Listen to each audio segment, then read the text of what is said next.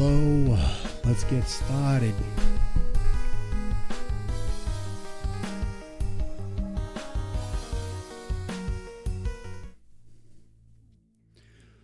What is going on?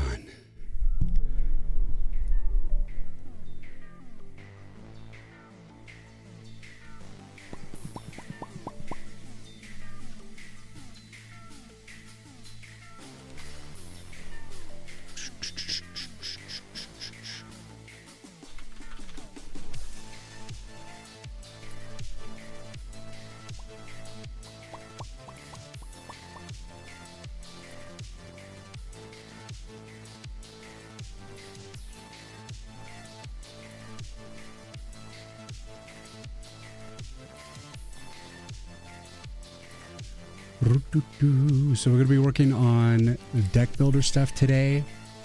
Pixel arts, the Arcana cards. We might touch upon the dialogue portraits a little bit more. There's a little bit of lighting stuff I need to work on. But most of all, we're going to be focused on getting the Arcana cards moving forward. It's the big mission for today.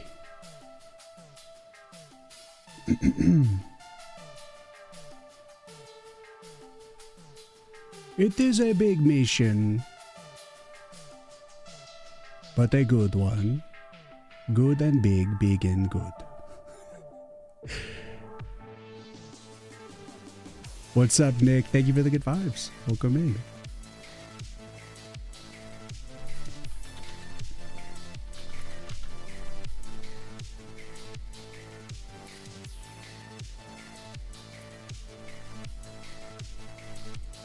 Wait a second.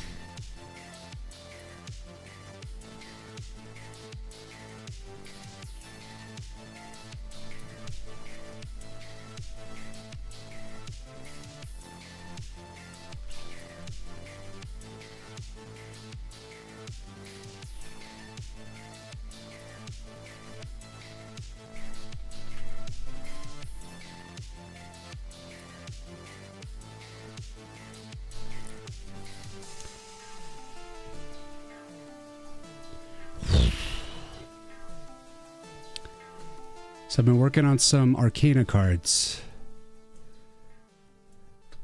Look at this cool looking trap that I just finished doing. I dig it. I can dig it.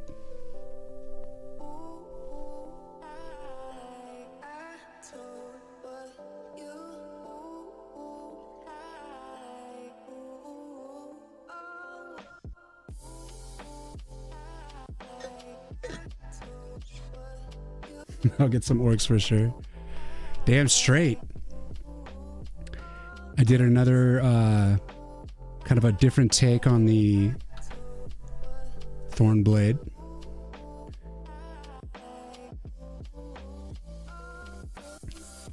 The last rendition I did live on stream was like not quite the right angles. And this one I just felt like it was more the right look. And then I was just working on doing the barricade. So we got to do the rest. There's 3 more Arcanas we got to bust out. And then we got to experiment with implementing like a gem and putting the mana cost on it as well. So there's a lot of little things we got to do. But this I'm noticing, because I was doing this on my iPad and coloring's a little strange.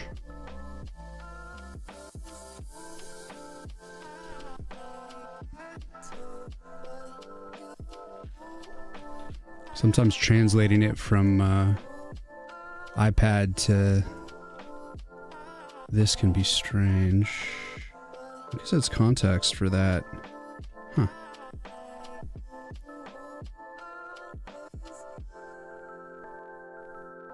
Wow, wow, wow, wow.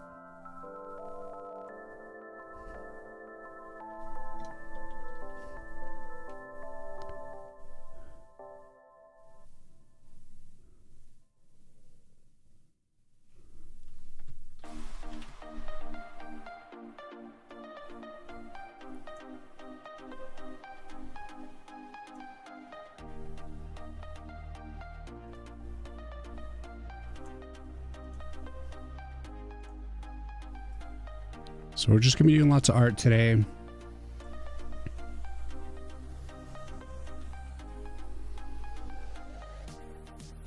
Very good times. Hope you guys are having a good day. Having a good week. Happy Friday, by the way. Hell yeah. Let's go.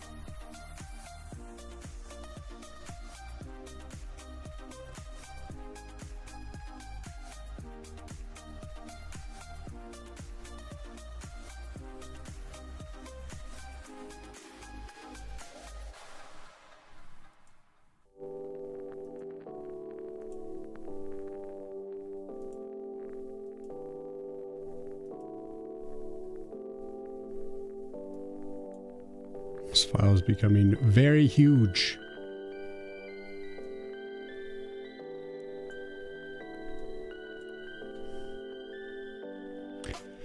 All right, so we have 3 more Arcana that we need to do. So this is the current set that we have so far. I do need to check it against the right background.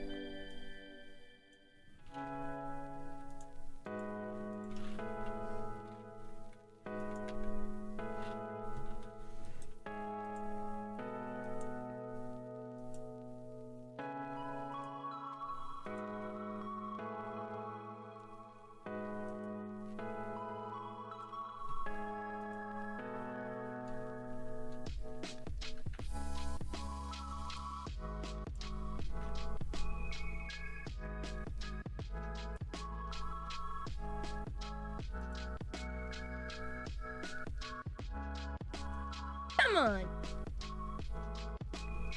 Sonny, thank you for the follow. Welcome in. What's up, Rick? Hello, good night. What's going on?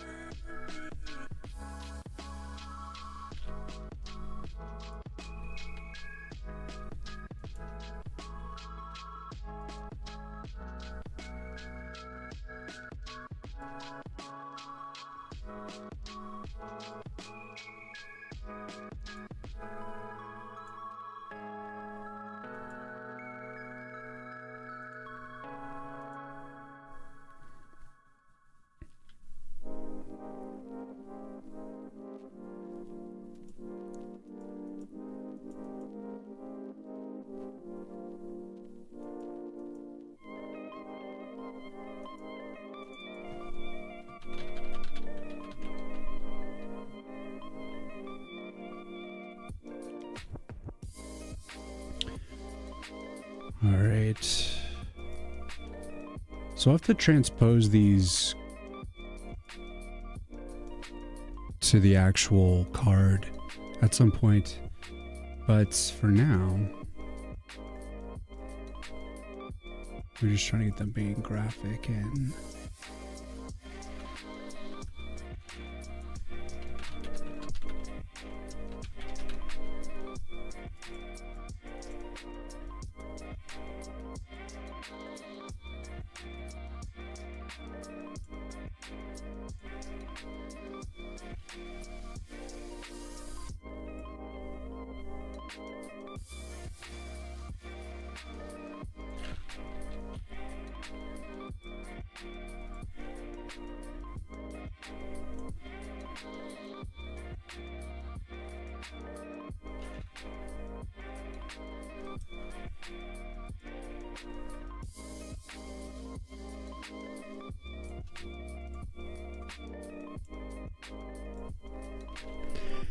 So we've got to do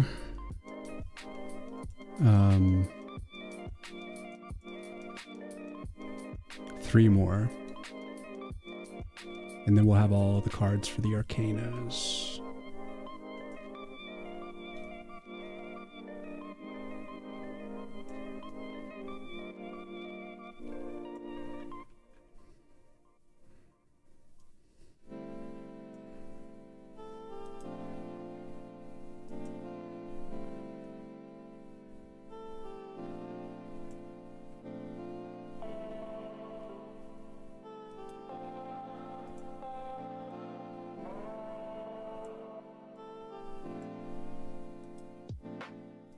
Burning down the house.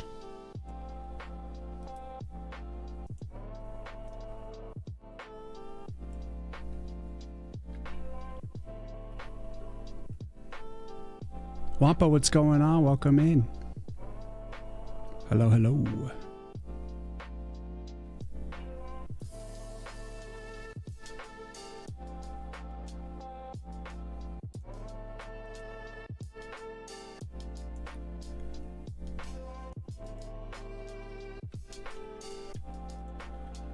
So these are the Arcana we have left that we need to do.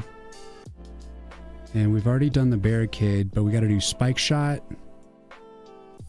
So this will be Spike Shot. We got to do Steel Tooth Saw. And we've got to do Piranhas.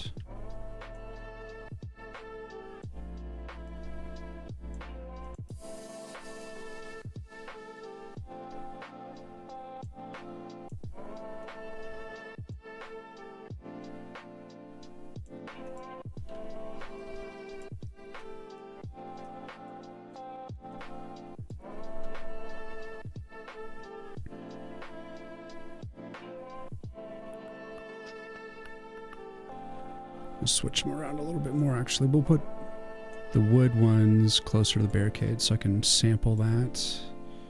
Wood color.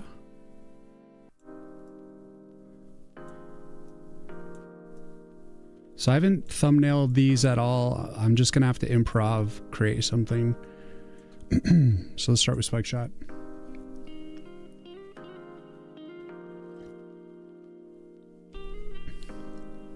Yeah, for real, Wampa. Game devs got to stick together. Currently, I'm working on the Arcana cards. And I got these three done since last stream. And I just did this one today. I'm like really proud of this one. I feel like it turned out. And I like them all. But we got to get into our next one here. So Spike Shots. So this one will be interesting. Let's see.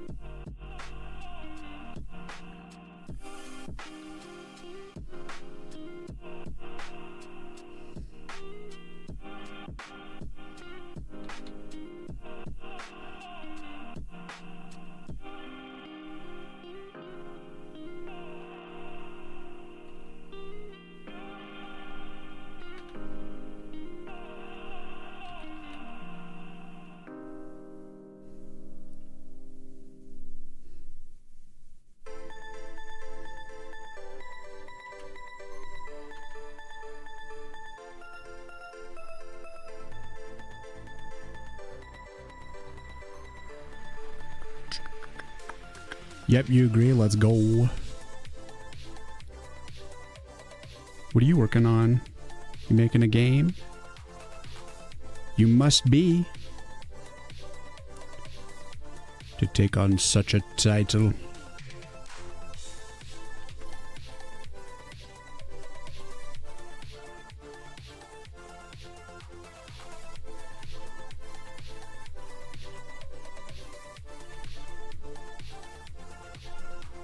Tell me about this game.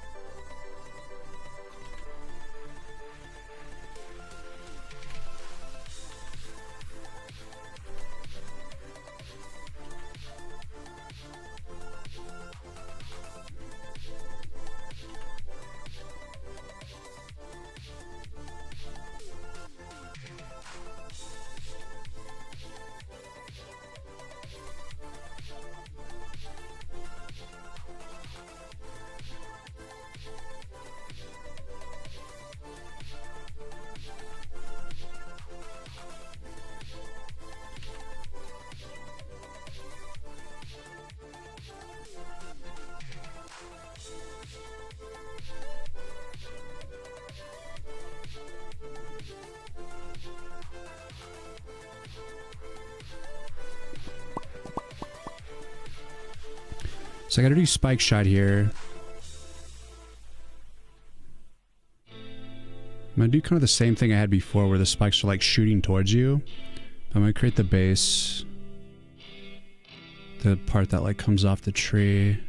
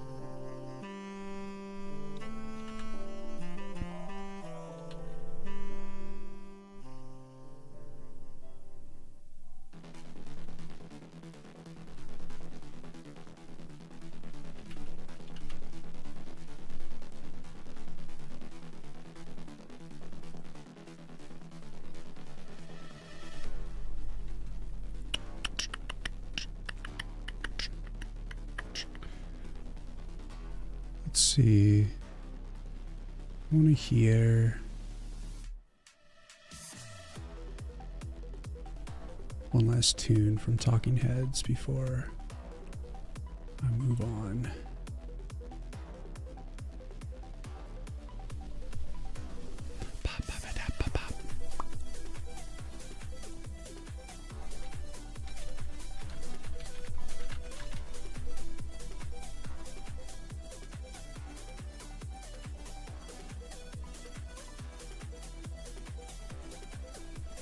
Been working on AAA titles for the past 14 years. Been lucky to do a lot of roles in my career, but my true love is 3D and pixel art. Nice.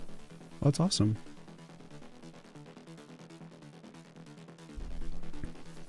Yeah, I'm all up in this pixel art for this game.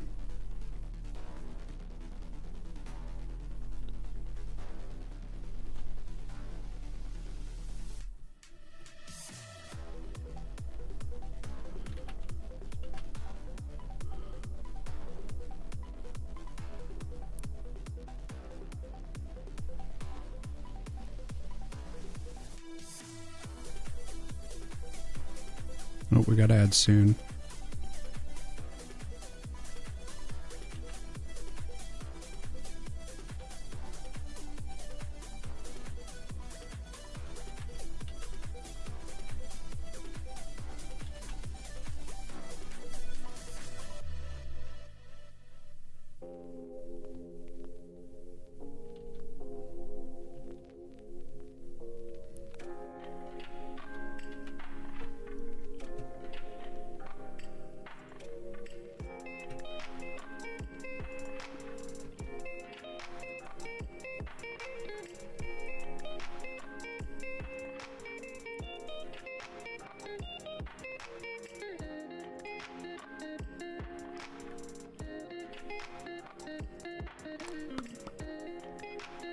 Pixel art is just so much fun to do. Yeah, it's definitely, I'm having fun with doing these Arcana cards because I get to like have a little bit more detail. But soon I'm going to be getting back to a sprite. Probably not this stream. Still got a lot of like decorative things I got to do this stream. One of the things I got to work on is let's see, where's interface? 32. So we got to add some like accents to this guy. The hell is this? Stray pixel. Stray pixel. So I got to add some highlights, but I ended up finishing the Dragon Rider. So I got her accents in and a little bit of more detail on the dragon face. And just put in like a nice kind of accent and worked on the shading and stuff a little bit more for her face and whatnot. So she's good. I also fixed up the troll, got a little bit more lighting on him, a little more detail. He's still like a relatively simple thing, so I'm not probably just gonna leave him as is because he's just like a chill character. But I got to add some highlight to the Stormcaster, some accent, and I got to add accent to the Orc. So that's something I'll probably do after I finish up the cards. So that's gonna probably come around. But we got to finish up these Arcana cards, and I don't know if we'll do any coding today. Might just stick with the assets. The old Stormcaster, eh? She's a old lady with the power of lightning. Yeah, I dig her too. Probably give her some more love. Really just want to add like a tiny bit of like accent lighting, and that's probably it. Just a few touches of stuff. Nothing too crazy. She's pretty much done. But we got to get these He's done.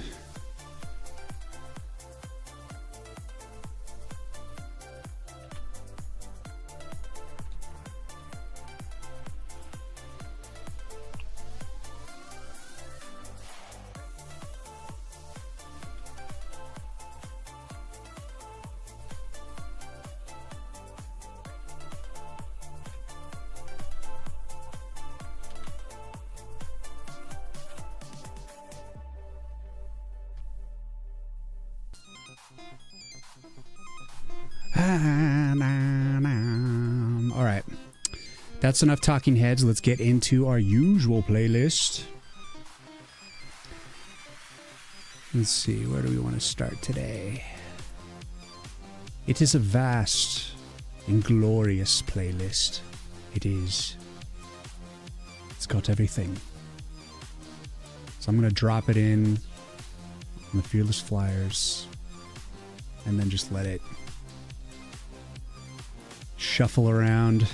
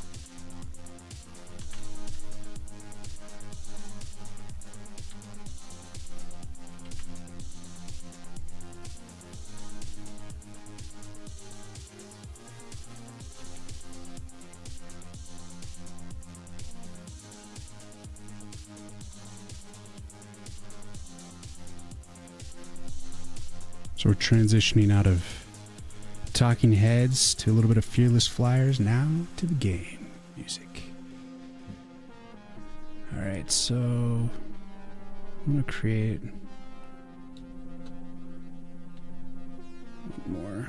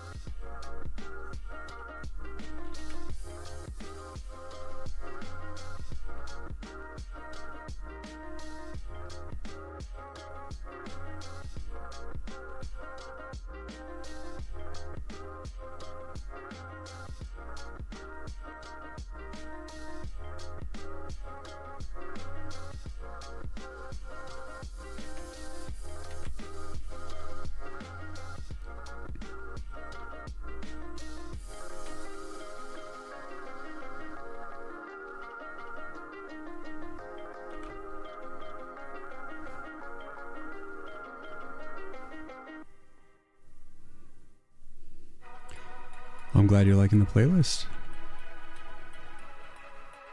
It's generally no lyric, instrumental stuff. All for inspiration.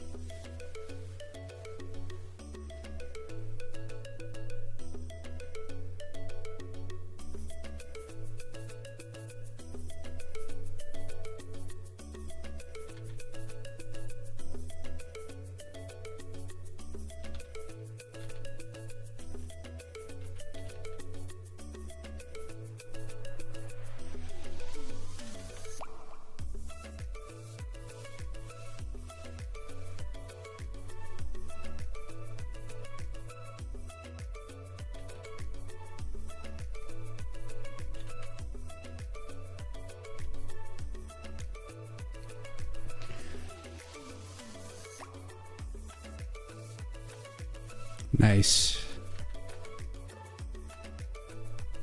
Yeah, definitely good. Good focus music for sure.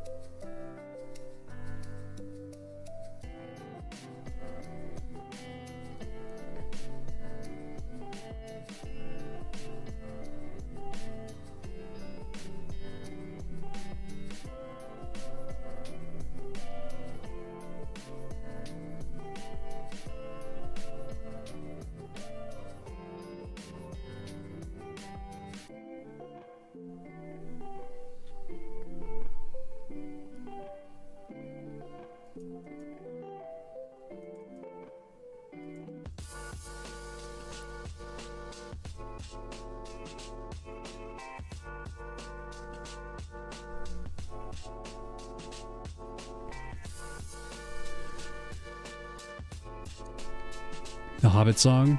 What's up, Danger?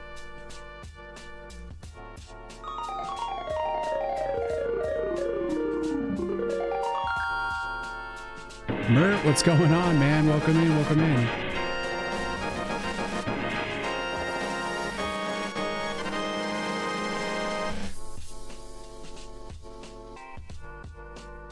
Come on. Thanks so much for the raid.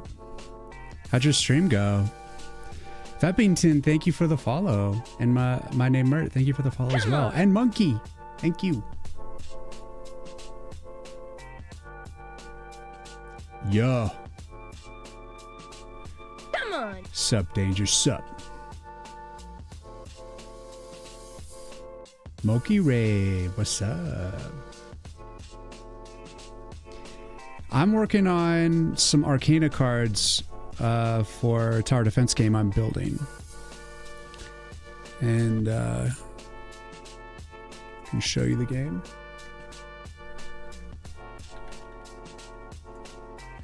So I recently got the Steam page live so you can start wishlisting, but I'm not even to the point of having a demo, and it's not fully the functionality for the deck builder part's not even fully built. So right now I'm working on the art for the different arcanas. So like you'll see this like one card repeated a bunch of times, but essentially you'll be dealt cards not like this because it's just the only system I have built so far.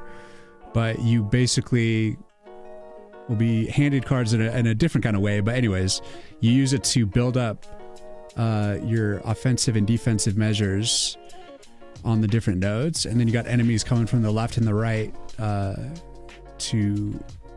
are trying to kill you.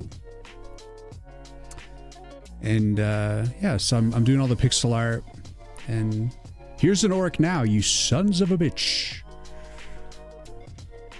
So like normally you wouldn't it wouldn't be like pausing all the time to serve cards like this. Like I said, this is just the only card functionality I have so far. It's going to be uninterrupted dealing of the cards. So you got like Arcana cards to build up like the stuff on the nodes and like upgrade it and maintain it. And then you got stuff like the AoE cards like this, where you can do like big AoE damage. And so you'll be like being served cards the whole time, and you'll have to like play with the cards that you're given to try to stay alive.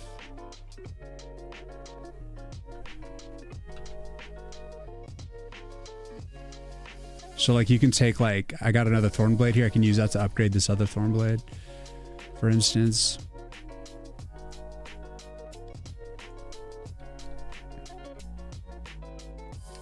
So yeah, it's a work in progress. Dreams to make a game someday. Let's go. Thanks, man. Yeah, it is a solo project. It's all on me.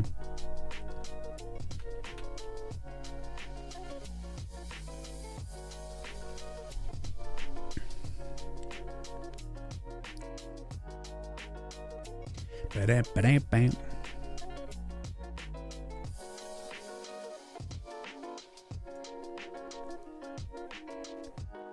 So yeah, it's a work in progress, and so I'm currently working on the cards for the Arcanas so that they have some unique looks and stuff. And oh, we got ads. But yeah, welcome in, guys.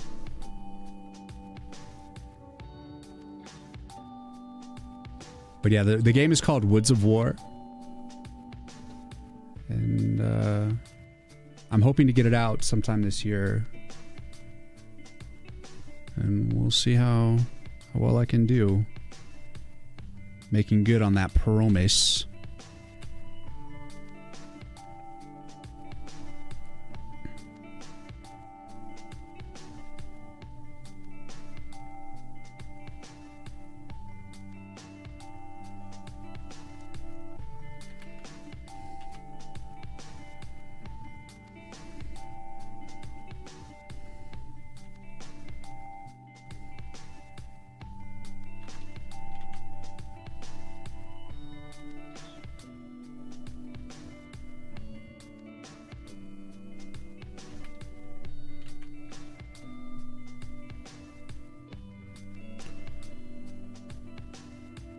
think ads are almost done.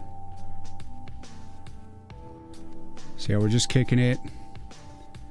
Working on pixel art and chilling today.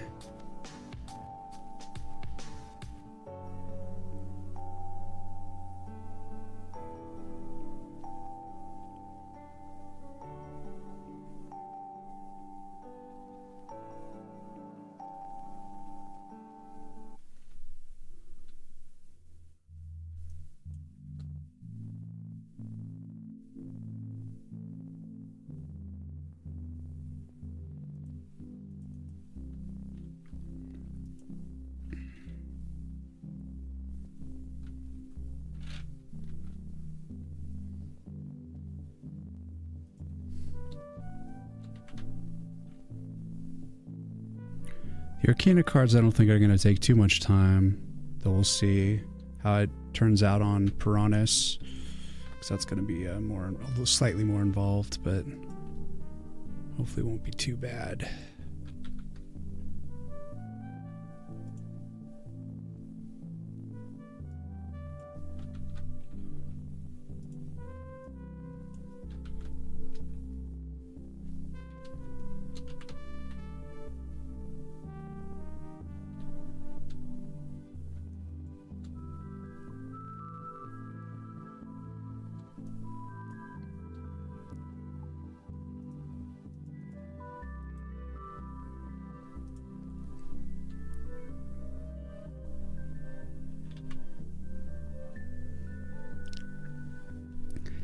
Let it follow your project. Is there a Discord or Steam listing? Yeah. Here you can wishlist it here, and there's also a link for the Discord. Yeah. So definitely, lots of updates coming. I'm working on it. Monday, Wednesdays, Fridays is when I stream, and I'm just constantly trying to just add stuff to the game.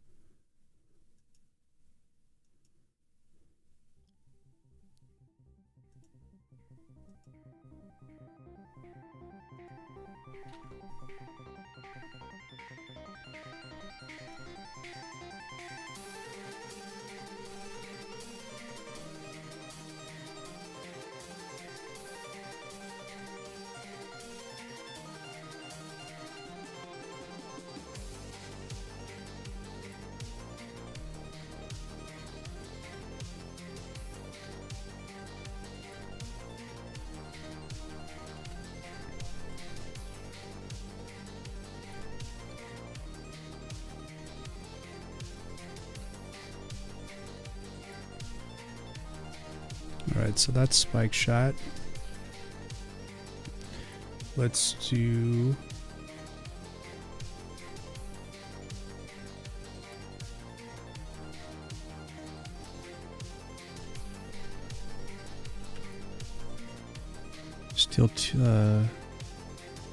Steel Tooth Saw.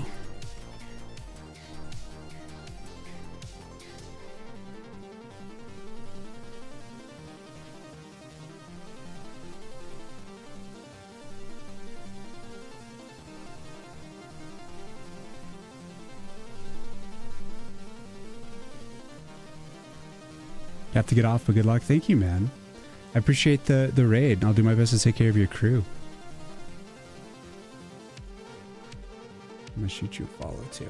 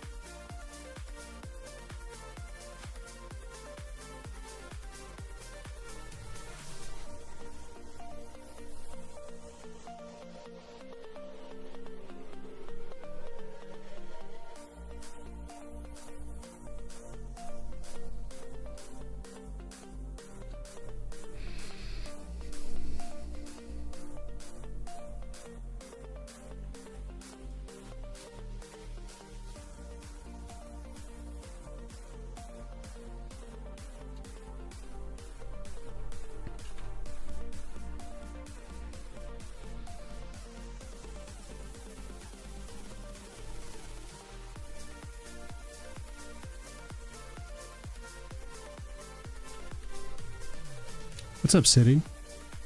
Welcome in.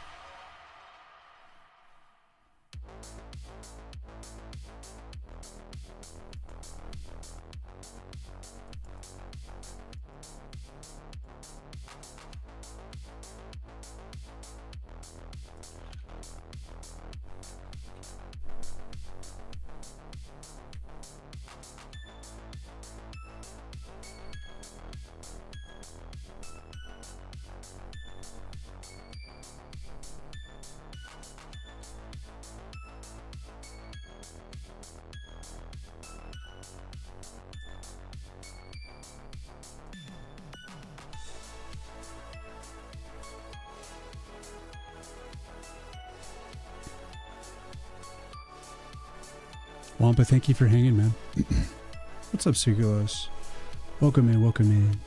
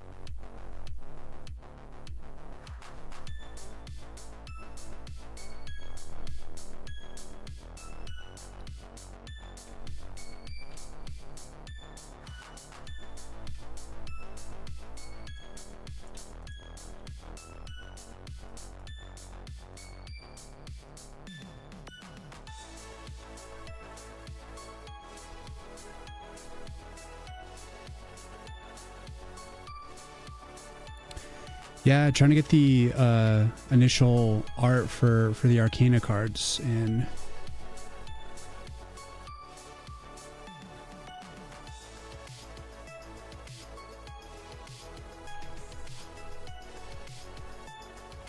So I've only got these last 2 cards, and then I'm going to be moving on.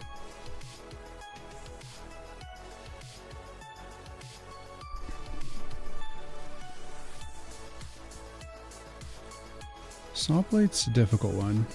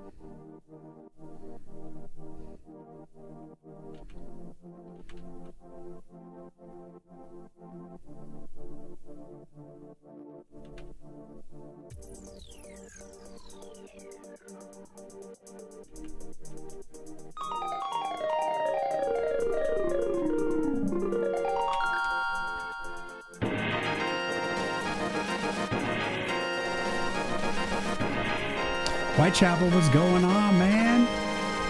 Chapel party breaks in. Let's go. How you doing, Chapel? I was lurking on your stream earlier. How goes the Gothic Plague? Show us what you got. What's up, Ice? Schmut, what's going on? Welcome in, guys.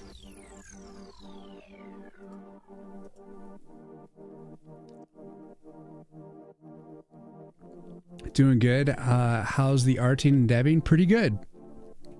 I'm working on these Arcana cards right now, and I've also been working on refining some of these pixel portraits for the dialogue system, namely the troll. Touched up the troll a bit, and also got the rest of the highlights and shading done for the dragon rider here. Her and her dragon. I still need to add some accent lighting to this one. So that's coming along. But yeah, so just been kind of jumping around. Mainly just working on like the bigger pixel portrait stuff, you know. But the game is indeed coming along. I actually need to do a fresh build of the game.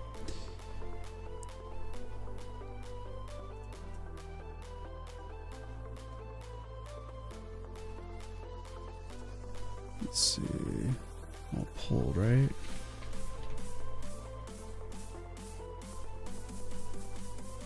Just like a few patches I made yesterday. You must go buy olives for tomato sauce, but we raid another good pixel artist. Thank you, Ice. Heck yeah, D looking fire. Thanks, man. How goes the dev on your end? If you need a raid and run, by all means, please go take care of yourself. The long, arduous journey of a dev. Slow and steady. There we go. That's how I feel. Just having fun with these Arcana cards right now. Trying to make something happen here. Because I didn't thumbnail any of these out, so I'm just kind of like winging it. Trying to just come up with something.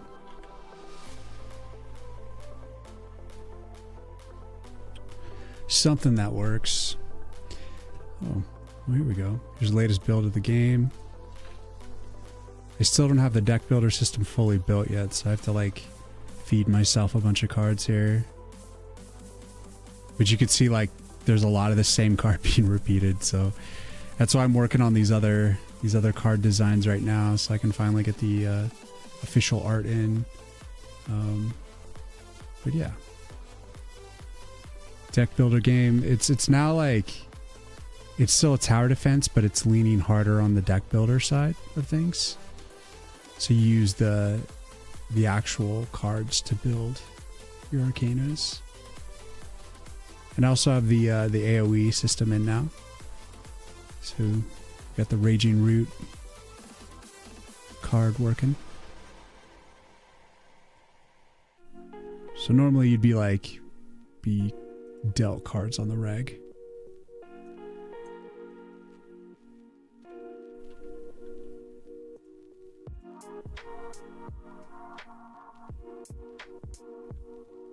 Ah! We need an Arcana for the right side before he hits it. Boom. Ready.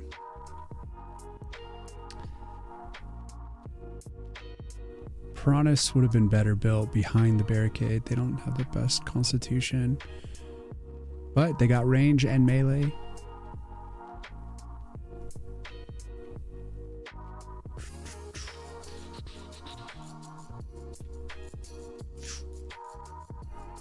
Suck on that. No raiding and running, raiding and lurking. Ah, too kind.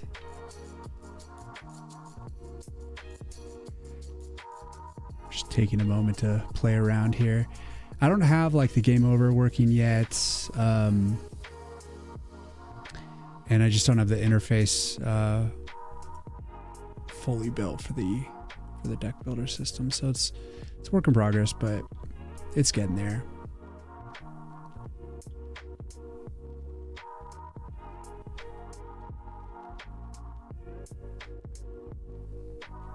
I moved the detail box, so like the upper left and right corner you see what you're targeting, and if you roll over the portrait you can see the attributes of that character.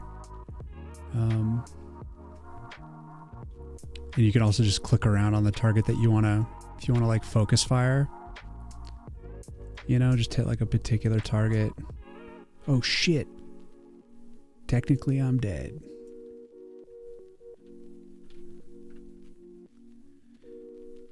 So unless I'm like manually feed, like normally you wouldn't be getting interrupted by like the card thing all the time. That cards would just be dealt to you in real time. So that's what I'm working on this for, and in the coming week that should hopefully change. Get that updated.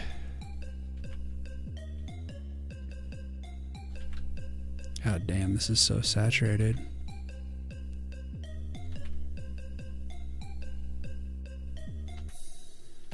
Come off that a little bit.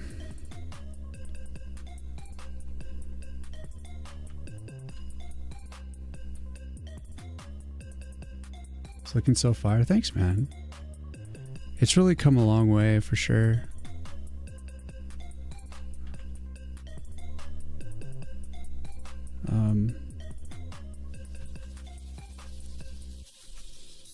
Getting there.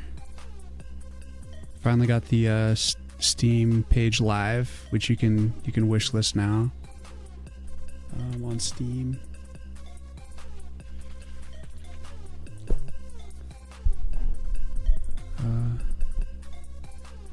But it's still like several months away from release. I'm hoping like in the next 6 months, honestly. Something like that.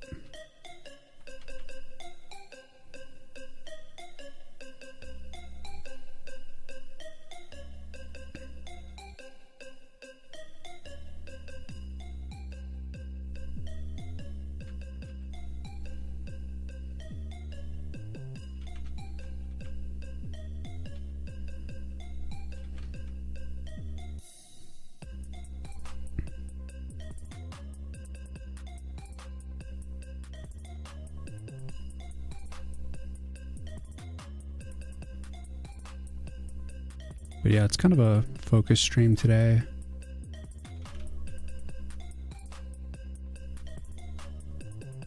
Just getting in that flow state.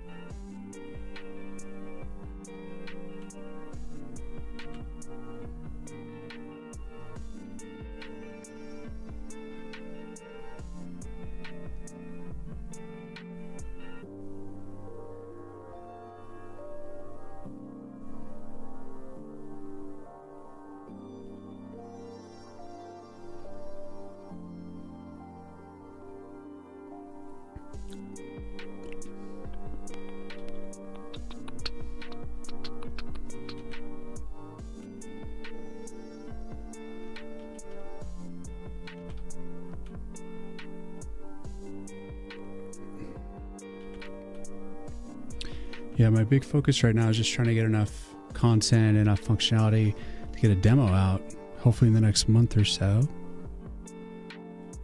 So that's the big mission.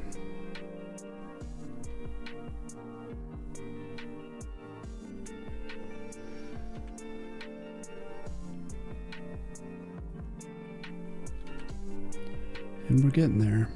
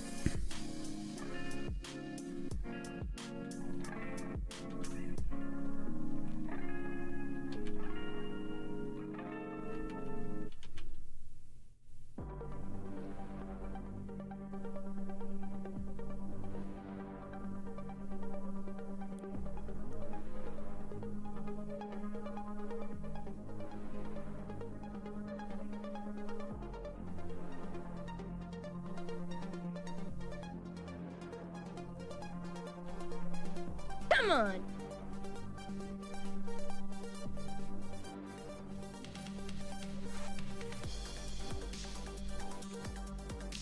Animal, thank you for the follow. Welcome in.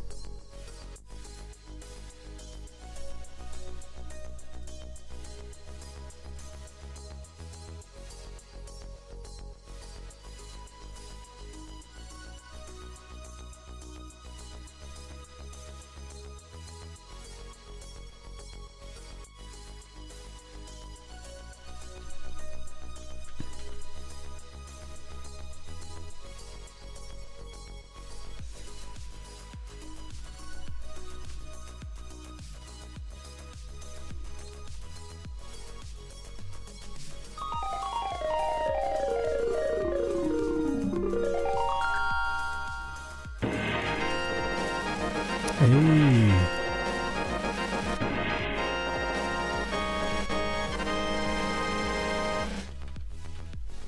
What's up, Casper? Oh no, right when we got ads. Welcome in. Thank you so much for the raid, man.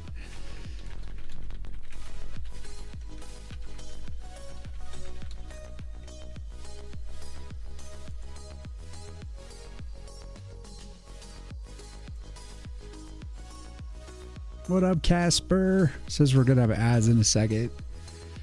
How was your stream? Hope it was a good one. Grand, entertaining, productive.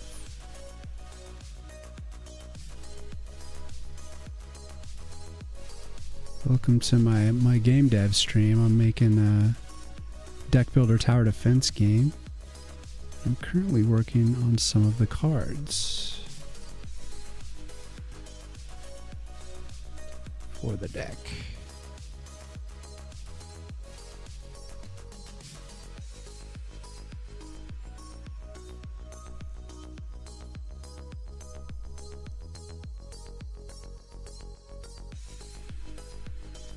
It was entertaining, not productive.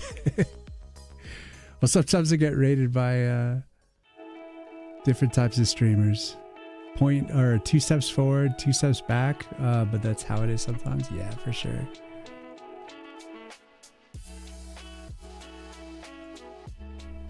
So you're deving a game? Is that what you're doing? Or are you just playing games? Jamming on some games.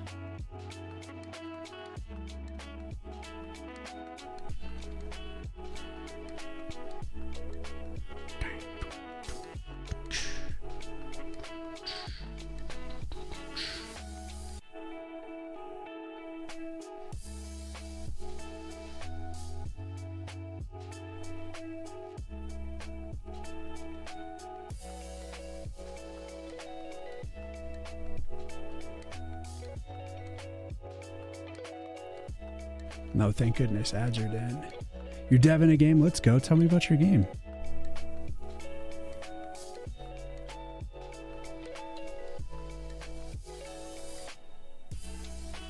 What sort of game is this, anyway?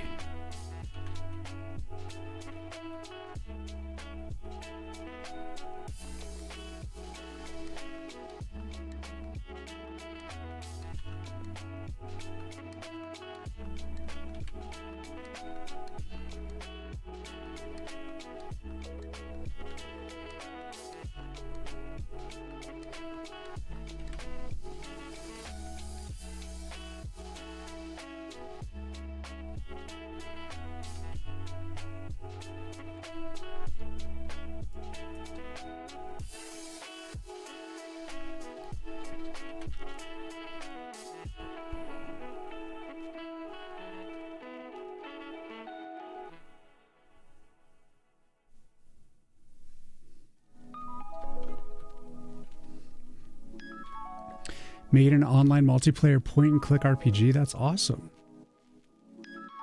Minimally multi-online RPG, if you will. Dude, I have great respect for those who are venturing into multiplayer. Definitely, it's a beautiful thing. And it for sure intimidates me. I'm going for single player.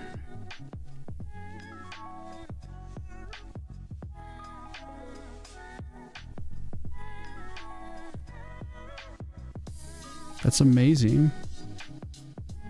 Well, I wish you great luck on your journey. May you dominate in such endeavors.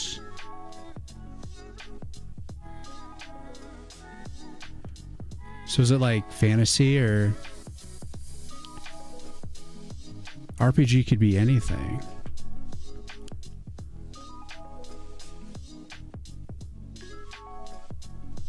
Sky's the limit.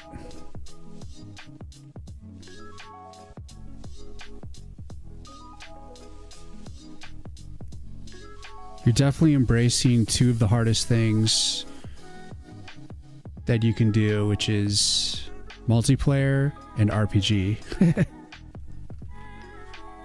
And all because you will have one user.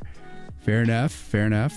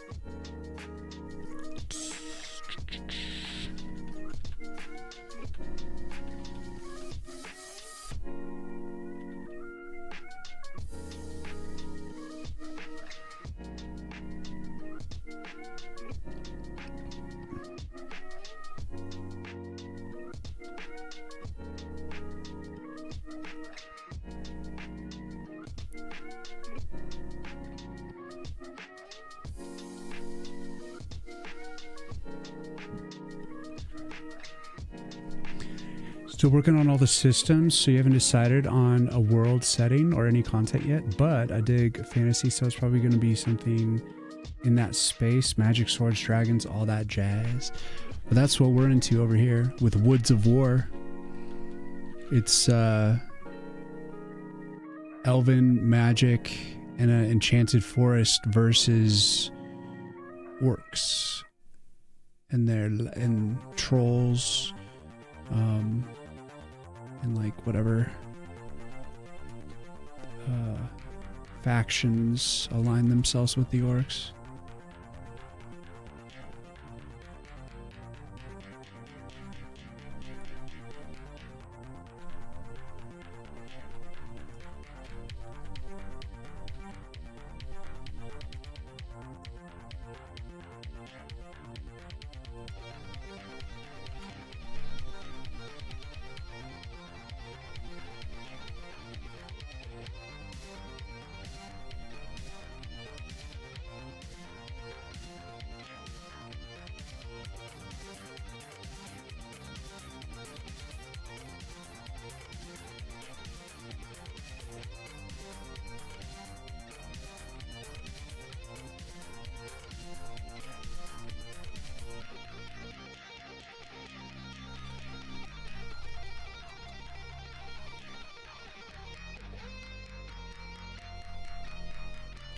And so it goes.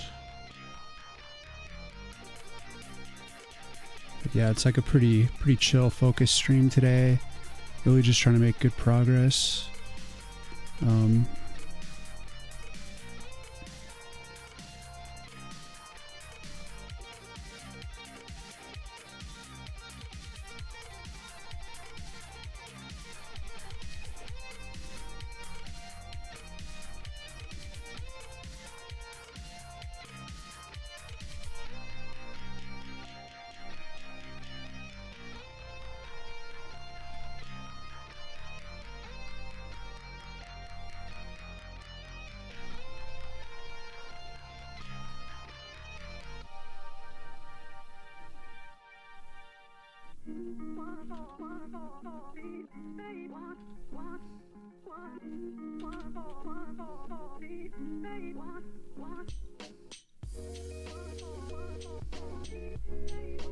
You've lurked here a bit before. Your game is stunning. Thank you. appreciate that. It's been a lot of work coming along. But I shot you a follow. I'll definitely like check in on see what you're up to too. I like to see what people are doing. Keeps me inspired.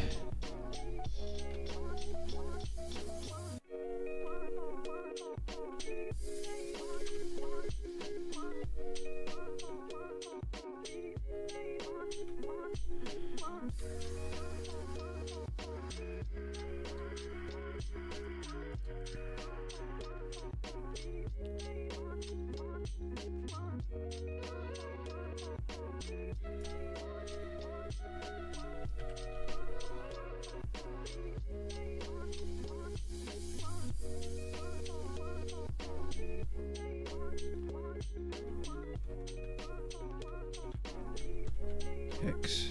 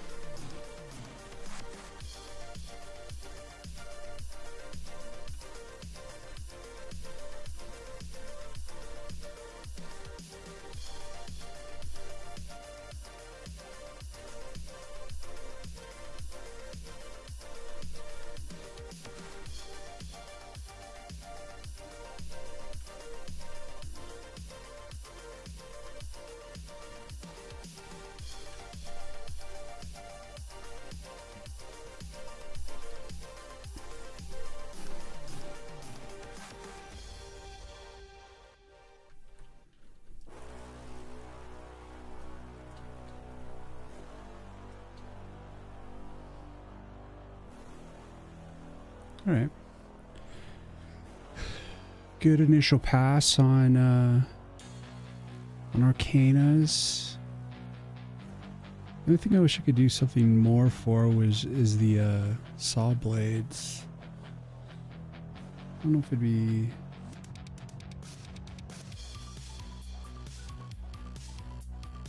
tighter if I did more teeth on it.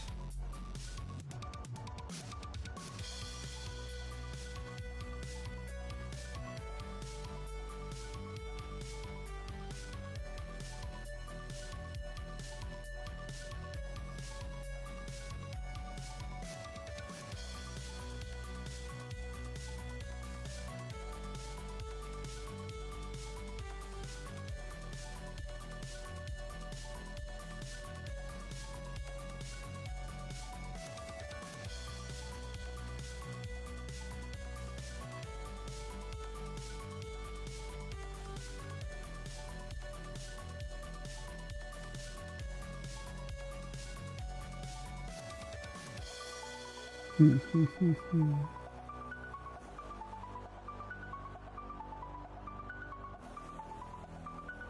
I'm just going to leave it for now. Think about it later.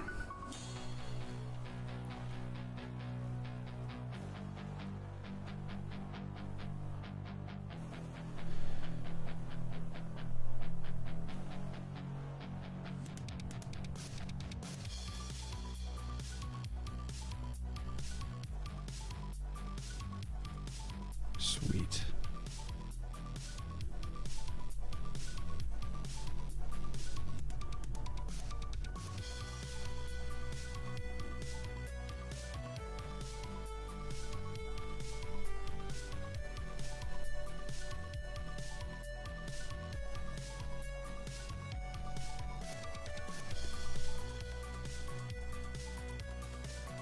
Green Flame is slick. Thanks, man.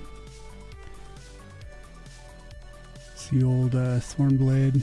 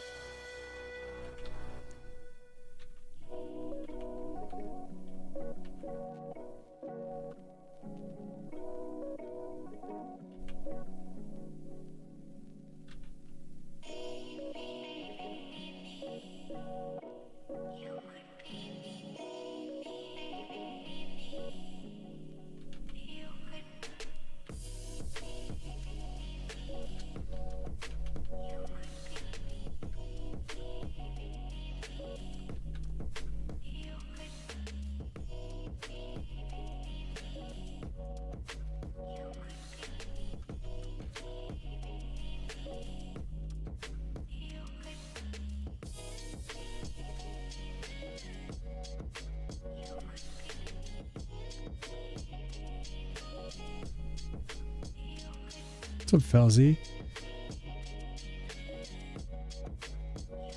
They're just like the Arcana cards for my deck builder tower defense. I guess with like the gem on the upper left, I guess it does have like a little bit of a Hearthstone feel. I just wanted to make the cost of the card more prominent and do my best to get away from having to have a scroll bar inside the description box. So I need to start putting some of the information on the sides of the card. So I'm just naturally just gravitated towards it. I haven't fully tried it yet though. So I'm like, I did the little gem and I'm going to see if it, if the pixel font is the right size and it looks all right. So I may have to modify the gem to be either, you know, bigger, wider or something. Boy.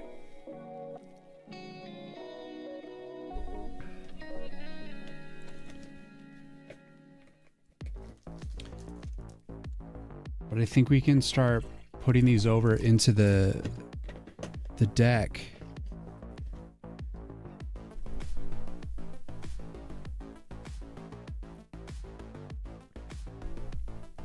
So why don't we do that? And then I'll go through and do some accent lighting on some of these portraits. So this shouldn't take long.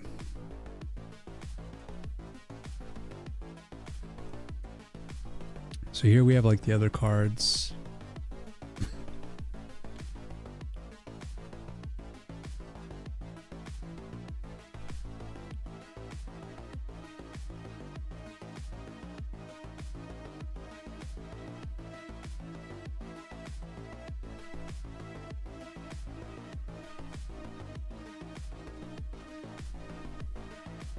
Start with the thorn blade here.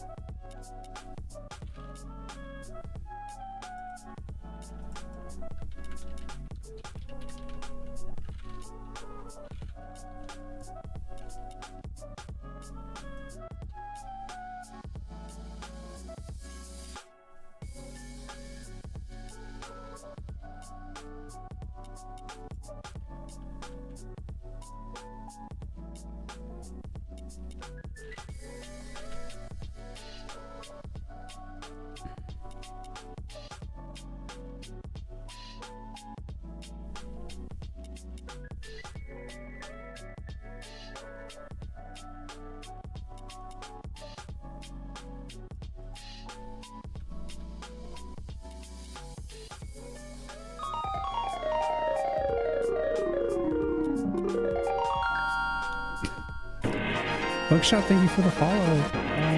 Hello. Chris Adula, what's going on? Thank you so much for the raid.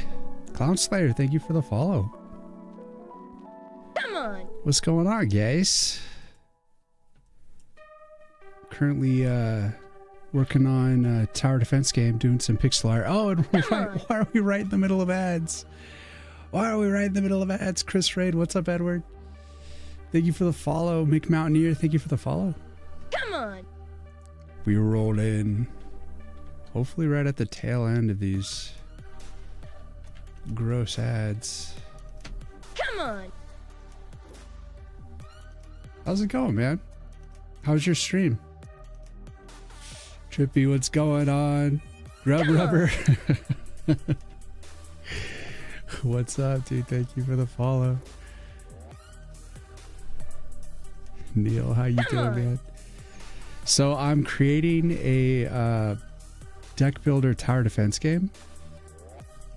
And I'm doing all the pixel art and I'm programming it from scratch. And currently I'm just working on porting some of this pixel art, these cards into the game. And yeah, I programmed this thing from scratch. Best artist out here. Thanks, man. Here, I'll show you the game so far. It's still a work in progress, so the functionality is kind of like not quite there yet. Namely, like when the cards are dealt, it's not fully built. So the cards are like, they're all like the same. It's like this Raging Root card over and over again. That's why I'm like trying to make these new ones. Yeah, like you end up with a bunch of cards. It's not going to be quite like this.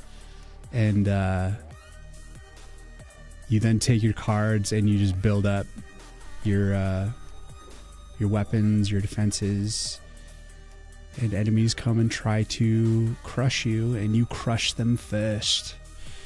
And I just got the game like up on Steam to Wishlist, but it's still like 6 months out before it's going to be released. Thank you, Cameron. Your wood dude, by the way, changed my name. Well, that's awesome, man. Well, Chris, I really appreciate the raid, man. I hope you guys had a great stream. I'll do my best to take care of your crew. This is fire. What's up, Potat? Thanks, man. Stipends, what's going on? Yeah, so like I don't have it fully programmed yet where you're receiving the card automatically. So I have to like manually give myself cards currently. So it like pauses the game and I have to like select, but that's not how it's gonna actually go. You're just gonna be like dealt. What's up, Quantum? Thank you for the raid. But like if you have like a repeat card like the Thornblade, you can use that to like upgrade already built cards, or you could actually just go directly to the card and for a little bit more mana crystals you can upgrade it, like if you urgently need the upgrade. And then I got the AoE working on recently, so let me grab an AoE card. Where you at, AoE cards? Where you at? It's like Meteor Storm. It's actually called like Raging Root. It's the only one I've built. So like you drop the Raging Root. It's like a big AoE. It's the only AoE I have built so far. So it's a work in progress. I'm trying to get these other things into the thing, but it's a work in progress. What's the game called? Woods of War. Right above me here. Woods of War. Back-to-back raids. Let's go. Grub Rubber. Yeah, Quantum. How's your stream, bro? Brother. Deving's going pretty good. I'm currently focused on trying to get some of the Arcana card art like actually integrated, so that it like looks like you actually see the true variety of cards that I have so far. And I only have 10 cards so far built, but it's coming along. What's up, Pigeon? Great name, man. Great name. It's still super cool regardless. Thanks, man. Well, I'm working really hard to try to get a demo out in the next like month or so. And I recently was leaning heavier into the deck builder side of things. So I'm just transitioning the functionality and getting the art caught up. So it's a work in progress, but we're getting there. You spent all night, excuse me, getting over a cold a little bit. You spent all night getting overloaded, making new meme clips. Let's go. Let's go. Britt, thank you for the follow. Welcome in.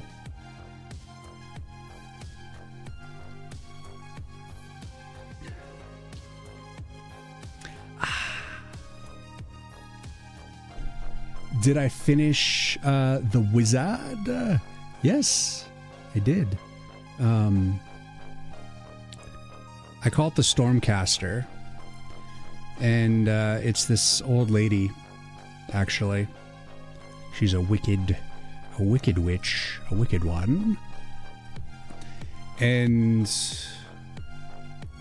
here I can just show her sprite directly.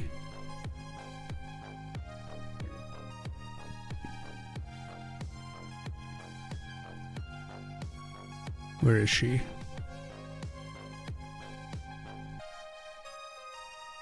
Oh, yeah. I always forget I named her Caster, not Stormcaster in the file. There she is.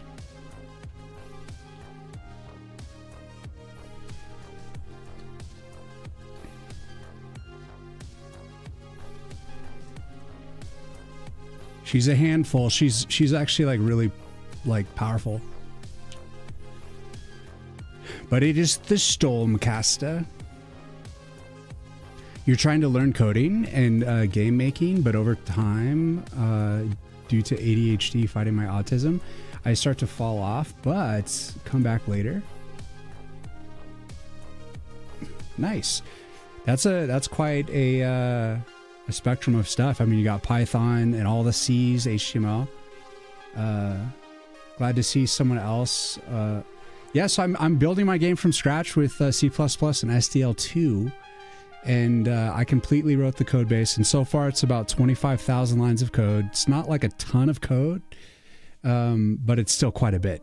I've been working on it for about a year, but I'm building the game from scratch. I'm not using a game engine, and I'm doing all the art. And I don't feel like the coding is what's taking the massive amount of time. It's the art. It's getting all the art plugged in. That's the tough part. But I'm going to actually be polishing some of these portraits after I get the cards integrated. And so I'm currently trying to get the cards into this sprite so that I can get it into the game. And we just have a few more cards to go. So we're getting really close to being able to show these in the game. So let's see. So let's get the steel trap in, so we can hide this. Gotta hide the background so that I can easily copy it. And then I also have to add in the highlight here on the BG.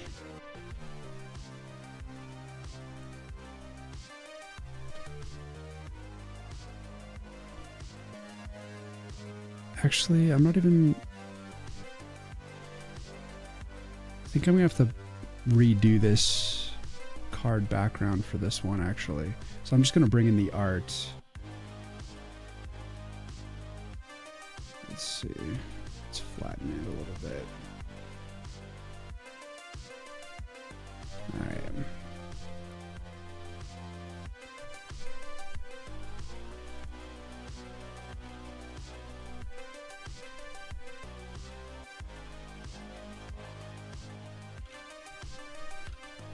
Get it centered. Just a little bit of centering. Oh God.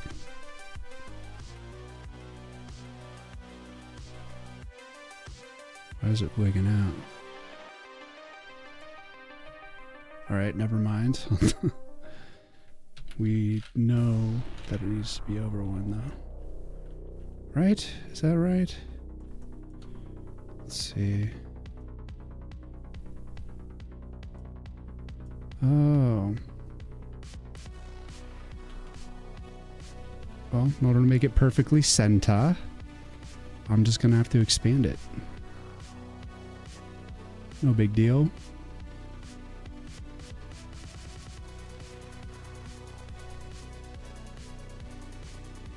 See, let's go all the way to the edge.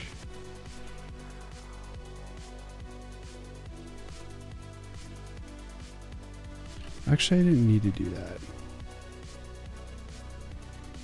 You just have to move it over. Let's see. A little of this and a little of that. Okay, that's good. It is the trap. But I wanted to do... I wanted the ribbon on top for this one. This game is going to be big. I know for a fact I'd get addicted to the gameplay. I love my funky little card games. Let's go.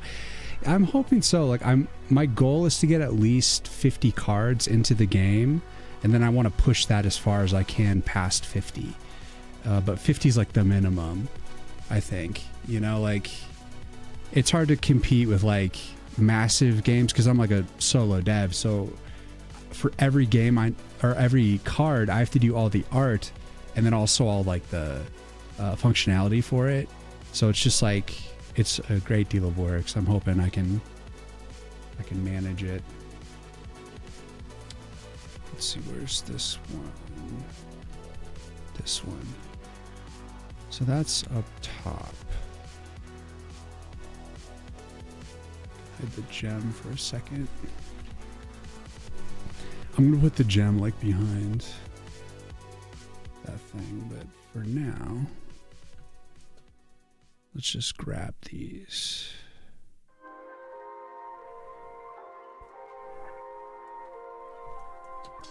Do a dirty grab. Dirty grab.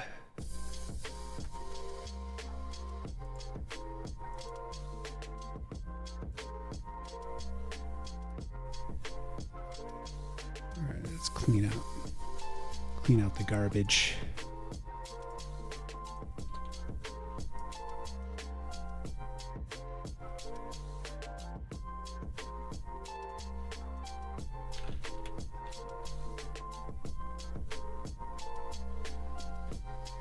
You also am trying to relearn Blender because it had a few updates. Yeah, I actually went to school for like 3D and for animation and stuff, but I don't know. I've just been more into 2D art, digital art, and I just pixel art is the way for me, you know, to kind of get the closest to that essence of digital art, you know. You know.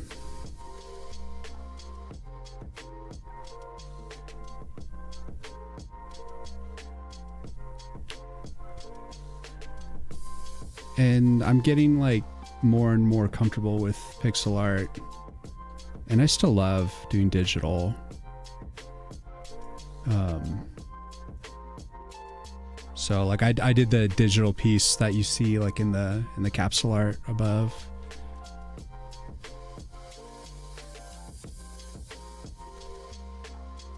What am I gonna do?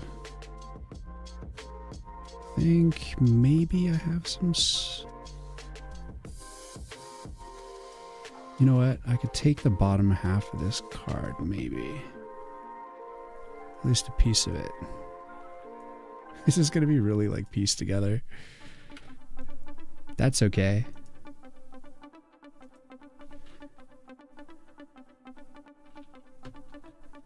It'll look good in a second.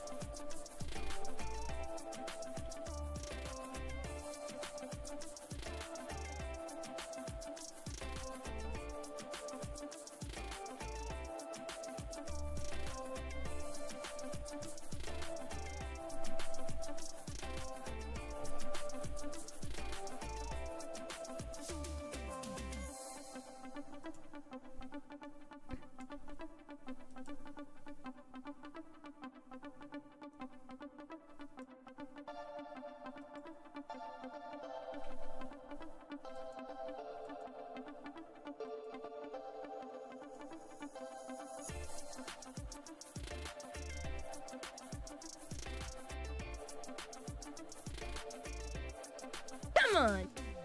Okay, we can get destructive with this. All right, we're getting close. It's coming together. Just deleting all this stuff off. Delaney, thank you for the follow. Welcome in.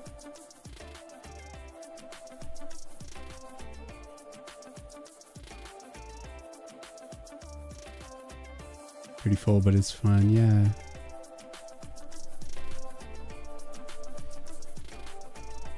Well, hopefully I'll have a demo, a playable demo in the next couple of months here. And I'll start to get some good feedback on what to do about the cards and their synergy and what we can do to keep making it better as I work to put in the other levels. And I don't know if I'm going to put the dialogue system in the demo. I probably will.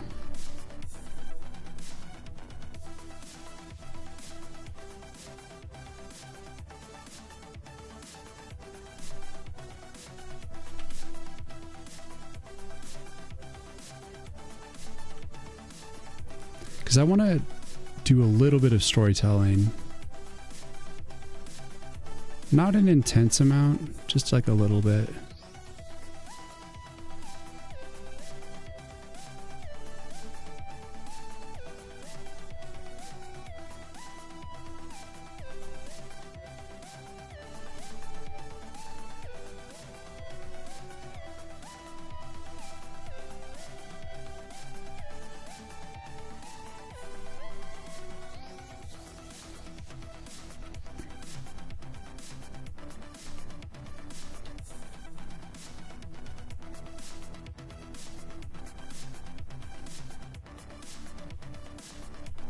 I'm thinking the gem should be behind the banner when the banner's up top.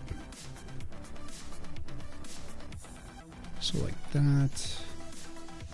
And also this one. Oh shit.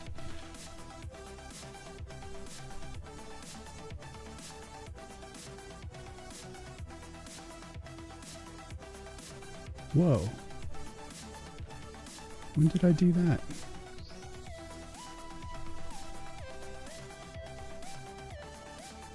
Thankfully, it's a clean fix.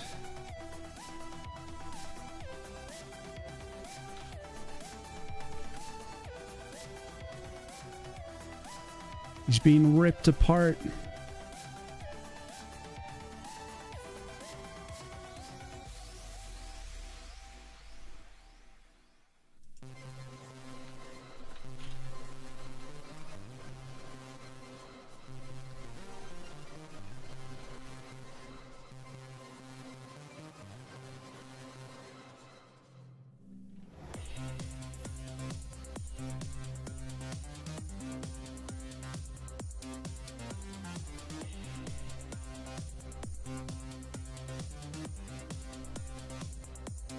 Crack into the original file for this, but maybe we can just do like a temporary version here.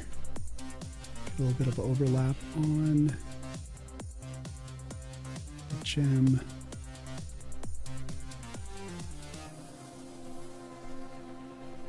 You were upset when you lost your drawing pad but found it? Yeah, I feel that.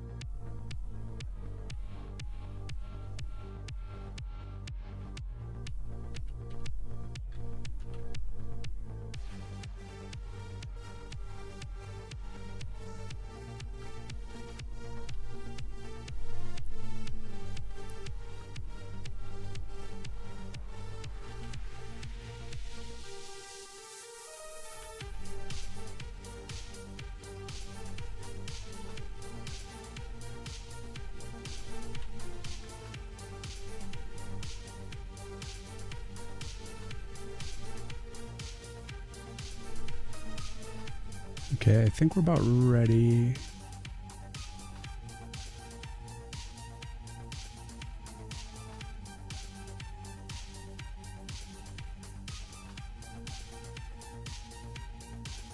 Well, we actually need a few more. So we got Thornblade, the Barricade, Steel Trap. Let's get a new one in. Save. Do Spike Shot next. Pigeon, thank you for the good vibes. Let's go.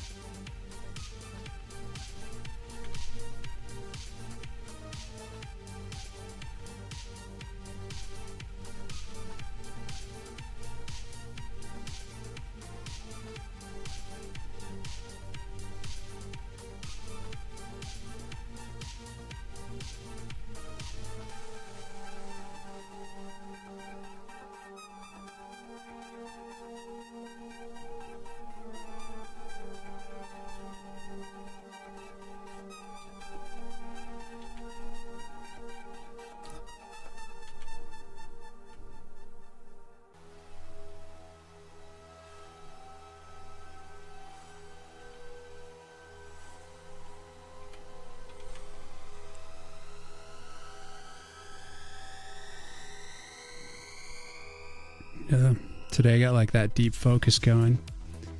Got a big flow state today. I'm so ready to have this Arcana cards in here. And over the weekend, I'm going to be definitely expanding upon the deck builder, like the deck functionality. Because now that I have once I have these cards in, I'm just going to want to get the proper functionality in where you're just being dealt cards regularly. Because I'm sick of the whole auto, like having to like add my own cards. So I need to add all that stuff.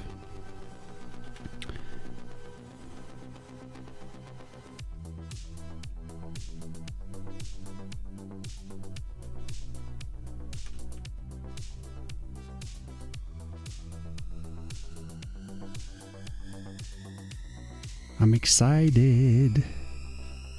It's gonna be dope.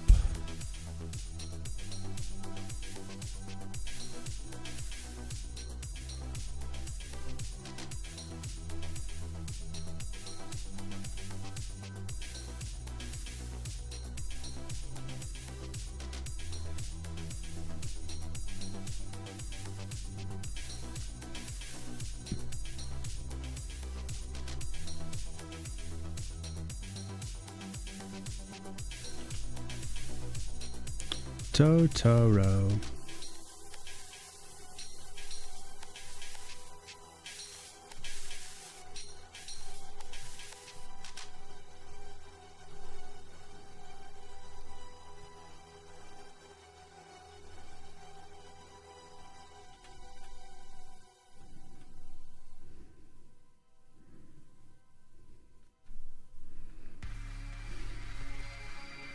All right, Spike Shot, you're next.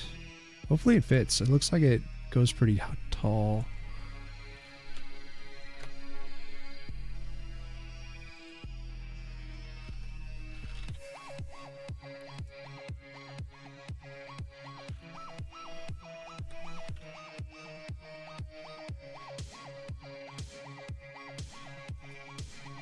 It's just fine. Sweet. Okay. We got ourselves a nice Spike Shot. Next is...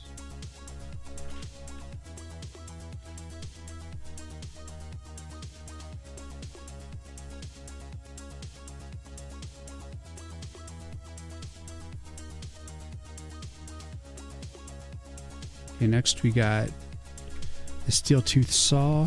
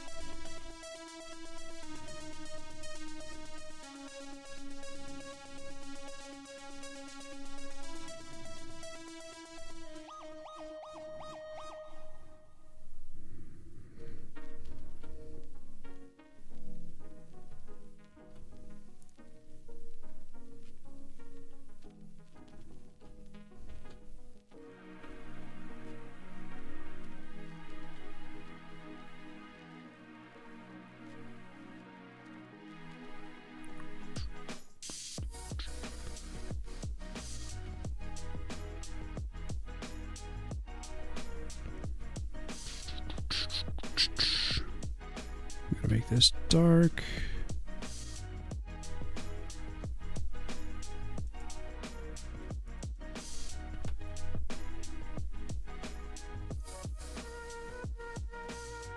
Just a little bit.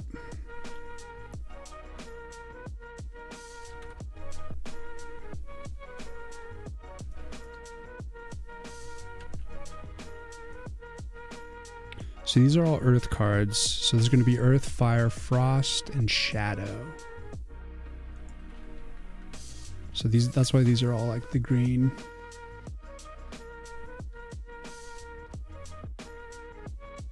All right, next up. Save, save. Looks like we're on the last one, Piranhas.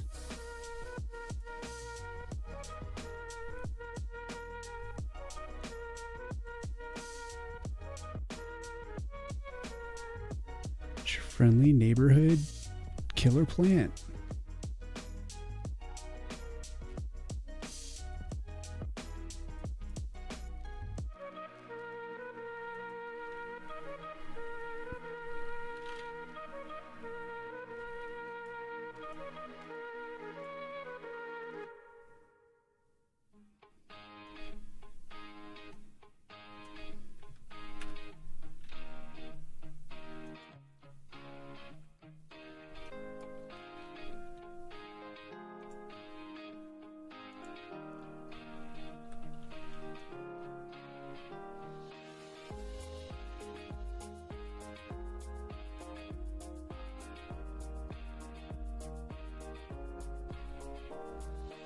Two.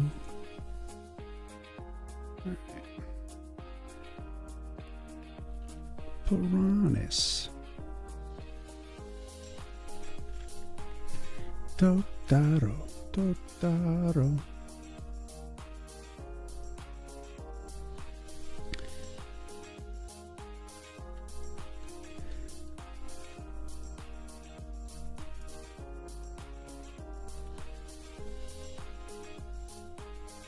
Okay, so that's it. So Thornblade, Barricade, Steel Trap, Spike Shot,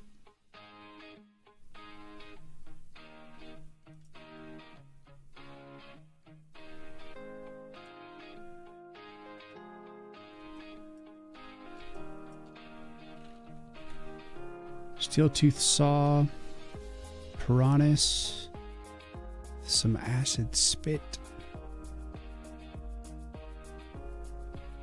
That's 1, 2, 3, 4, 5, 6.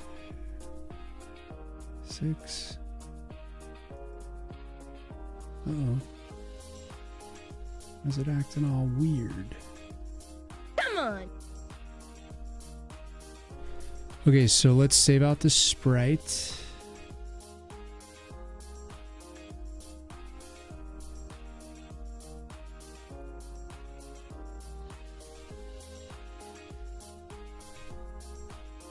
And Andrew, thank you for the follow. Welcome in. So now we have to add in to the database all the new cards, and then we can see it in game. Easy peasy.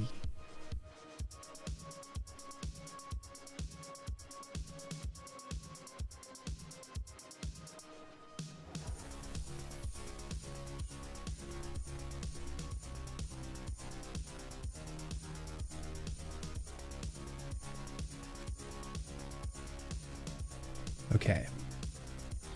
So for the cards, let's see, where is that number? Is it on the thumb? So we currently don't have the actual thumbnail version of it yet. We only have the big version. So the little version's gonna look like the Spike Shot, but the big version will be what it's supposed to be. It is what it is. Okay, let's start with Barricade.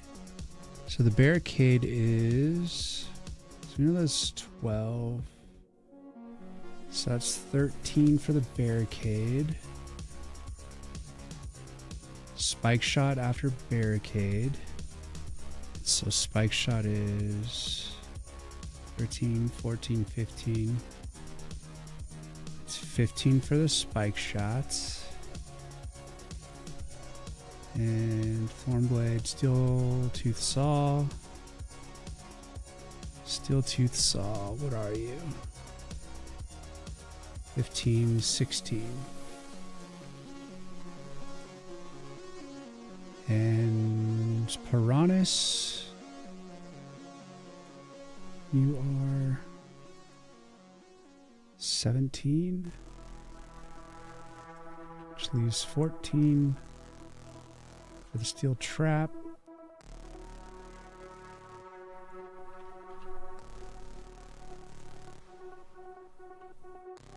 And for the steel trap, we did a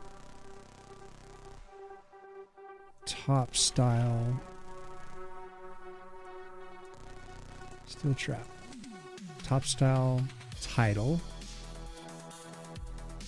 And that means the Y goes to 109. And this is 45.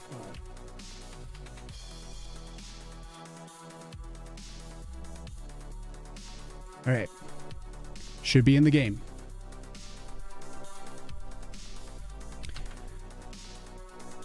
Yay! Yeah! Oh, yeah! Look at those cards, man. We got them in. They're just wiggling and waggling around.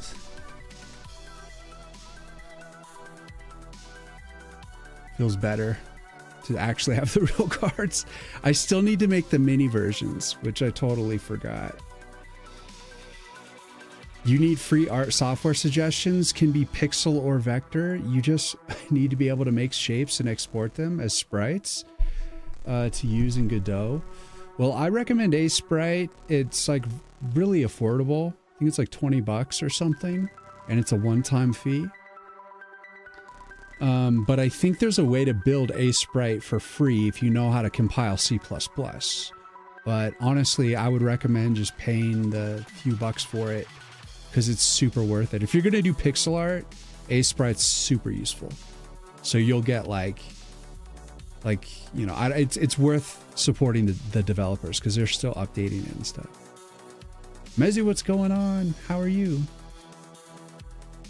They're so cardy. Hell yeah. If it's only a few bucks, I don't mind. Well, there is the free option, but you have to be knowledgeable of where to get that. And but I'm sure there's information about how to compile your own A sprite from the original stuff. It's probably like a legacy version too. So when it comes down into the little card, it's going to look like this, the Raging Roots. So I still got to make like the mini version of the card. Woo! Yeah. Yeah! Look at the thorn blade, all thorn blading up, baby!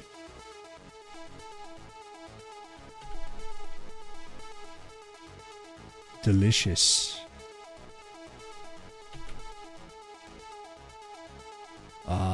Dude, the steel trap looks sick.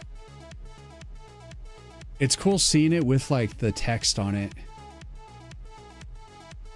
I like it. I'm really proud of how Steel Trap came out. Just like the little grass and the texture of the metal felt right. I just did that earlier today, right before I came on stream. I was on my iPad, just banging that one out. Feels pretty good. Spike shot. So I got to make the mini versions of the cards. So. And that'll be next. But today I think I'm just gonna work on the portrait stuff for a while moving forward here. Look at Piranhas. Look at him. I probably have to shorten his description. I want to try to avoid having the scroll bar on any of them, but the font is so small that it's like I have to just cut out some of the wording. Ah, Piranhas. Pretty good. Just woke up, decided to choose violence today and learn more Unreal Engine. Ah, I see. Yes, I'm pretty good, man. I'm just getting these Arcana cards designed finally, and it makes me happy. Like, I'm happy to see. I'm like stoked to be able to have the cards as an opportunity to basically extend the experience of like the sprites, you know? So like you look at Piranhas and you get to see this picture of Piranhas now, and then you can take it and see like the real sprite, which is just the rank 1, the little baby sprite, and then you got to upgrade it to get the biggie. But it's like, I think it just gives it a little extra kick, you know, seeing the actual like art for the Arcanas, and that makes me really happy. Just a page full of Arcanas.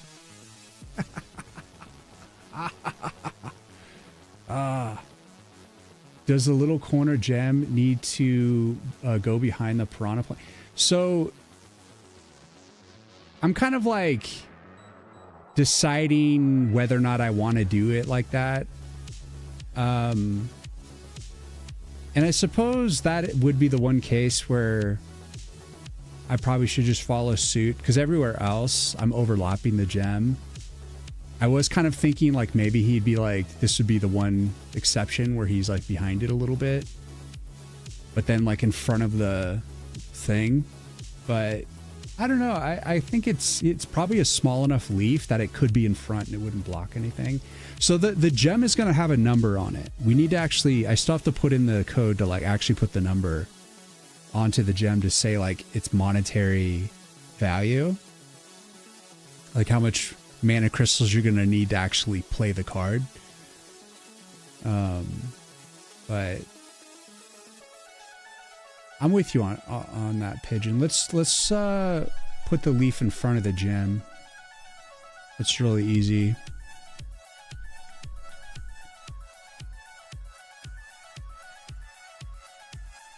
I might even have to like finish drawing, because I was drawing the leaf behind the gem and wasn't really actually finishing the leaf. So let's see. Probably need to like do something like this. Just make it one like nice leaf. And cut this out.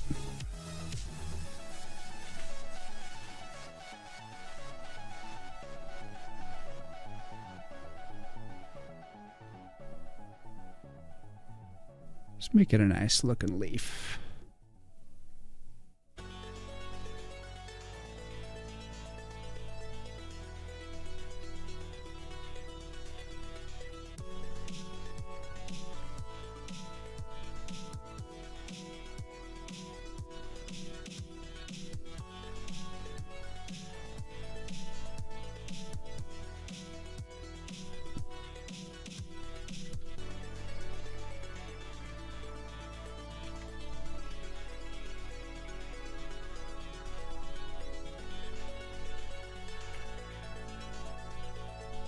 All right.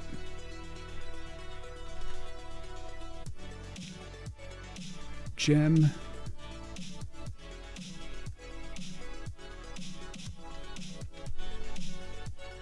Yeah, that's fine. Yeah, because that's like right where the number, like that border should have, there should definitely be a border, and then the number should occupy this space. So it should be fine. Yeah, it pops more with in front of the gem.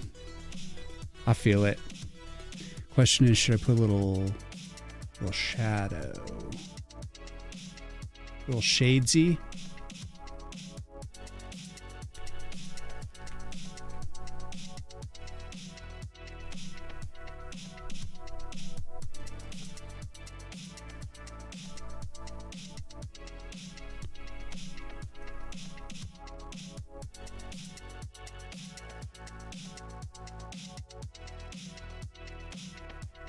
All right, let's do it.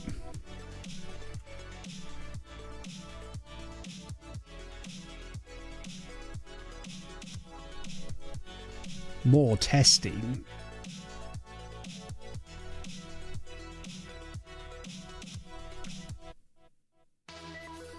Look at him, he's right there. It works. It works.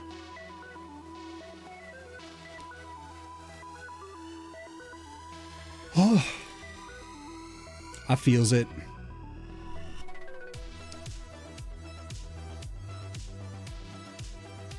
Thank you for the hydrate. I need it too, because I have this like lingering cough. It's almost gone. Completely. I kind of want to work on the small card too.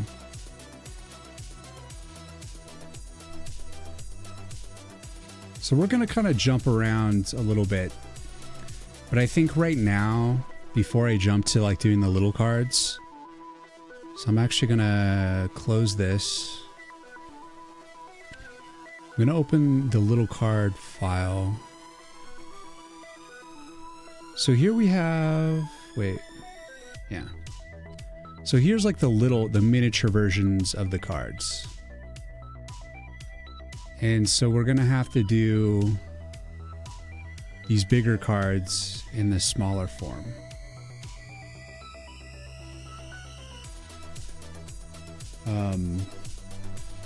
But before I do that, I'm just going to work on some of these portraits a little bit, because I just wanted a little bit of touch-ups, starting with the orc.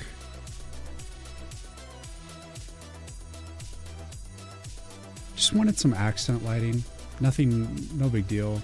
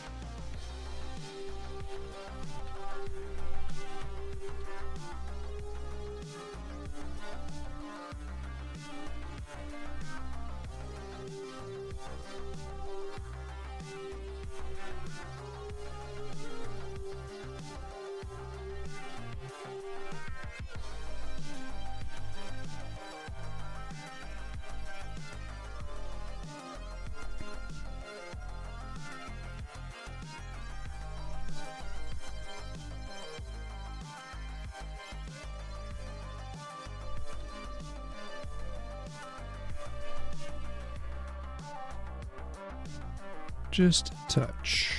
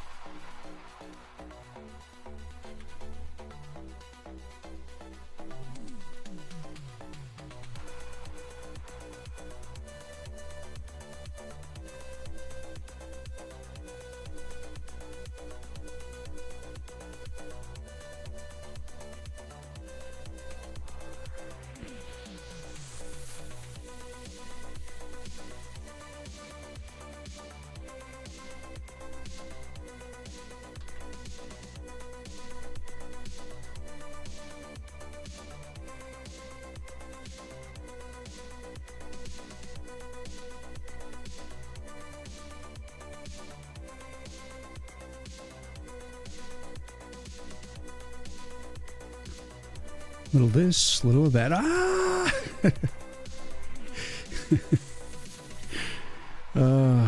When you fill the entire screen accidentally, it's chaos. It is utter chaos. It will consume you if you're not careful. It is the fill tool. It's consuming all in its path, most destructive, most careless. You've not been sleeping well.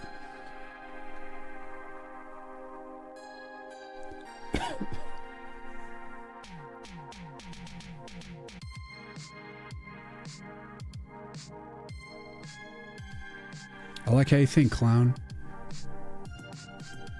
Making use of a difficult, quiet time. It's the best time to code.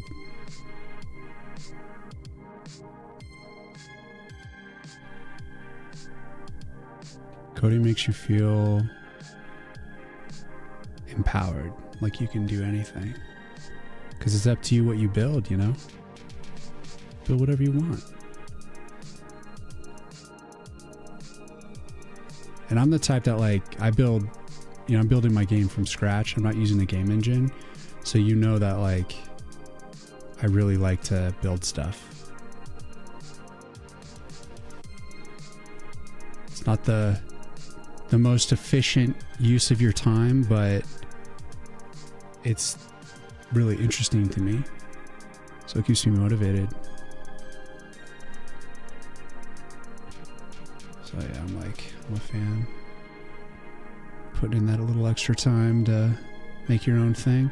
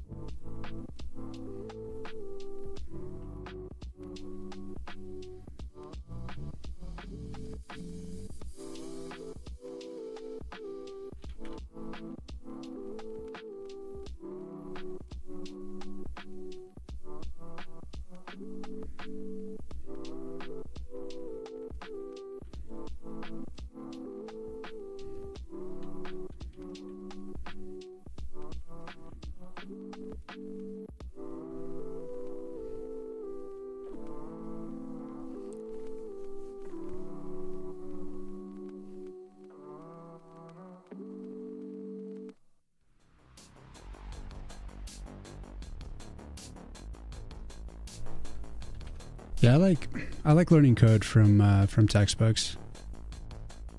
It's a great way. You are stuck on like whatever version you get, but like sometimes it's good to be out of the context of the comp to when you're studying.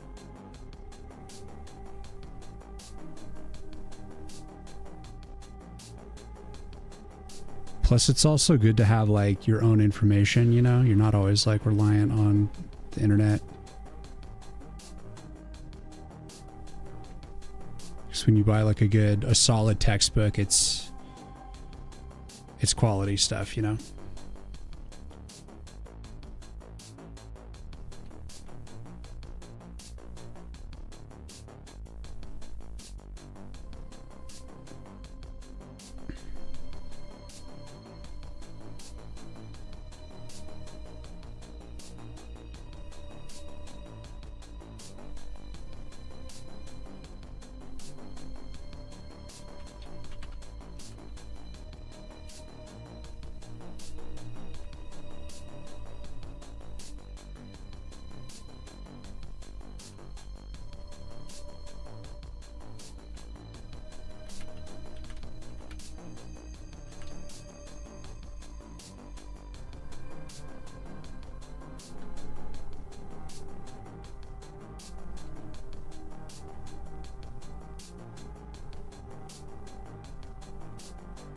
Come on.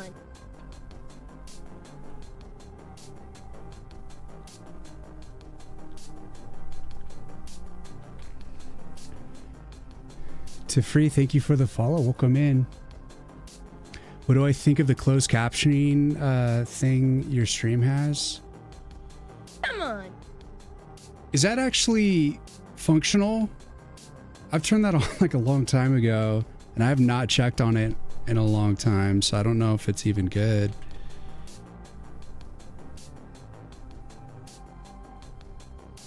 Let's see. Iskin, thank you for the follow. Welcome in. You're the shit for your games, etc. Thank you, man. Nice. Very nice indeed. Thank you. Much appreciated.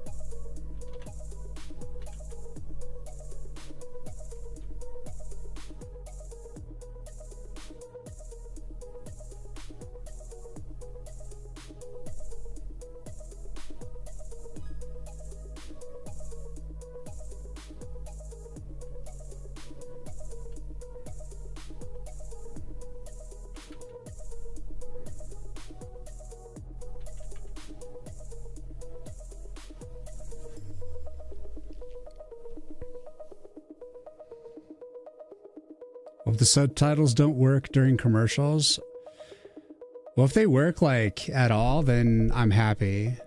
That was an extension I like literally, I think I installed the closed caption extension probably about 4 years ago. So I haven't even like kept up with it. But if it like works at all, then that's awesome. You kind of prefer the textbook, but it can be pricey. Yeah, that's true.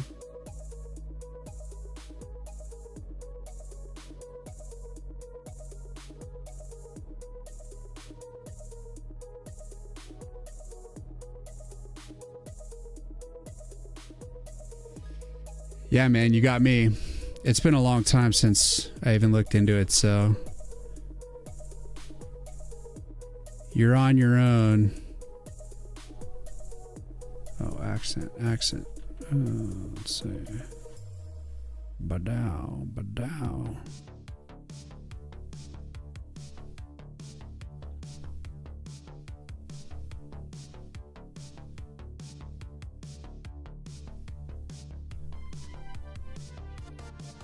It was a legacy feature.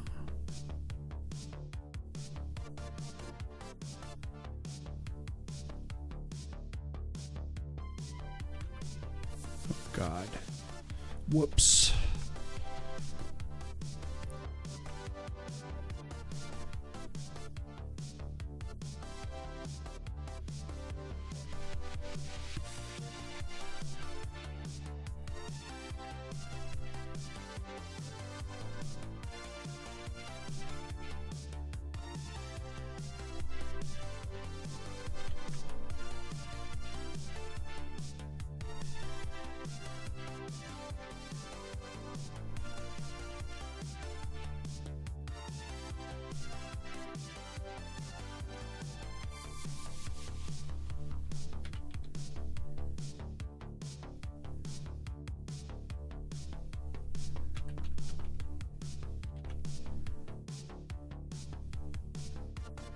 Such delicious epic tunes.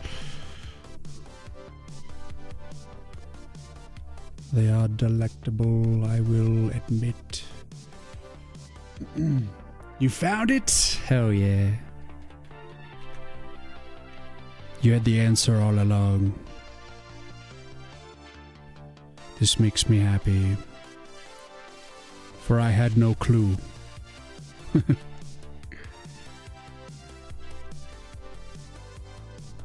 So yesterday I finally watched Nosferatu. I was about to say Noratu.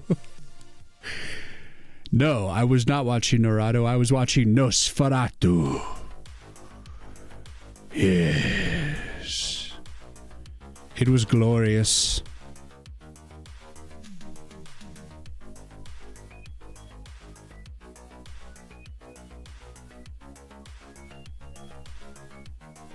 Good indeed.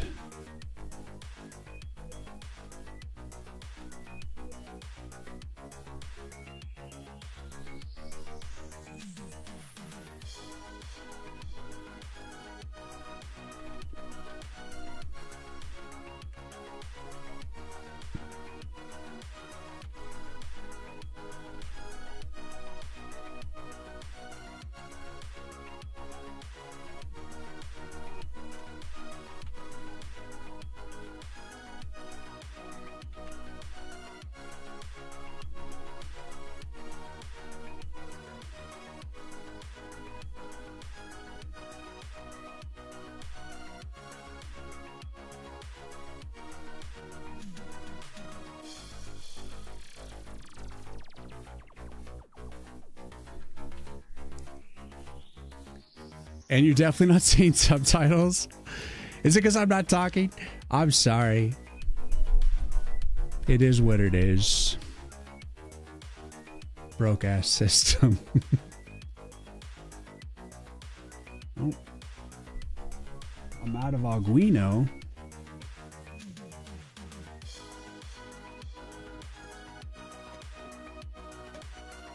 Saber, what's up?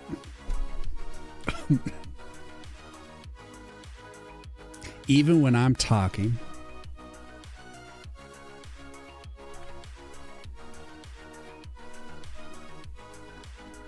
Well, I'll have to look into getting maybe a more current one, because I have not thought about that in a long time.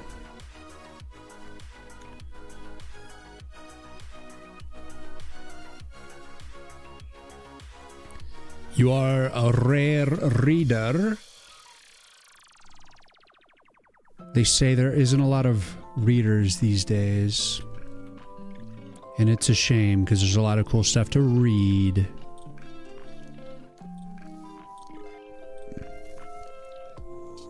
I will admit I don't read fiction all that often. Most of the stuff that I'm reading is more technical crap, but I'm still trying to make my way through the Xanth series. I'm on the 3rd book. It's very imaginative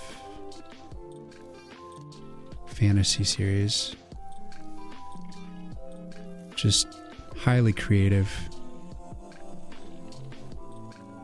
Sometimes even ridiculously so. Like, the ideas can be outlandish. And I find it enjoyable.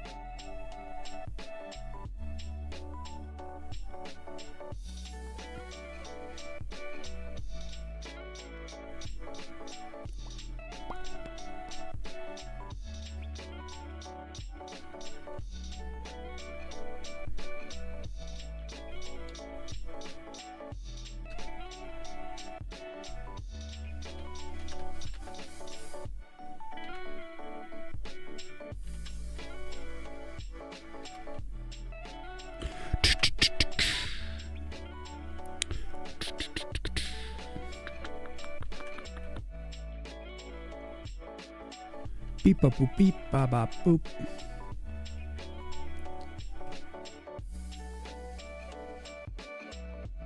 You had a plugin that works. Stop working. Yeah, bumski. Talk, friend. You have to talk. Some of us just do audio in the background. Well, Saber, hello. Today's a deep focus day. I am very excited about all the progress I've made on the Arcana cards today. And I've also been liking how these portraits have been hitting. These accents are like really driving it for me. But here I am getting lost in some of the finer points here on the orc. I realize the orc is not like fully done, but it's not that bad. I just gotta put a little thickness on his armor here. I realized the armor wasn't really ever fully done. So I take this dark color.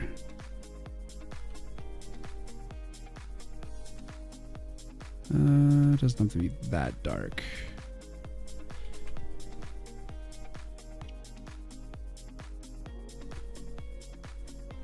We'll do this with a double line.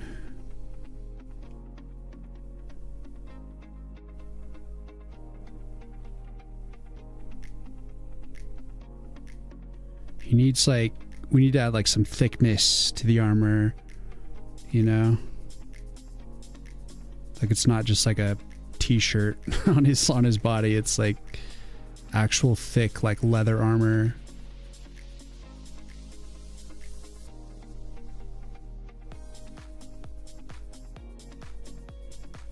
So we will add thickness, a thickness.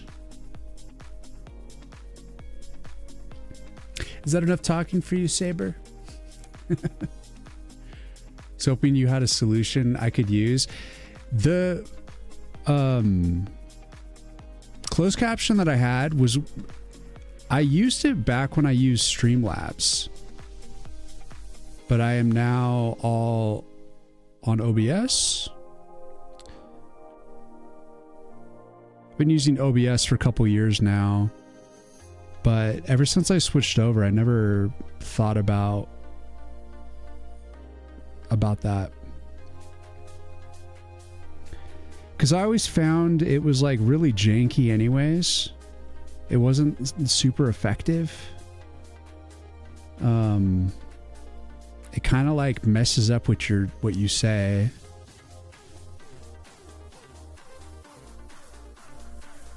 So that's kind of problematic.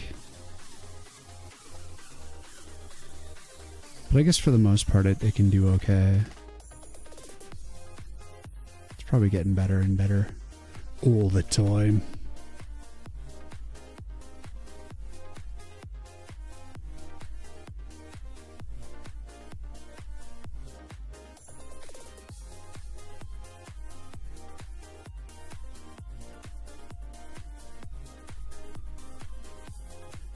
But I suppose it's better than nothing.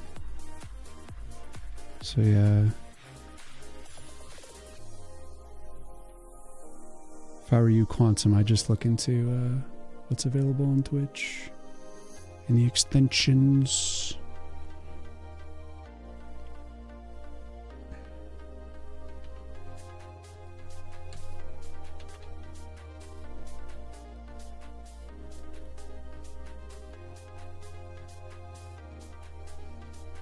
Come on.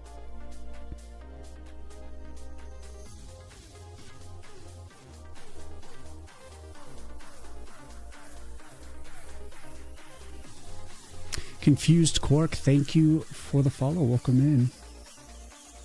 What did I use? The Google one? I used I don't know, some sort of extension on within the Twitch extensions. You notice you always seem to move your mouse up when doing stuff after. What do you mean? I mean, I'm working down here on a Wacom pad, which I guess you can't see the Wacom anymore, but you can see I've got like, I need to like turn the camera more towards, I feel like my camera's always like shooting this way.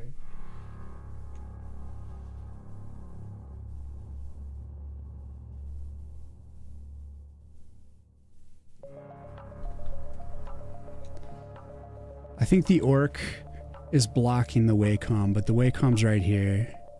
Here's the corner of the Wacom. There it is. You see? So I'm using my Wacom. The orc is clever. He covers everything.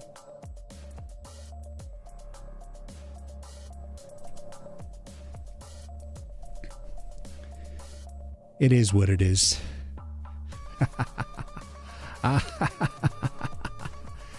Say stay a while and listen in that voice. Stay a while and listen. I don't know what voice you're referring to. The voice that I have, I suppose.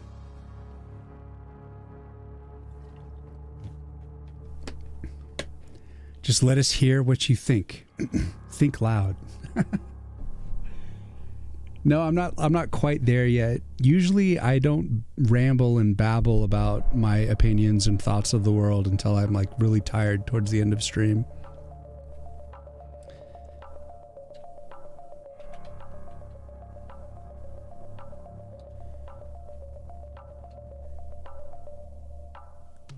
So until that happens, I have too much of a filter preventing me from spilling my beans.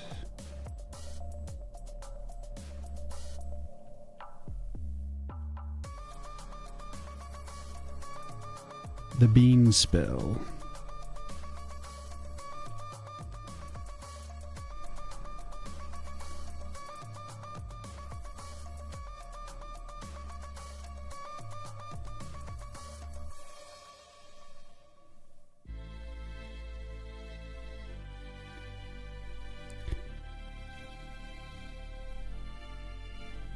I have this tendency to be very open and honest.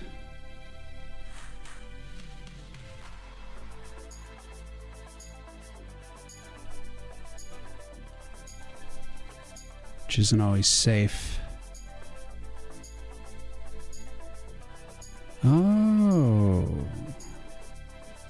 So that highlight. Wow.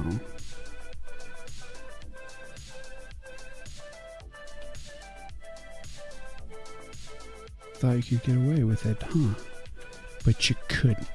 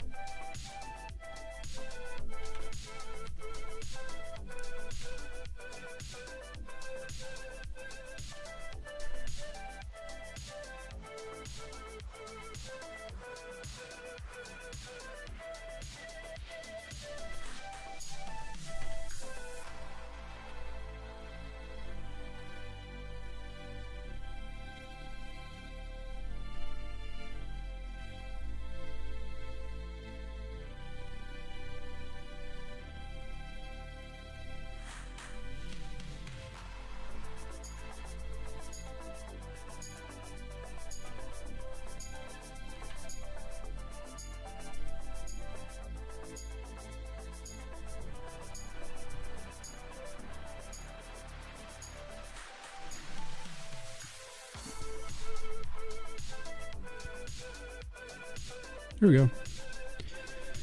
So, let's see. What about... Oh, yeah. A little bit more here.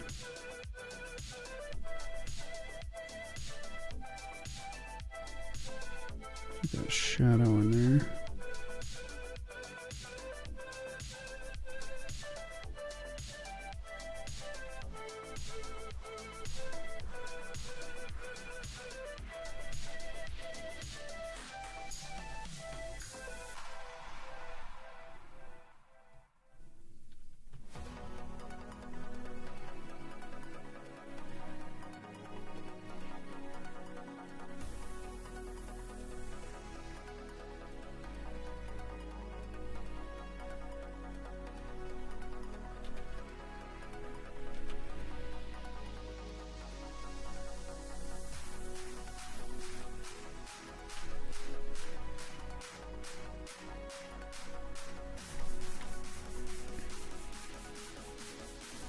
You said the Streamlabs one, wonder what they used.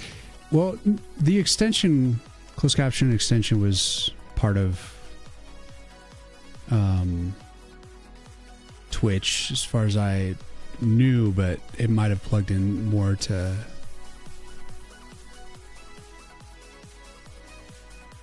Streamlabs. I don't remember. Honestly, okay to tell me what's your Wi-Fi password? It's 1234567 Yes, yes.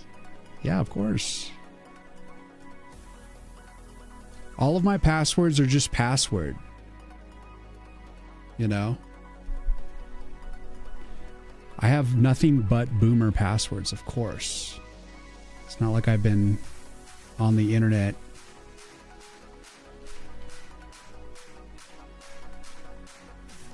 for a long time. I've seen all the schemes.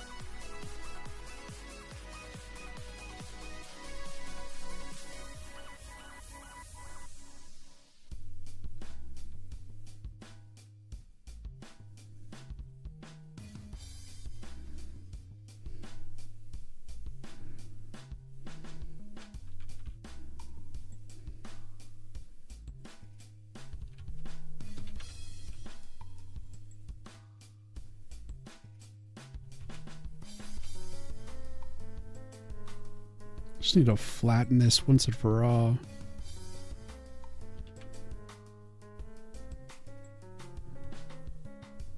But I won't. But I won't. All right, Orc. This is what we did. We just added just a little bit of spice. A little bit of spice.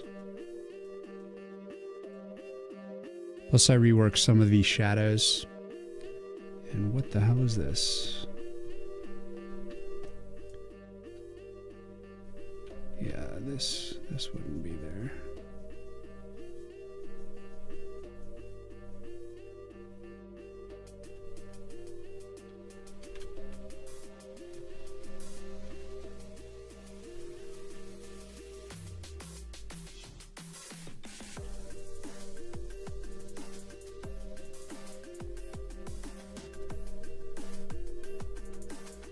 Good, good.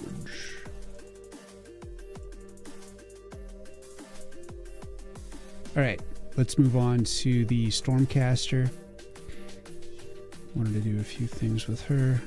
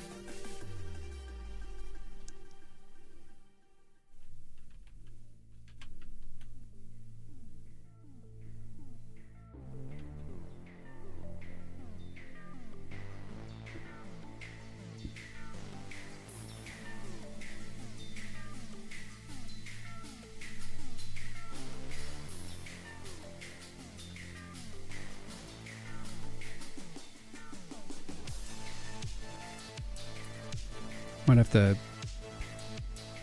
add a secondary for the lightning there.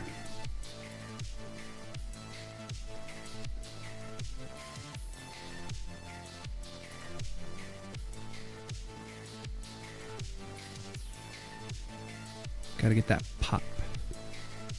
That accent pop.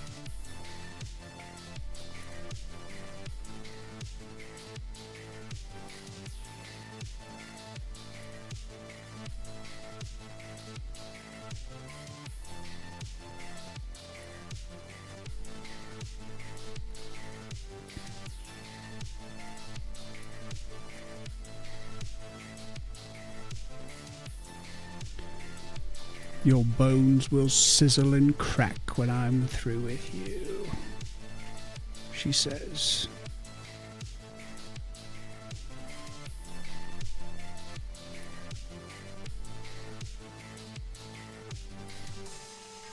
It's not very nice. As you're introduced to each character, each enemy type, I want them to come in with this dialogue system, and I want them to have like some sort of saying like that, where they're just like basically threatening you. Like, you will fall by my hand. You will fall by my decrepit hand.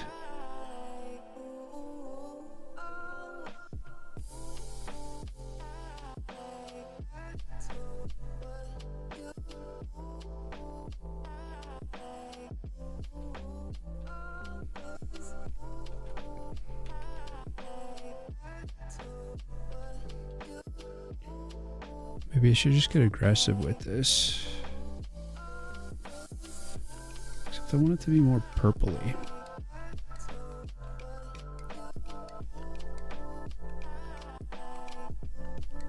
It gets like really pink when you brighten it. Let's push it into the blue.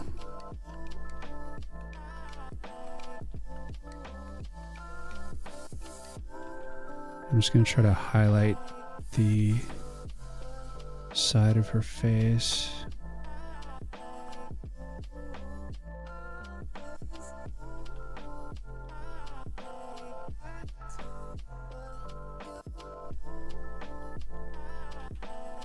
Illumination.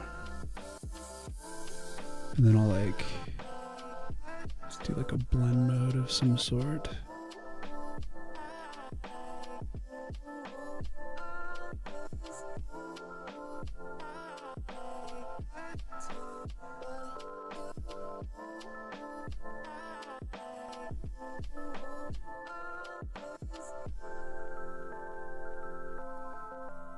About audition. It's just white.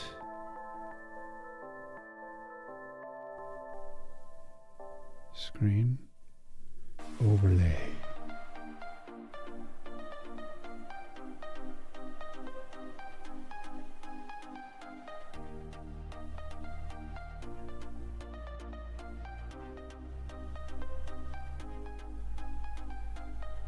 Just color with a dropped opacity.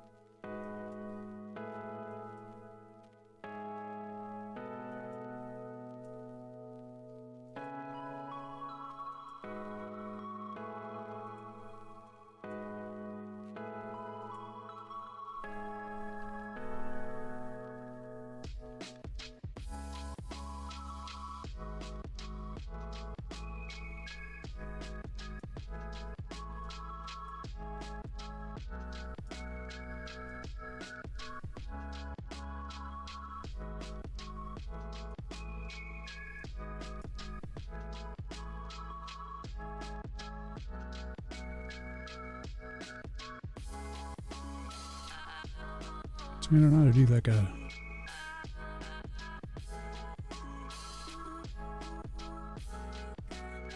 purple tint.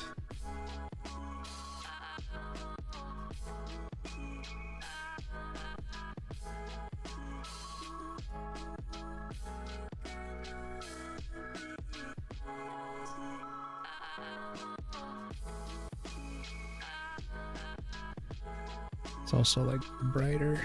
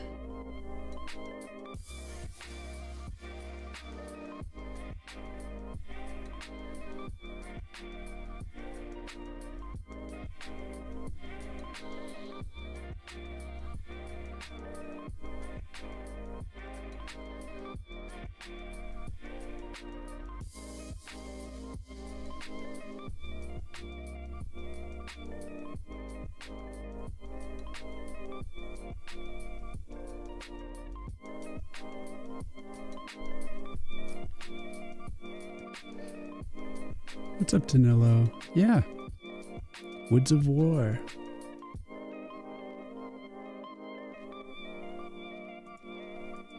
It is coming along, if I do say so myself.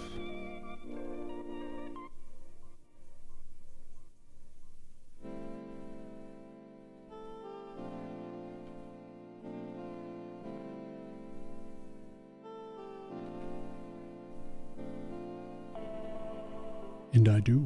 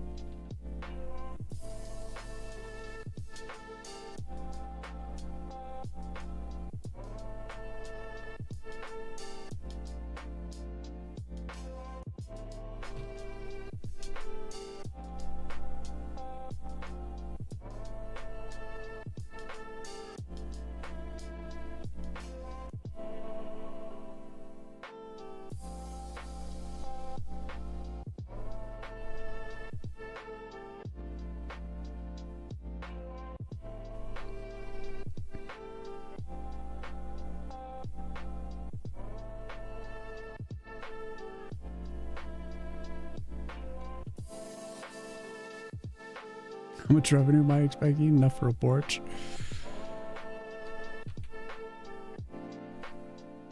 I honestly have nothing to base it on, so I don't know.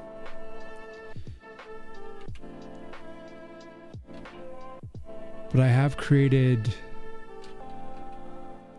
like, this game doesn't have to sell really well for me to succeed, because the whole point of this, the main point, is learning how to release a game in C++ and just get it out on Steam. It's my first ever game on Steam.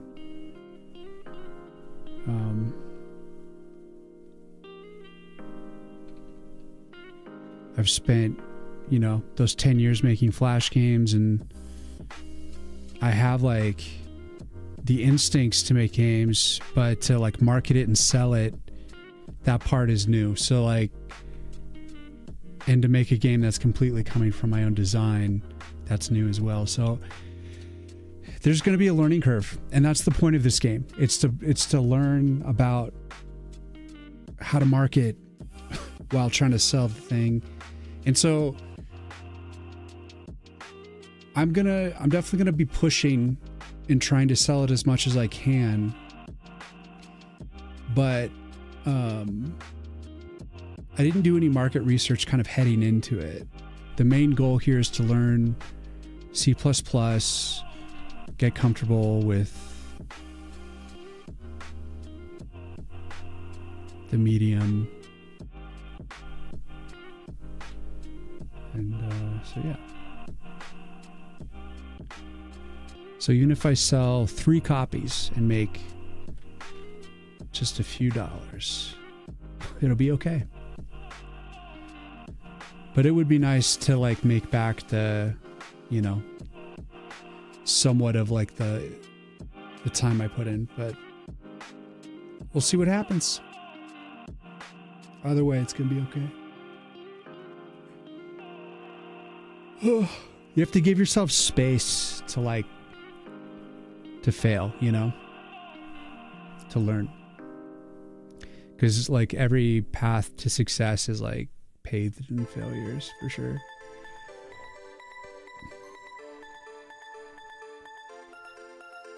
Maybe a fancy Wacom with diamonds. I mean, it looks like a 10-pound game.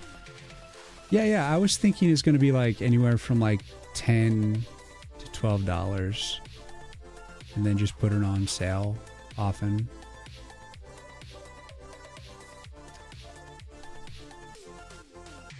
Oh, Danilo, you trying to post the link? You got to let me know when you want to post the link and I can give you a permit. No big deal.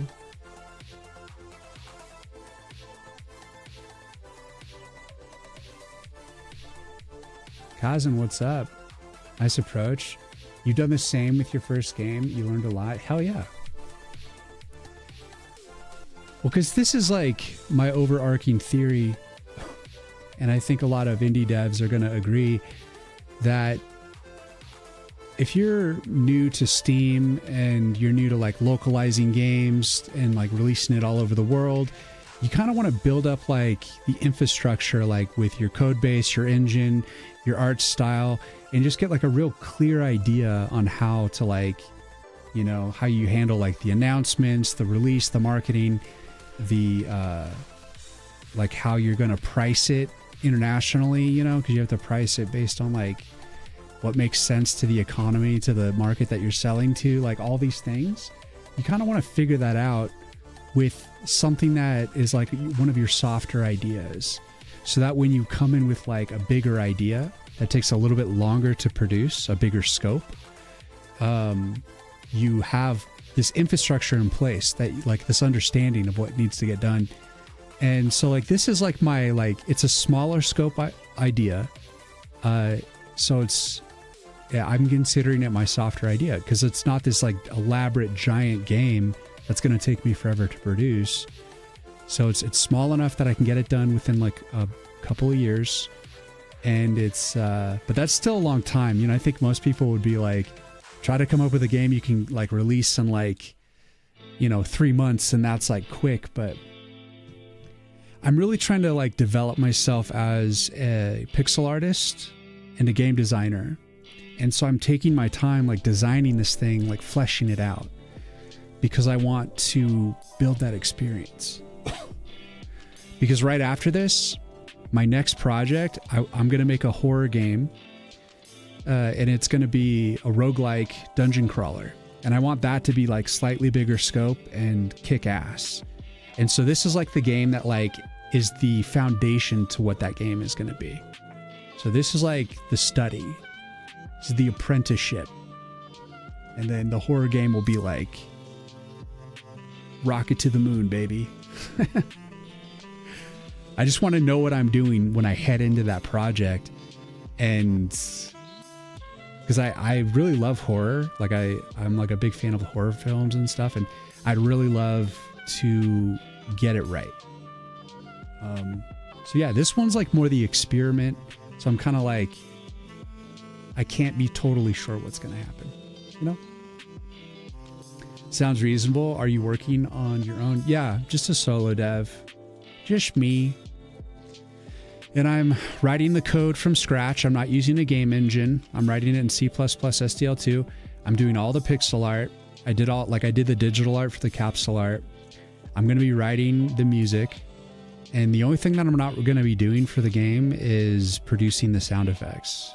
I'm just going to download like sound packs and stuff for sound effects because I don't need to be a Foley artist. Like, I'm okay. Like I'm actually going to do a little bit of Foley.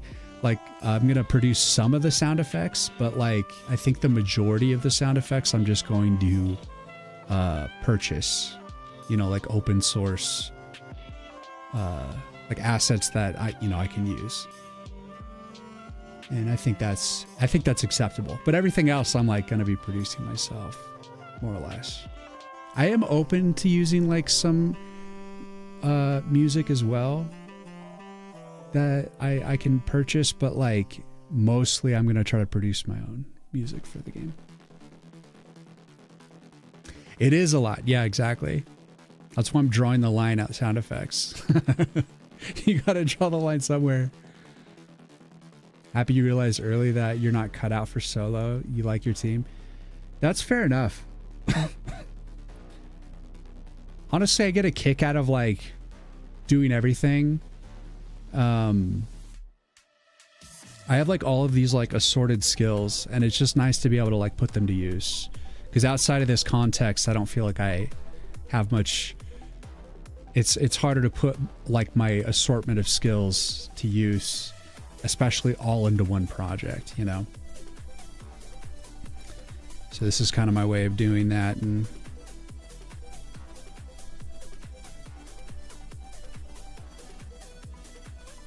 maybe in the future, I'll piece together a team for like future projects, but I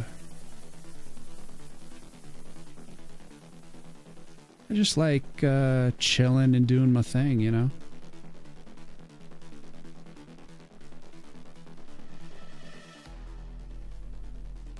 It's undoubtedly hard to critique and manage yourself, especially when it comes to subjective design decisions, you know?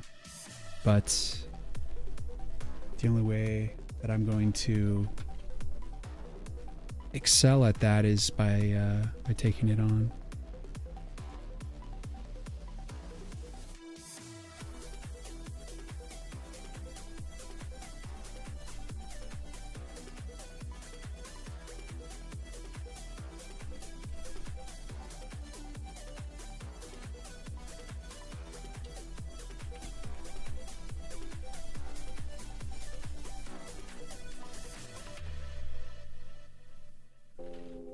But I'm here like streaming Mondays, Wednesdays, and Fridays, showing my process. And,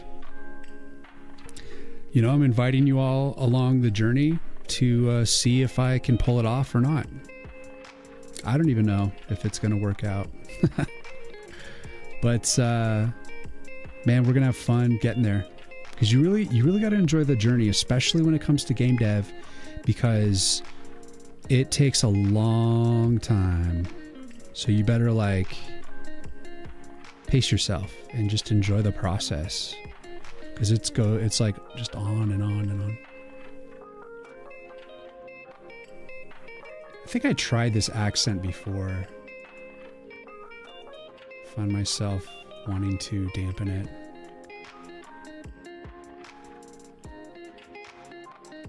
I'm going to do it, but I'm going to keep it really kind of chill. I think that's the way.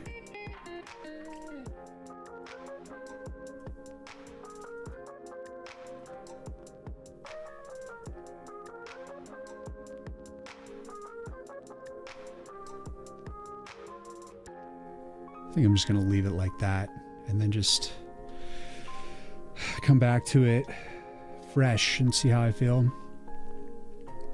Also wishlisted. Thank you, man. Wishlisted. Let's go, Danilo. Thank you so much.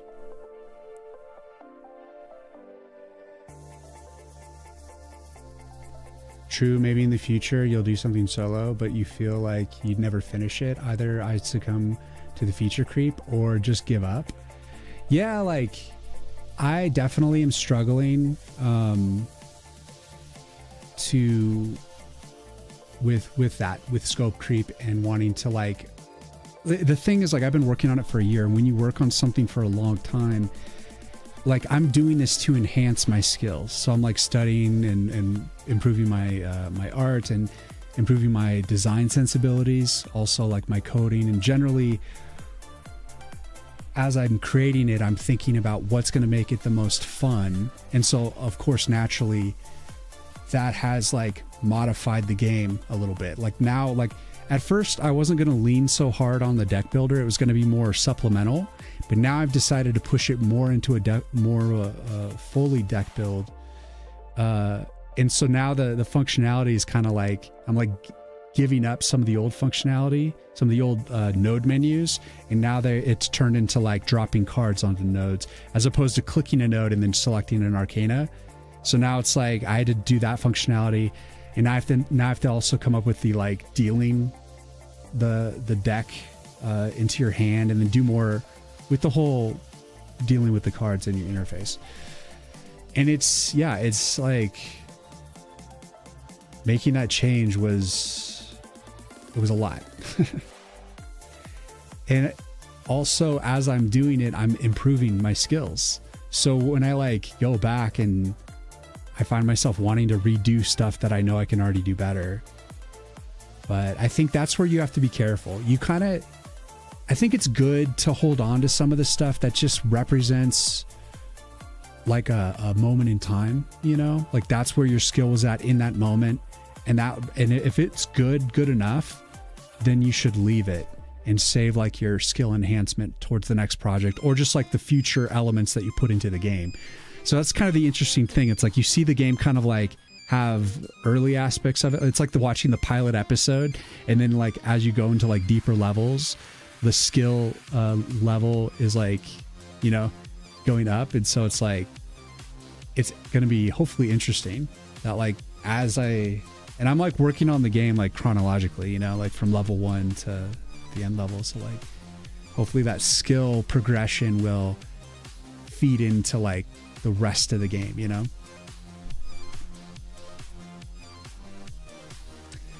But I find myself like wanting to like like the orc you see right here, that's a redo of the orc, because I wanted the sprite orc to closer resemble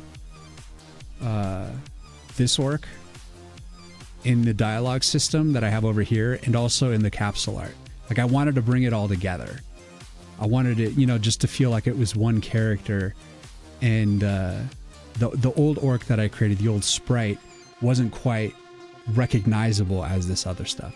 And I think in pixel art that's kind of okay, but I was just kind of messing around one day saying like, well, what if I did like make his head a little more round and kind of gave him a little bit slightly more of a build like I had drawn on digitally. And I came up with this orc, and I just like, I like this orc so much better. So I have to like animate his ass. It's gonna be a pain. 2 years and don't even have a presentable demo. I think I just missed what you were saying. Also wishlisted. Thank you, Clown. Let's go. You're doing a game solo as well, Danilo, since you love management games and you suck at 3D modeling. Nice honor to start with. It's programming background. Just need someone for sound design. Yeah. Yeah, it's tricky doing all this stuff. So like when it comes to sound, I have been in a bunch of bands in my life, and I've recorded like at least like 6 or 7 albums, like in studios and with like sound engineers, and I've like sat there and watched them work, and I've like made my own music and practiced like mixing on my own, and so I have like a sense.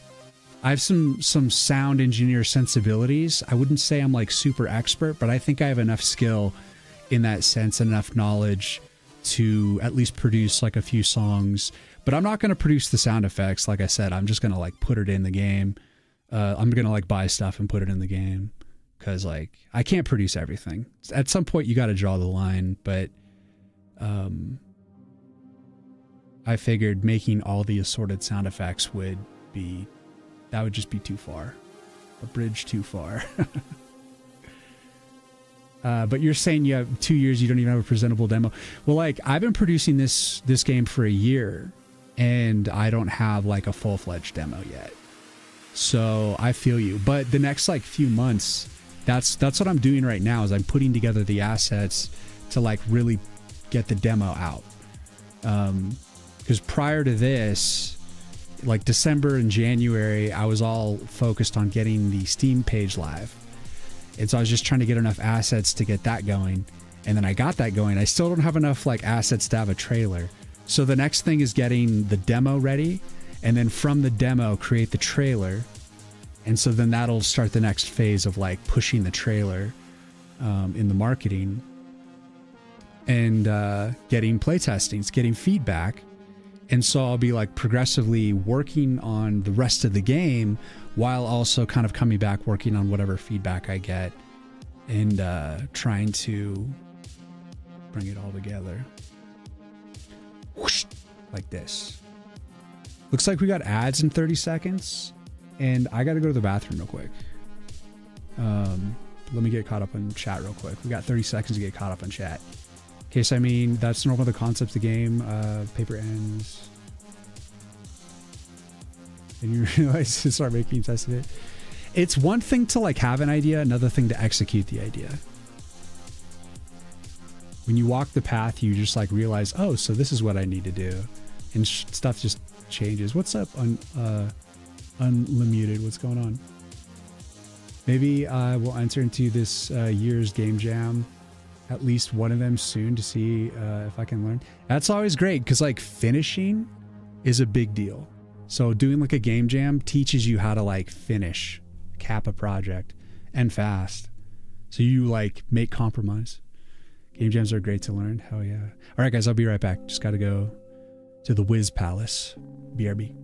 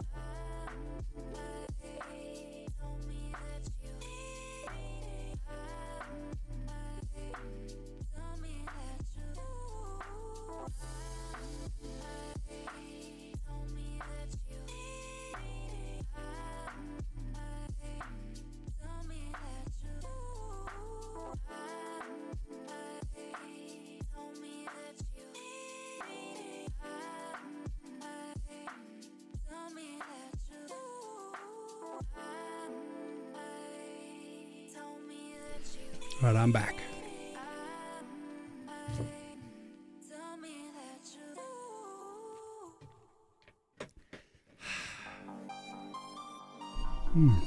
Okay.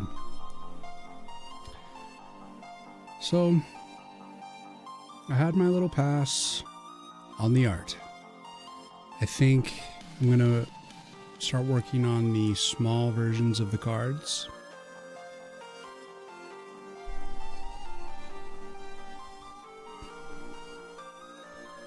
So these files.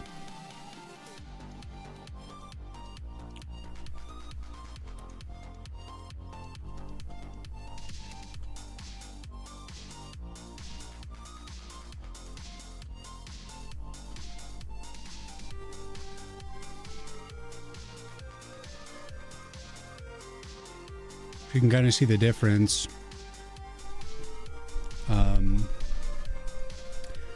The shrunk down cards, like I have to make the cards in small form so that you can actually see things on the stage. And you can't just like scale stuff willy-nilly in pixel art because it will compromise the placement of the pixels, because I'm using like nearest neighbor for my interpolation. I believe it's called. And that is problematic. So the best solution I found, which makes it kind of twice the work, is you got to do the cards big and then small. And so the big version is like you get the full detail, and then it's big enough to support the text. And then the small version, the text is out the window, but we still have like a decent amount of detail.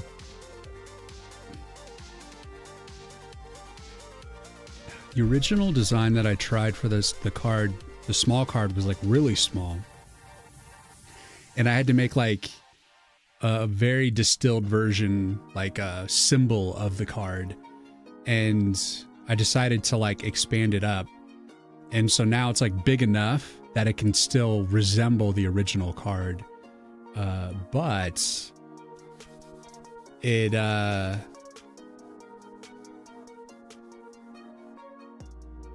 it's not perfect, but I think it's pretty decent. I'm happy with it. Honey, what's going on? Is it better to bake noise data in XGen modifier? Wrong chat. What do you mean, honey? Hello.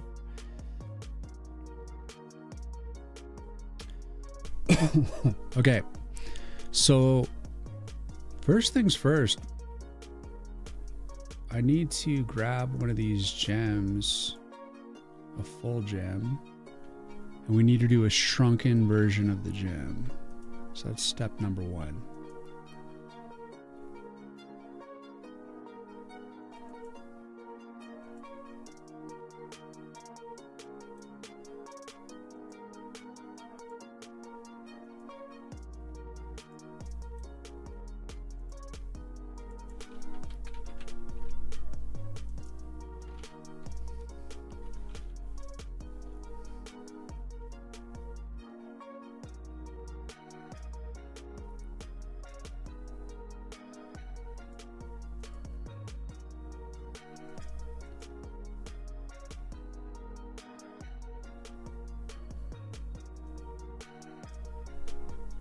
I need to make sure and try to shrink it relative.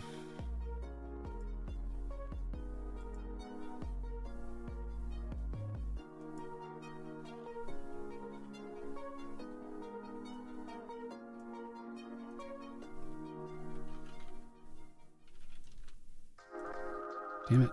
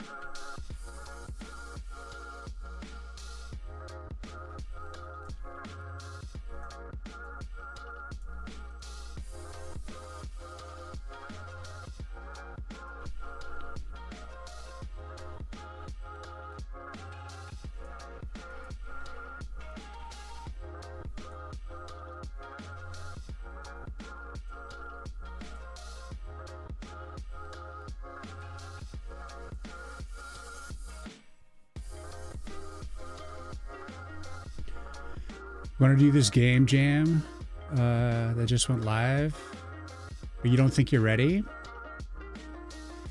Well, why don't you do this? Why don't you like do the game jam, but just don't submit it? Like, hold yourself to the standard and the deadline. Just don't actually submit the thing, but like force yourself to like finish it as if you were submitting. And just see how far you'll get. And if you don't actually plan on releasing it, like submitting it, it's okay if you don't finish. It's like, see how far you would get, you know? And I guarantee that process of just trying will unlock some shit for you. Guaranteed. And I think if you're going to do the game jam, the first thing you're going to have to start doing, if you do it kind of like in this mock way, is learn how to compromise, how to like let things go. That's going to be your like first lesson. Be like, well, I can only do so much. So then this is like, there's only so much like space and time that you can work with. And so you'll start to like compromise. And that skill is amazing. You need that so bad when it comes to making shit.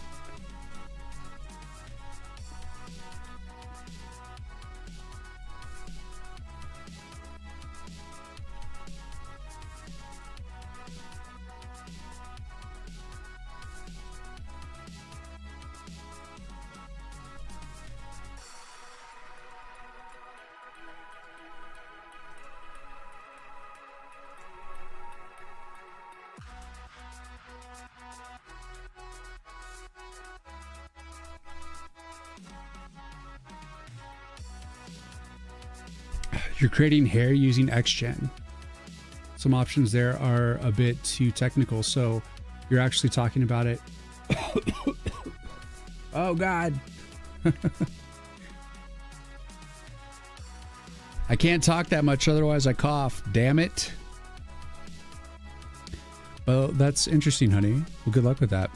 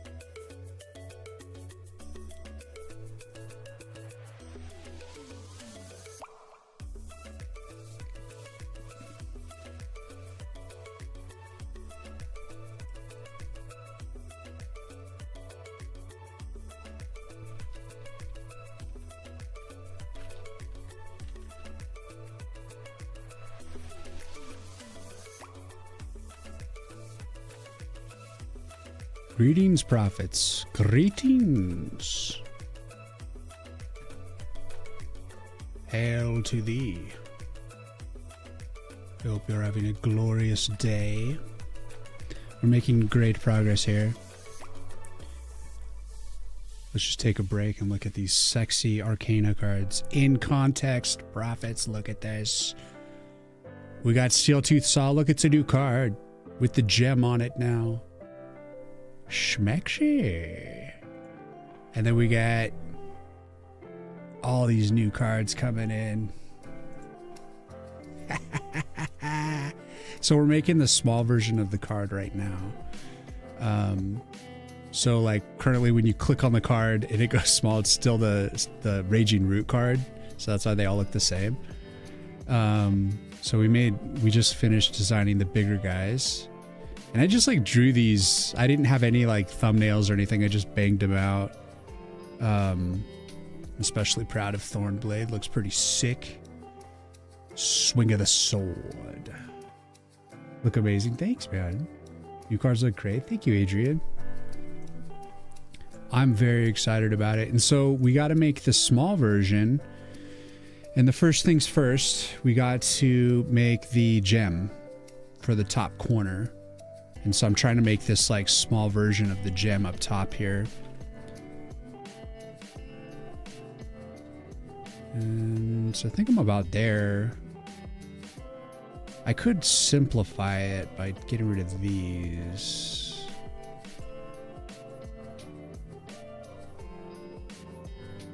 And then give it a little discoloration with this instead. Or like that.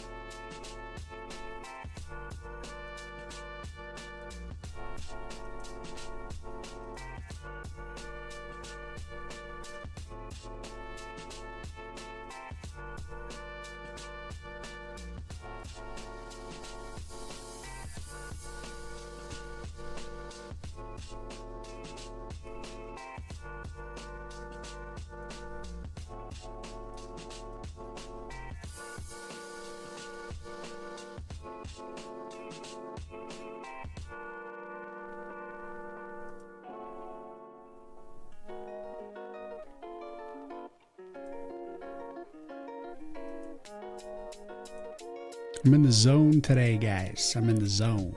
I'm zoning in.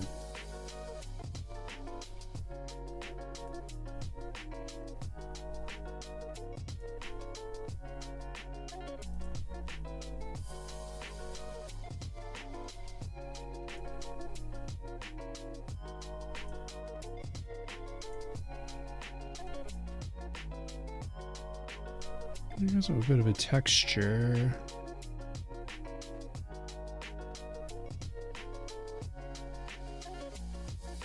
Does it feel like a gem to you? I think it looks like a gem. Let's integrate.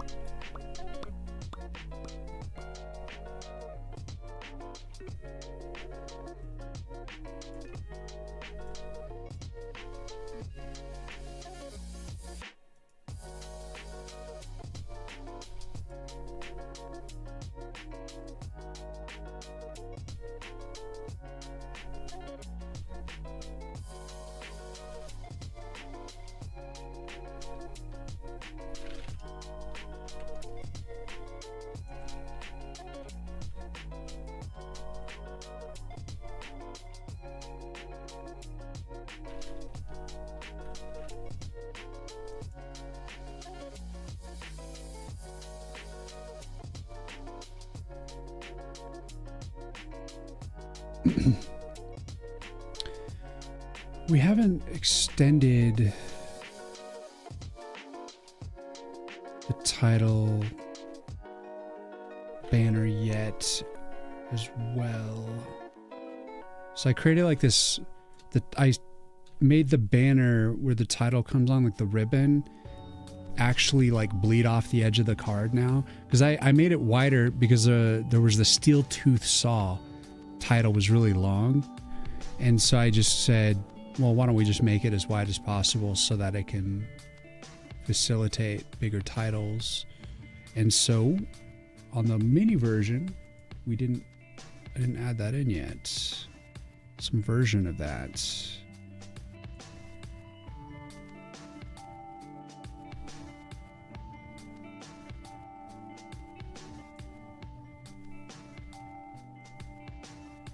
So I guess we go 1, 2, 3.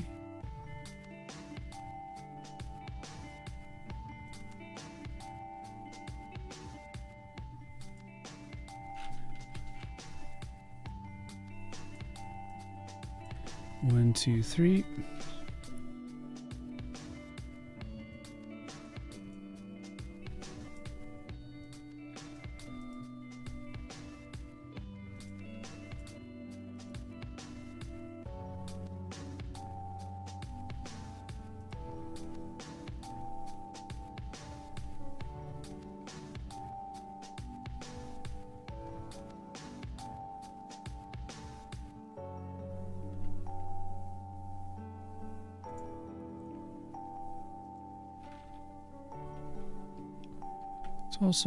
I also made it taller.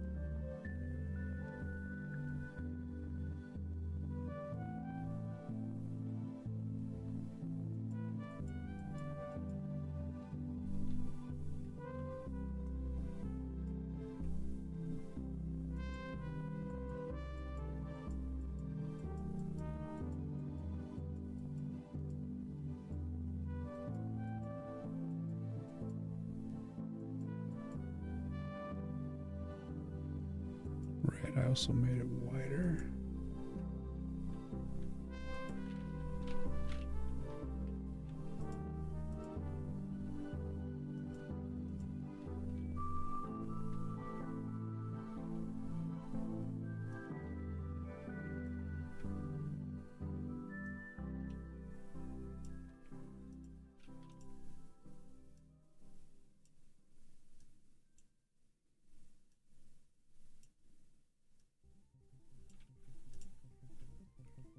It's a little wider. The dark color doesn't look like very dark.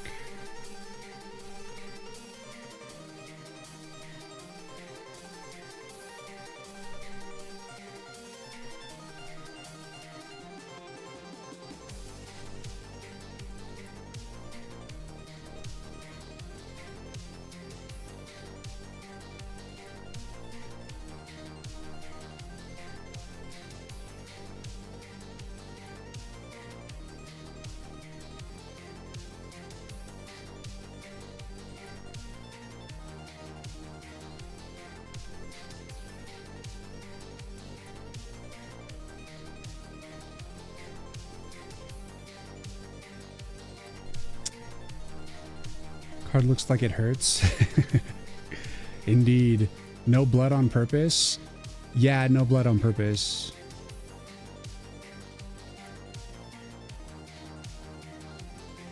Could say what's going on. How did you market your game? Do you think a good game markets itself? Well, I think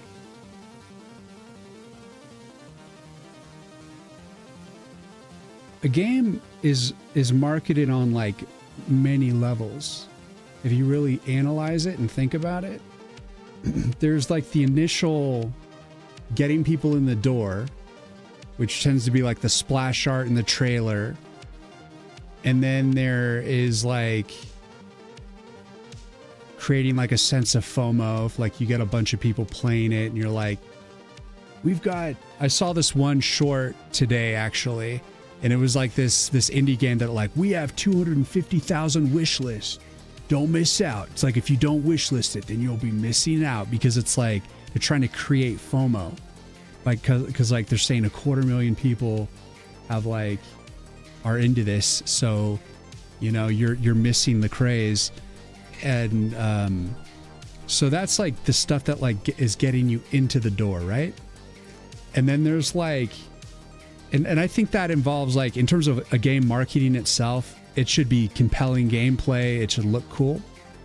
Like it should serve the purpose of the game, you know, like serve the type of gameplay. Like it doesn't have to be Renaissance, like painter or like earth-shattering, beautiful art necessarily. It just has to be stylistically well suited to the game. That's all that really matters. And like, so it doesn't even have to be like a high level of production to be like effective. But anyways, like that's what I mean by the art has to be appealing in that sense. So yeah, it has to draw them in.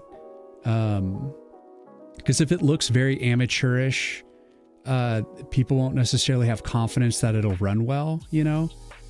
So it has, whatever it is, it has to have some amount of polish. But then like, I think from the point that another sense that a game needs to market itself is that once you play the game, it needs to satisfy people. It needs to have like integrity. It can't have bugs. It has to be like actually fun. You know, it can't be the bait and switch. Like the marketing was really effective at bringing you in the door, but when you actually play the game, you're like, this is dog shit, and it pisses you off. Like that's what I mean. It's many levels. So like you got to make sure the game plays well, feels good.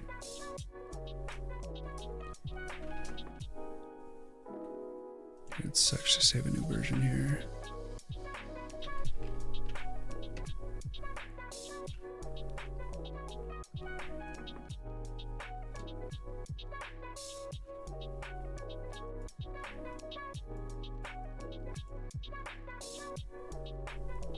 Let's do this lighter. Wait. I was gonna check this. So that's right.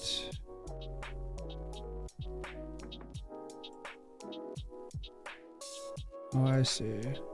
So when it shrinks, it starts to blend.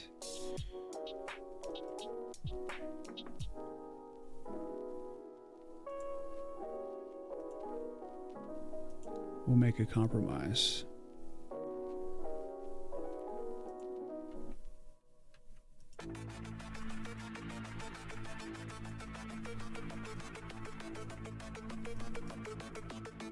Compromise.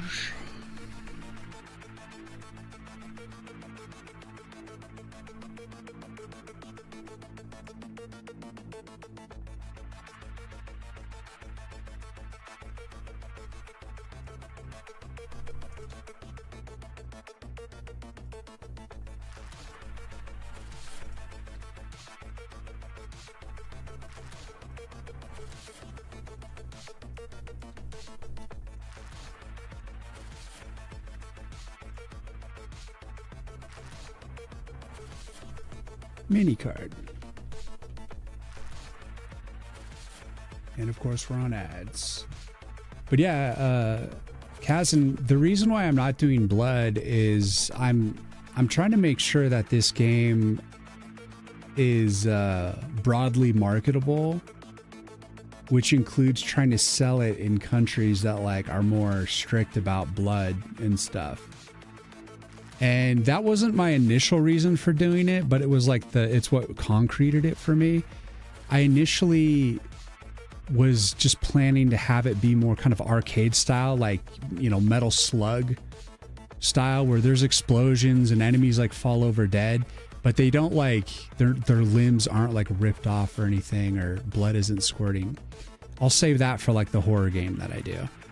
So it's just more kind of arcade style death and violence. So it's not like necessarily, you know, going overboard with the gore. 100% agreed. What I'm saying is, let's assume you release an 8 out of 10 game on Steam and nobody knows about it. Will it do well? Kataimo, no, I don't think it will. If you release an 8 out of 10 game on Steam and you didn't tell anyone except for your brother, then it's going to flop. 100%. And it's just, it's as simple as no one's going to know about it. It's not that like your game isn't an 8 out of 10. It's that no one knows that it's 8 out of 10. No one knows that it exists. Like, you actually have to make an effort to rise above the noise. And that's the thing, is it's like there's such already, and the thing about games that makes it extra difficult is like you are competing against other games that are coming out right now for sure, but you're also competing with all the games of the past, you know, because everyone's playing games that, as long as they're supported on their platforms, they're still playing them.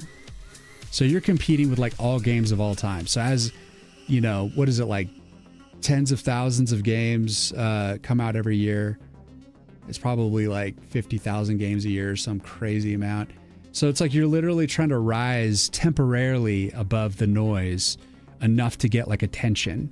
And then, because even like the biggest games can only like bubble up to the surface of like the society's attention span briefly, you know, because there's so much information constantly competing for attention that all you can hope for is that you have like just a day in the sun, basically. But if you don't promote your game at all and you get it completely released on Steam and it's an amazing game, you're screwed.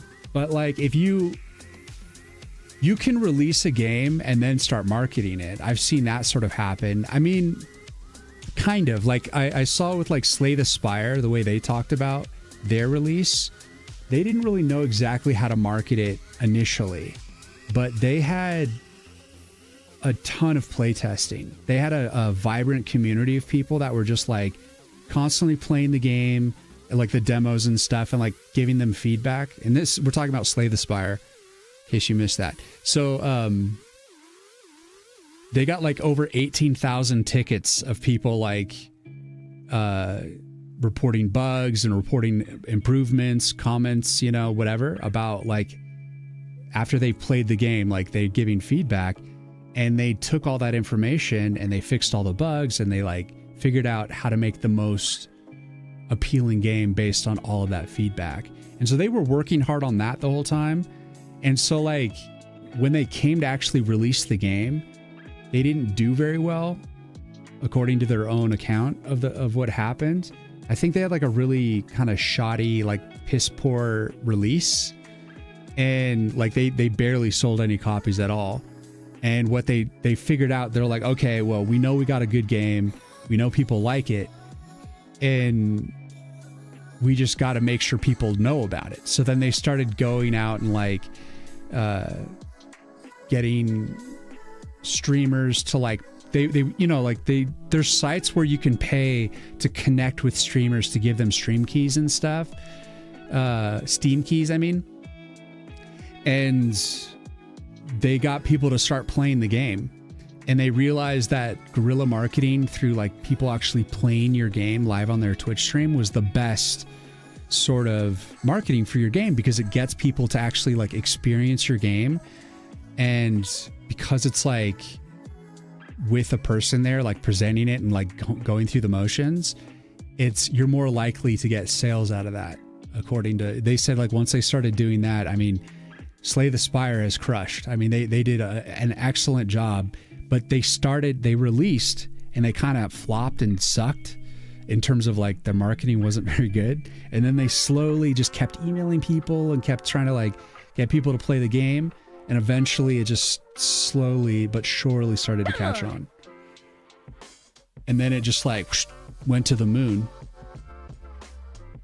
So there's still hope. You can release a game not having like spent a day or a cent into marketing, and then you could still market it after the fact.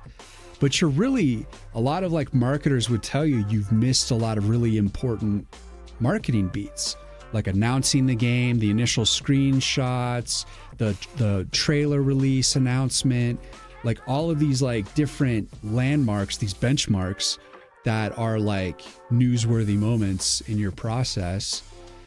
And if you've already just released the game, you're just like, boom, here it is. It's like, there's no buildup, there's no FOMO, there's nothing. So, I mean, I'm not an expert in this stuff. This is just the stuff that I've observed as I've been like researching it and trying to figure it out.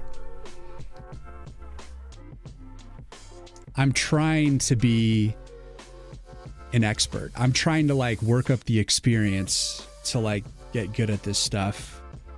And to me, it's not, you can have all like the knowledge and like watch all the things as much as you want, but until you've actually sat down and done it, then you don't have much credibility. And so I haven't like fully accomplished this yet. And that's why you should understand that's what it's coming from. All I can do is like disseminate information that I've already, from like people that have done it. I can't tell you from my own experience. Because all the games and stuff I've created in the past was for clients. I didn't care how it was marketed. I didn't worry about that. I just built the games. And I built like Flash games. So they're more like mini games and stuff in the past. But like, I have a lot of experience building games under tight deadlines, making compromises, working with clients. And I did it for 10 years. Like I have a lot of experience building games, but marketing games, I'm newer to that.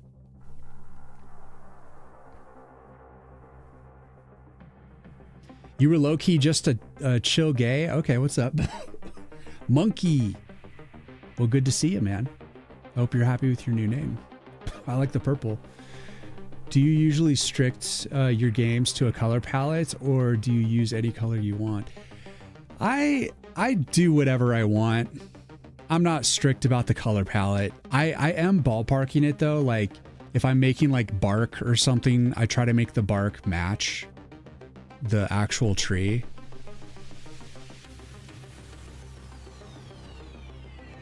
Which actually just made me realize this bark in this card doesn't match the tree.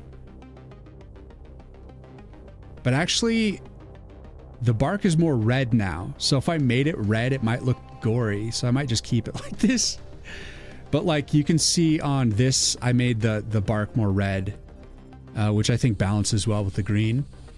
In the end, I should probably make the spike shot actually red. But no, I'm not limiting the palette. I just try to stay consistent between like the art and the thumbnail of the sprites and the actual sprites themselves. I make sure they stay together, and that like all the earth magic, if I'm using like kind of a green fiery glowy thing, I try to use the same green. So I try to make sure there's some continuity. But when I'm just kind of drawing stuff, generally, I don't really care. As long as it has like kind of the same like saturation levels, then I'm fine. It can be any color it wants to be, within reason. Jacksimo, thank you for the follow. Do you think developers who offer early access when they are not ready, or when players think it's finished and slam it? I think everyone every single developer who's put it out in early access, I've heard it 100% of the time. They get bad reviews and it's buggy, and people should expect that. Memphis, thank you for the follow. So like, that's the point of early access, is it's not completely done, but you're trying to get like feedback to ensure that when you do a full release, you're giving like a solid product. But I've also heard that like you want to make sure and do an early release or early access, because if you have like enough wish lists, you know, which I think it's like over 8,000 wish lists. If you have enough wish lists, like, first of all, you shouldn't release your game until you have enough wish lists. I've heard that advice. And then like when you actually do release your game in early access, Steam actually will push you out as like, check out this game in early access. And then when you release the game for real, they're going to push you out again and say, check out this game, it's just released. So that you're going to get an extra push, like a little push from Steam if you put it in early access and then also in release. But you have to have like enough wish list for them to like consider you for that algorithm stuff. So it has to kind of like all come together. That's just what I hear. I don't know for sure. I haven't experienced this yet.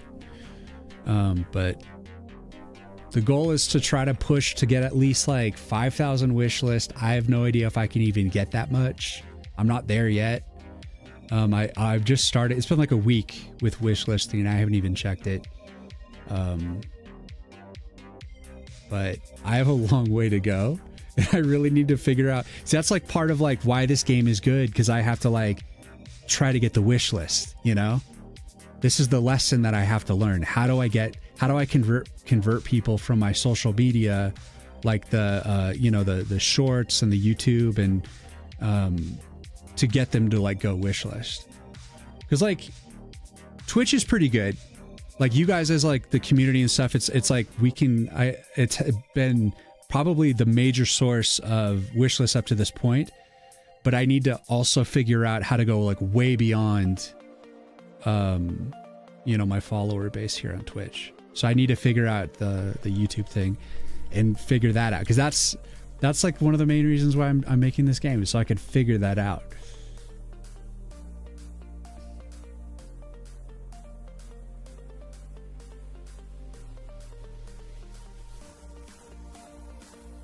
Wisdom will come, Lord Ryan. Thank you, prophets.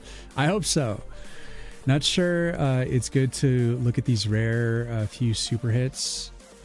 Better to base a strategy on what works for 90% of decently good games that don't go viral, become super hit, but are still successful. Syracuse, yeah, I agree with that. Like, you should be studying how games that are like on your level are doing. You know, games that are similar to like the level of art that you have, the level of kind of like gameplay that you have, and how they've like succeeded. You shouldn't be just being like, how does like, you know, I think we're all starting to see the new like Doom pre-order stuff come out. We shouldn't be comparing ourselves to the AAA Doom advertisements that they're like paying, and now they're starting to get like the streamers and the content makers to like content creators to actually start like reviewing Doom now, you know.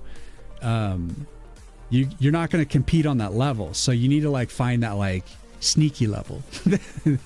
The sneaky indie level. We're down in the weeds over here, like trying to grassroots market the thing, you know. You shouldn't publicly announce a game until it is 1 year from full release, otherwise you get a No Man's Sky situation. Well, sometimes it takes like many years to to put out a game.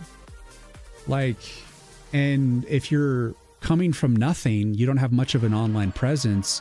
Say it takes you 7 years or 5 years to produce your game. That's 5 years of putting stuff out in social media that something could have gone viral. That it's like, you should totally market as soon as possible and then keep it going, because you never know when something's just going to hit freakishly. You know, like you like farted on your roommate's door and then said wishlist my game, and then suddenly you have like 200 million views and like all these people wishlisting your thing. Jenny, thank you for the sub, man. Woods of War release when? I'm gonna try to release it this year, so within 6 to 12 months from now is the plan. Well, like less than that. So like 6 to 8 months is when I want it to be fully done and released. That's the plan. We'll see how well I do with that. But right now, all I'm focused on is trying to get the demo done in the next few months and get playtesting started.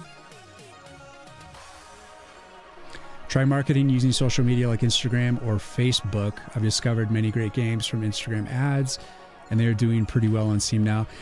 Yeah, a lot of people are kind of like, I don't know. Instagram is really tough. Like I'm having a struggle on X and on Instagram, and I don't have a Facebook. So I need to probably break into these things. And I was thinking about starting a Tumblr. Just trying to like try all the avenues. Just get over it and just do it.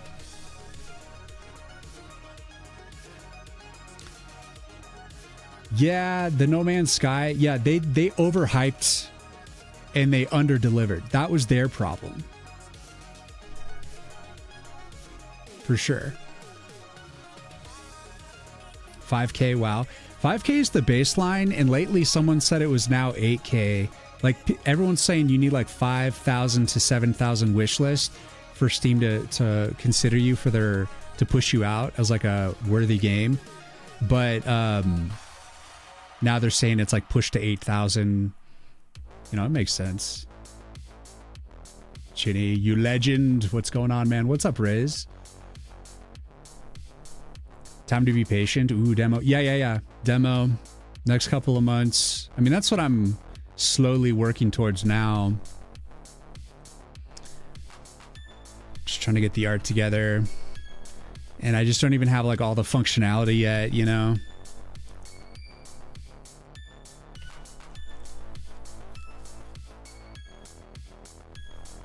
Oh, Piranhas. I love the Piranhas card. I just like the little acid dripping from the tongue and then like actually burning the title ribbon. That makes me happy. That's a nice little creative moment. Hell yes. Piranhas. With the barricade. And a spike shot. So like, I don't have... Oh, I also really love how the Steel Trap came out. That card is like my favorite. Even though it's like not even necessarily the best Arcana, but like it is a sweet looking card, man. Wishlists generally don't age much, so it's good to get the page early. Steam recommends you do this early as possible. To short a period before release is worse than too long. Yeah, like, exactly. Oh no, I haven't tried it, Riz. Is it out? Is it good? Hasn't he been working on it for like 4 years or something? Good long time. Hopefully it's delivers. The great game looks really good with fluid animations. Yeah, I mean, it's coming together. It feels pretty good. I recently got like for this section here, when the cards kind of levitate up and down, I finally started using subpixel rendering for it. I finally I just figured out how to do it, which it really isn't that bad in SDL2. And I haven't really implemented it in any other place in the game yet, because I just haven't, it doesn't really need it in most cases, but I have the capability. Like I've enabled like my easing class and like my dynamic animations and stuff can be like subpixel. And so like I know how to do it now. So like whenever I need smoother animation, I can do it. A lot of progress since you were last here. Yeah, it's a definitely doing its thing, you know. It's a bit of a different game too, Chinny. Like I before you would click on the node to like see the node menu, and now it's like a deck builder game where you're like going to be served up cards, and you're going to use the cards to upgrade, to build, kind of maintain things. But there's still some like actual manual maintenance that you have to do outside of the cards, because you're going to get like a card like every few minutes. I'm going to give you a card. But if you have enough like mana crystals, you can upgrade Arcana yourself, but it's going to be more expensive. And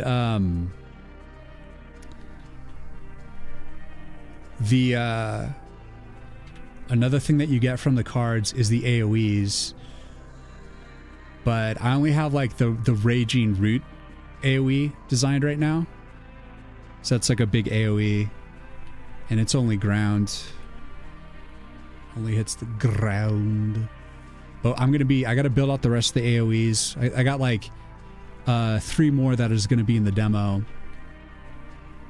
We got the Meteor Strike, the Life Tap, and then the Flash Freeze, like freezing all the enemies.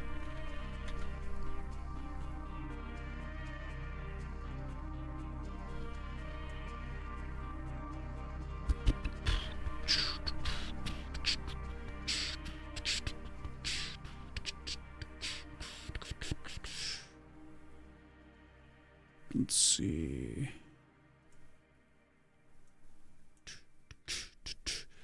And so the game, you have to like acclimate to whatever Arcana you're given. I mean, you curate your own deck, but like you're going to be dealt a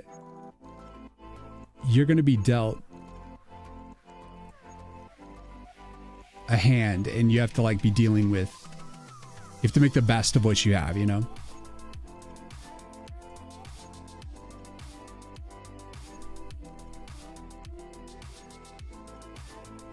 I was thinking, it's like this, there's a bug that happens where the nodes disappear sometimes based on the new system. And I was considering like not having the nodes show unless you have a card to place. So let me get a ground Arcana. So like right now you see the ground nodes are gone. And then having like, now you pull up the card and it shows where you can place it. So I don't know if that's gonna hiding it, if that would be, it's a bug right now why it hides. So I gotta fix that, but it's like, I don't know if I should keep the nodes and so that people who are just playing the game for the first time know what's going on, have like some inkling as to what they should do, or should I keep it so that it like visually looks nicer because there's nothing there when you don't need to see it, but when you do need to see it, you just like pull up your card and you can just look around and be like, okay. Because part of me wants to like hide it and make it look prettier, but I don't know. Looks really cool. Looking forward to the demo. Let's go. Little bit of RNG in there. Yeah. Exactly. Like, I don't know what to do with the node thing yet. I think I'm just gonna fix it first and foremost and get it to just show, because I think that's probably the smarter thing, because I want it to be intuitive, you know? I don't want people to get confused. Maybe have them show when you first load in and then they fade out after some time. It's a possibility. Would be nice to see you trying it on Steam or stream. Oh, trying cakes. Might be interesting. I have like so much to effing do, Riz, that like I just gotta be like driving hard on getting the game moving forward. I'm like literally, it's like all my time. Unfortunately, I'm just like every waking hour is dedicated to the game because it's a lot of work, man. But I'm trying to get it done as fast as possible, so it's, you know, it's a beefy task. Less than a year from announcement to full release feels right to me. After that, people start getting annoyed with the delays and feel pressured to release a subpar product like Cyberpunk. Yeah, I mean, well, that's a massive game too. I mean,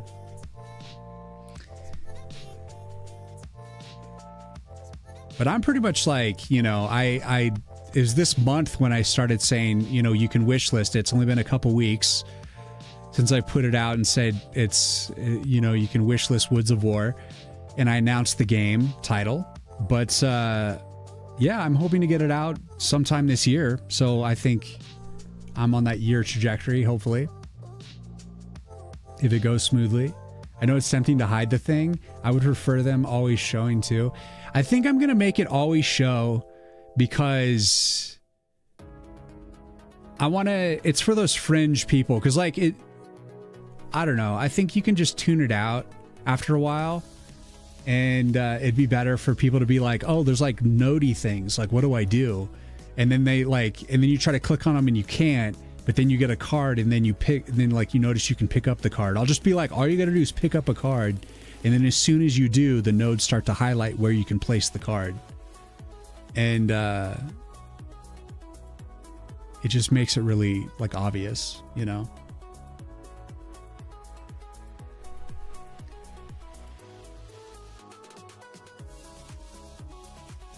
You feel the same, but when I'm roasted, I will try the demo on the stream.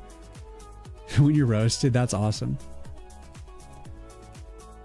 I believe people underestimate how clarity improves gameplay. Yeah, like the reason why they disappear now is because of a bug. Because like somehow when it tries to switch off of the hover state, because like I changed it so that before it used to be when you hovered over the node, it would, I think I just remembered why the bug happened. So like I made it so before you used to hover over the nodes and they would individually show a hover state, but now I made them all show at the same time of like all the available spaces that you can do it. So that way it would be really obvious. So it's like if you don't do it on any of them, then it'll release back. And then when you're over top one of the nodes, the card glows. So it's like really obvious. It's like, okay, I'm going to drop that on that and then boom. But I think what happens, I feel like it did feel like they disappeared.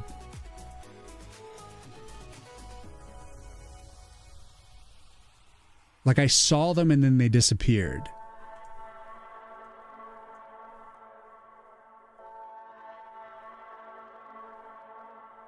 I'm pretty sure it's before they show up, if I do it now, like I get the hover to show, now the ground will disappear.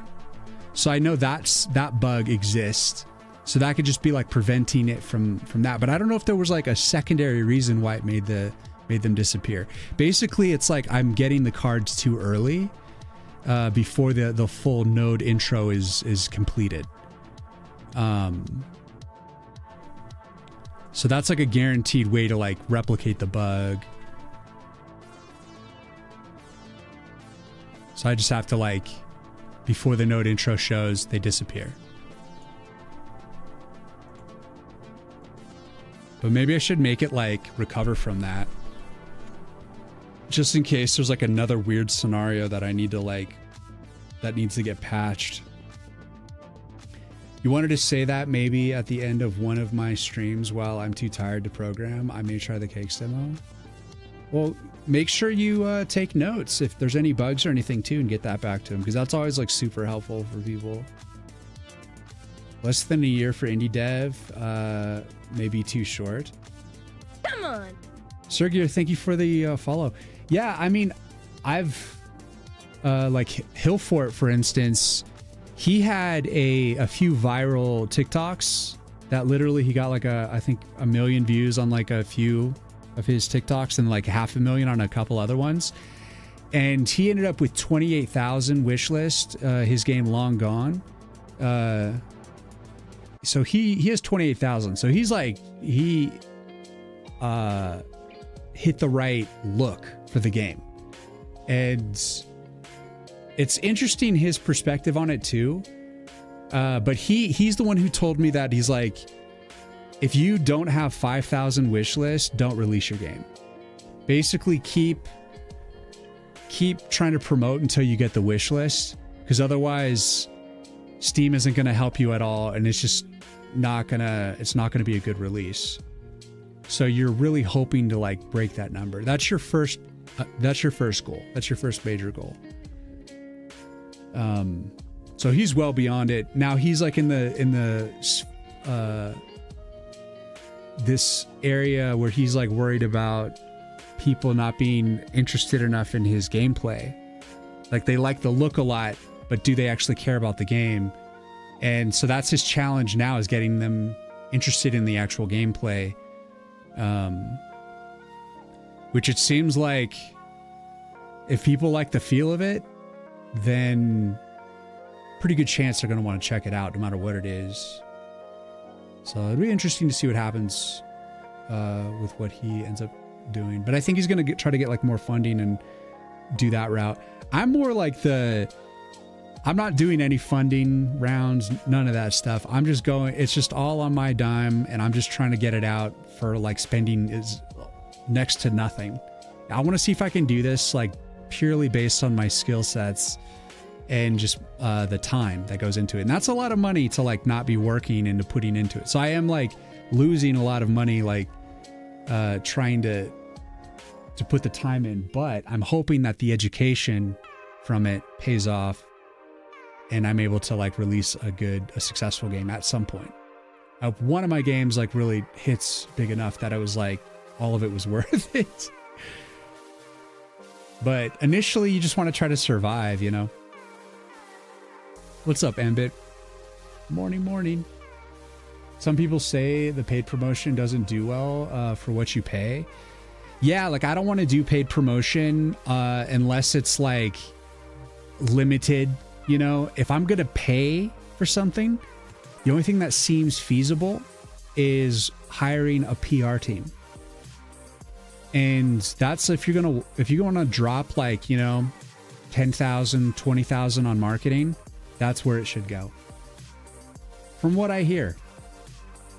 And what are they going to do? They're going to know like where to like submit your press release to get you like interviewed, to get articles written about you. They're going to know what sort of like specific trade publications and like places on the internet that are going to like actually be interested. And so they're meant to like find you the niches, you know?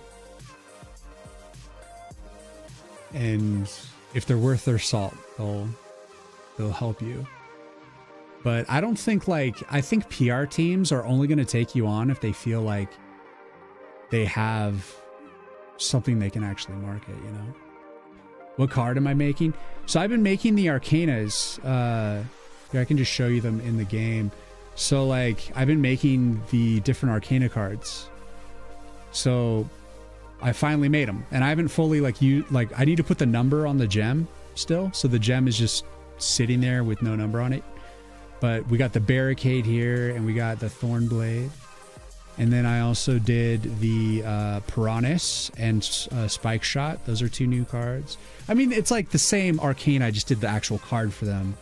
Like I've had the Arcana for a while, but I haven't had the cards is the new part today. I did these today, so they're fresh off the press. Is that a cup of beef jerky? Oh, you're talking about the Barricade? So it's like a redwood tree. So we have red bark, game dev. And so that's what the cup of beef jerky looks like.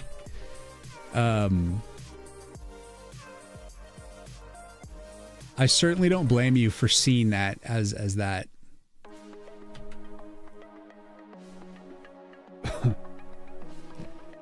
you kind of need the context of the game to like understand what the hell it is. I try to be like kind of loose and funky with the barricade, you know? So it is kind of like, it does look kind of like a cup of beef jerky. But let me see if I can actually show you the barricade in game here. Give me a barricade. Give it to me. All right, we got a barricade. So when we actually build the barricade, it's just like a giant like wood wall. AKA a giant wall of jerky that they have to like beat up and get through.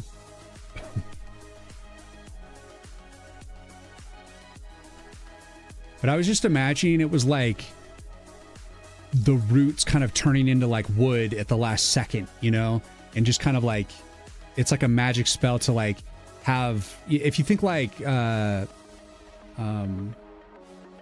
if it was like wood bending in like the Avatar or something, like just like wood kind of shooting up from the roots and turning into like a wall. And so it's not like this perfect, you know, manufactured wall. It's like just this chunks of nature kind of a thing. So that's why it's kind of chaotic. Seems that people like to see the personality when you promote the game. Yeah, for real. The vibe. It looks so good. Thanks, man. Yeah, they're coming along. I was really looking forward to getting these done, and I'm working on like the little card right now, because right now they're still the old card, so it doesn't fully look right yet. Just working on the mini card.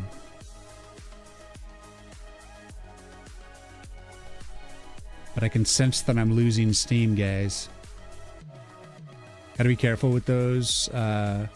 And any publisher adjacent partner that isn't putting money to fund the game. Lots of scams, poor value. Yeah, I've heard that, like, at least with PR, that if you're going to dump a lot of money in it, if they haven't done anything for you, if you've paid them a lot and nothing's really happened for you within 6 months, then you need to drop them and get someone else.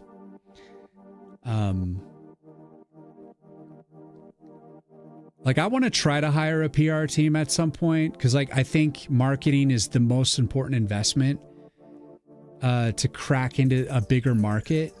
But ultimately, as indie devs, we're gonna have to figure out how to crack through with social media, which is way harder than just dumping money into it. But it's gonna be much more important, because as indie devs, we don't have like tons of money to dump into like PR teams and marketing for an extended period of time. So it's much harder for that to be a successful avenue, but it's still, I think, worthwhile to kind of try to crack in a little bit.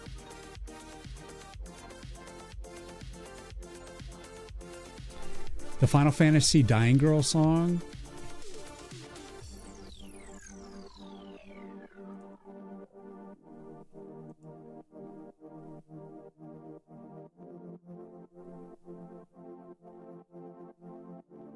I don't think so. I don't think I don't see any Final Fantasy on the list for the recently played stuff. Hydrate. Thank you, Clown.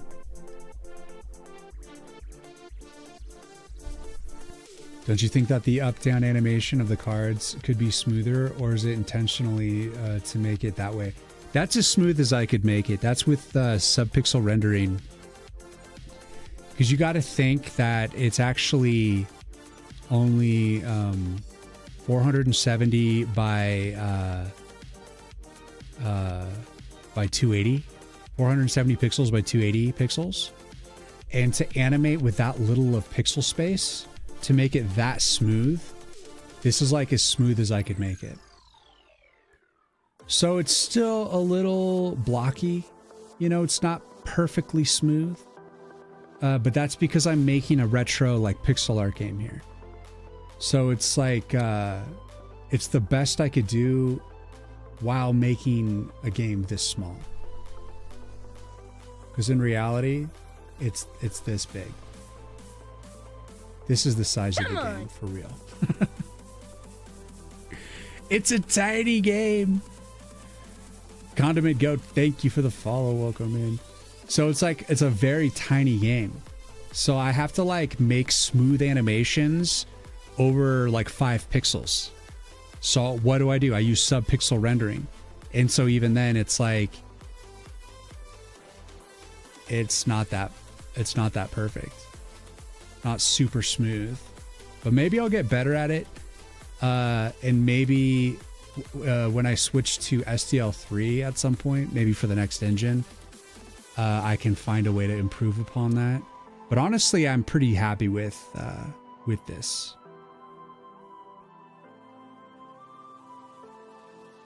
Because it's smoother, it's much smoother than it was. Before I wasn't using sub-pixel rendering, so it was moving on whole pixels. So you can imagine it was like really, it was really janky, really blocky in its movement then. So the problem with sub-pixel rendering is that the pixel art is occasionally going to be rendered strangely because it's on like a fraction of a pixel. And so it's like you have to make that compromise if you want to be okay with just to have like the rendering, a little bit smoother rendering in terms of its movement. But Fruit, I can say like I'm happy with this. It's an improvement upon what I had in the past, and maybe in the future I'll figure out how to make it even better. I'm not sure. But so far, I think this is the best I can do. And, you know, I think the alternative would be making, as far as I can tell, it would be making the game bigger, but make it look like it's a smaller pixel art game, but technically it'd be like a bigger resolution. And then I would be like actually animating over like 20 pixels. While making everything like oversized, you know? So it would be like a pseudo pixel art game at that point. Does the tree change texture when it's damaged? No, the tree just takes a couple hits and then it's just going to be the game over sequence. So there's going to be an animation of when you die. So that's you only can take like a few hits. Once the arcana are stripped off of the tree and the enemies hit the tree directly on either side, it's game over. You can only take like 1 hit. I was going to make it like 2 hits. I was going to give you very little HP. So you have to be maintaining your arcana the whole time as your armor, as well as your like offense. It's like your offense and your defense at the same time. Have you considered having the game run at higher resolution so you can get smoother subpixel? That's what I was saying, Syracuse. That's the only next move that I could make to make it have even like a smoother thing. So it's something to consider, but the thing is, I would have to produce the art.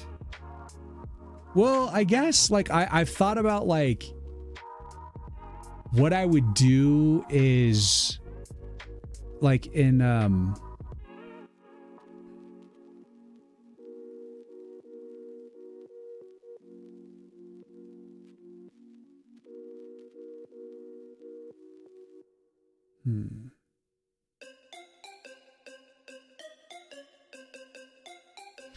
yeah, so I mean, I could potentially do that now based on the art as it is, actually. So I could make it adapt to the resolution that it's at. So right now, what it's showing, what you guys typically see on stream is like 960 by 540, I believe. But like what I have is the game is at 480 by 270 and it's scaled up. And so what it is the game is still operating at 480 by 270. So like what I could alternatively do is change the screen to actually be 960 by 540 and then make the art like adapt to it, but then the actual pixels that would be registered across the screen would be 960 by 540. So the animations would have to adapt to its current current resolution.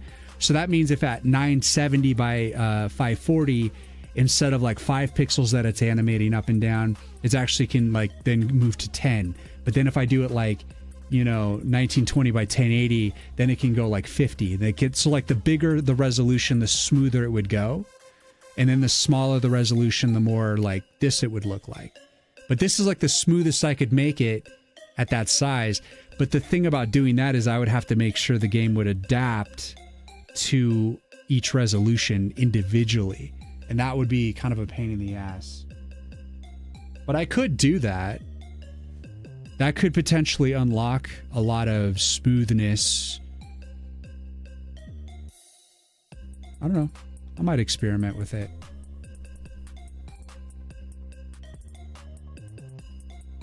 With how it's coming along, I can't wait to play it my second monitor as I watch YouTube video. Or let's go. Have you asked chat on tips of making it smoother? Oh, this is it. And Syracuse had the right idea that's like the next move I would need to make, is like literally make it so that there's more pixels for it to travel over, while enabling subpixel rendering as well. But the problem is I want it to like take like say 2 seconds to move over like 5 pixels. So it has to like really stretch it out. Like if I sped this up, it actually might seem a little smoother.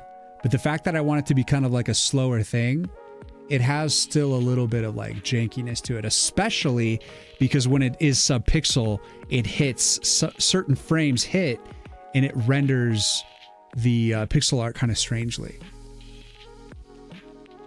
So that distortion might actually get worse.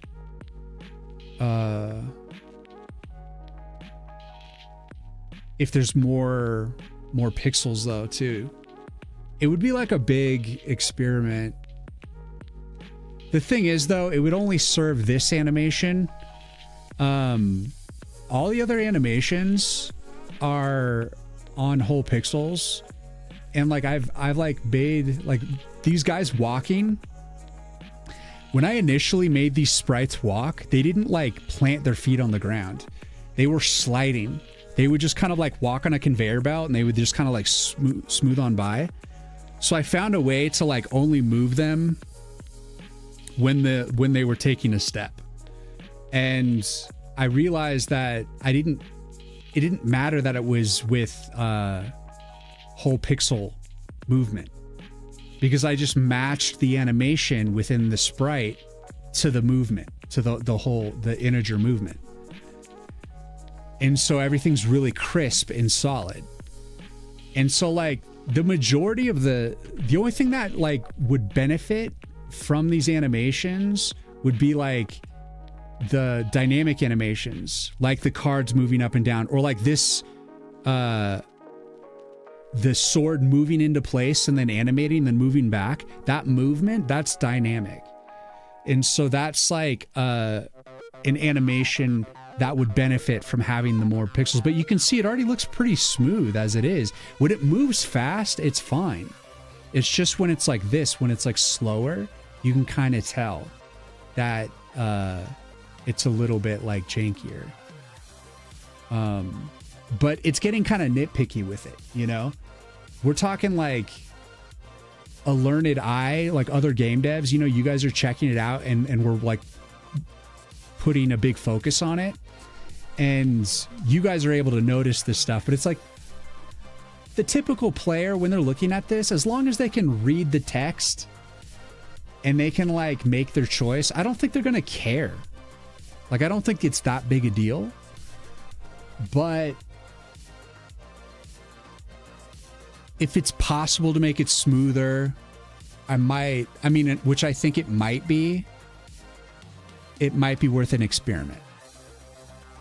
It might be worth, branching out, making a branch and just like seeing if I can make this even smoother. But it'll be a can of worms, because that means all of the animation that is based on strict pixels, like hard-coded pixels and stuff, I have to adapt that to every resolution. And that's like everything in the game. There's like a ton of shit that I'd have to force to have relative as opposed to absolute positioning.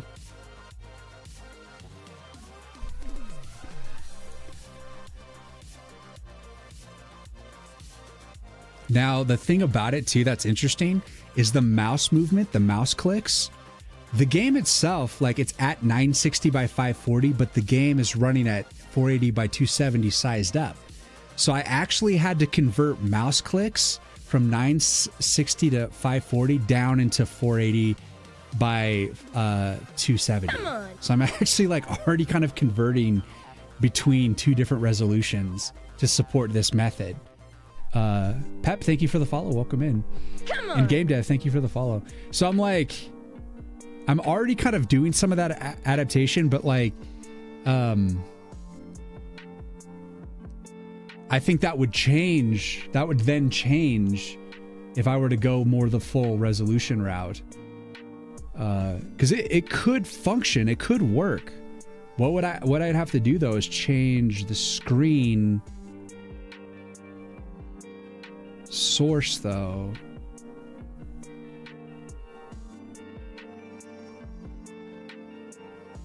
I don't know. I think I'd have to analyze it a little bit more to see if that's even possible, like what I'm thinking.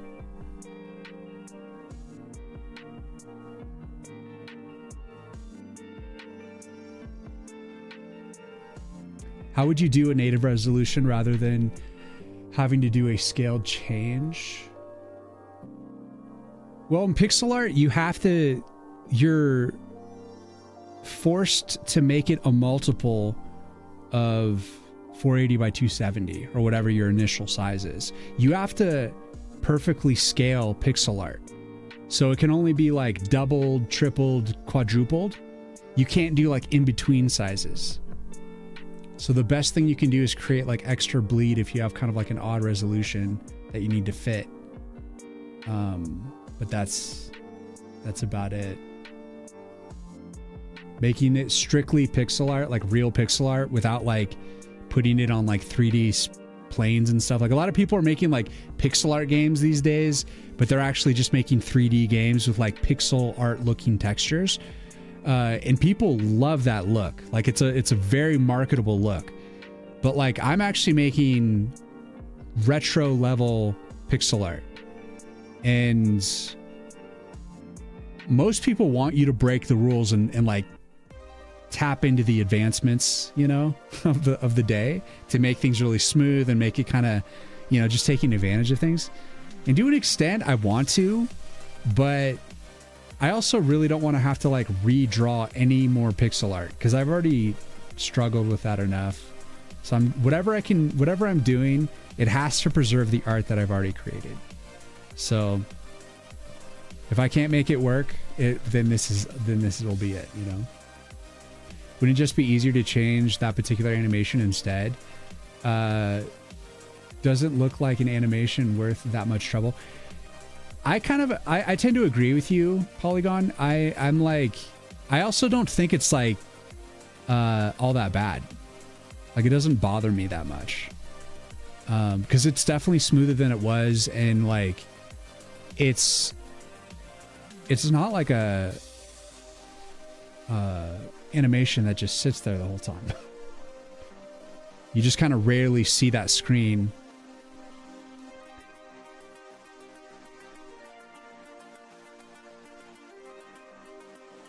Yeah, I needed to favor the mouse click over the card drop on that one. We need an AoE here if we're gonna drop one of these. AoEs are really powerful.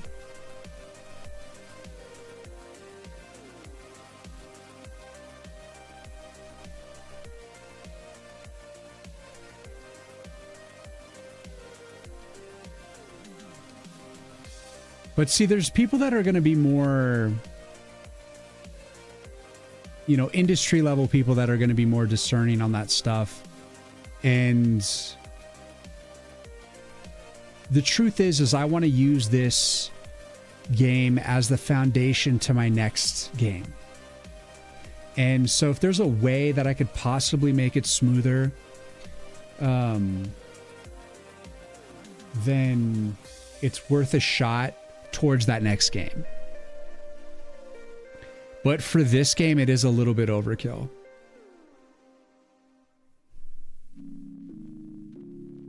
Why not make SDL2 do it for you?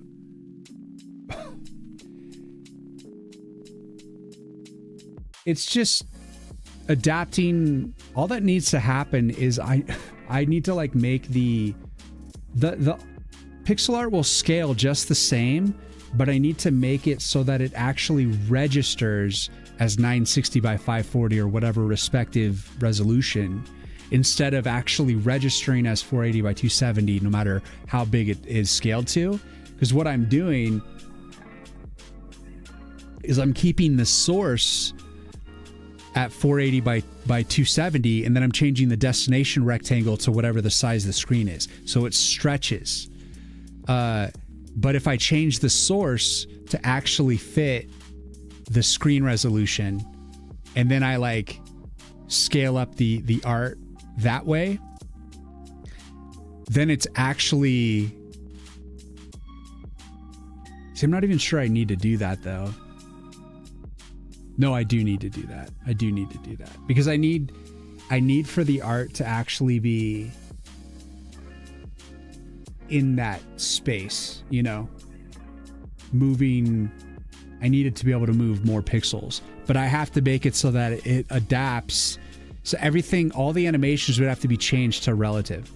And so like, I would just experiment with it by making just the card animation, you know, dynamic. Or I could even just hard code it to the 960 by 540 and just see if it feels smoother.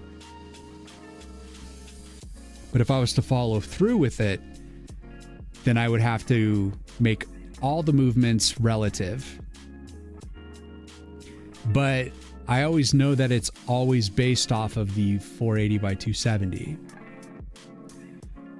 So it's not that big a deal. It's just a lot of kind of refactoring a lot of that shit. So it would just be like a day or two of work. The thing is, SDL2 has a function that allows you to have logical render size, and it adapts the mouse position and every pixel drawn to the logical size. So animations will be as close as possible to that. I'll have to look into that.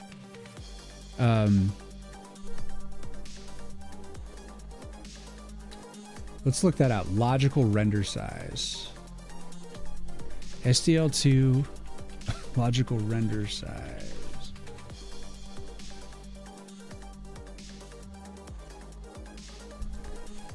SDL render set logical size. This function uses the viewports and scaling functionality to allow a fixed logical resolution for rendering, regardless of the actual output resolution.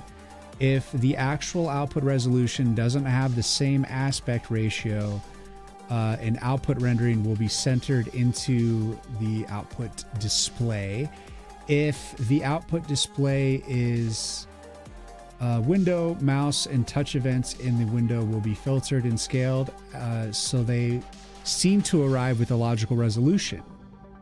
The SDL hint mouse relative scaling hint controls whether relative motion events are also scaled. If this function results in scaling or subpixel drawing by the rendered backend, it will be handled using the appropriate quality hints. So I already built that functionality myself. Like I already have like a function to convert mouse clicks into the appropriate resolution to scale down from like the larger resolutions to fit onto the smaller resolution. But I should probably look into converting it to what SDL has written, because it seems like it is probably be a little more robust than what I built. But I just hope that answers your question why I haven't like cared to use that, because I just like saw the problem and solved it, and then I just didn't think anything of it.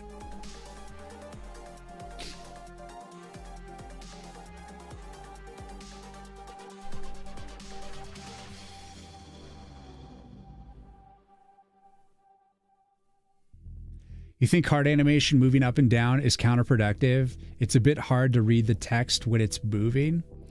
Well, maybe if it was like smoother, it might be better.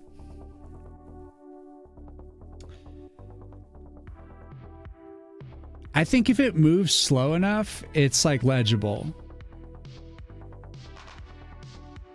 And I think having a little movement is good for like the trailer. I don't want just like static. I don't want the screen to look like it's just a screenshot, you know, honey? Like I want that movement to give it some life.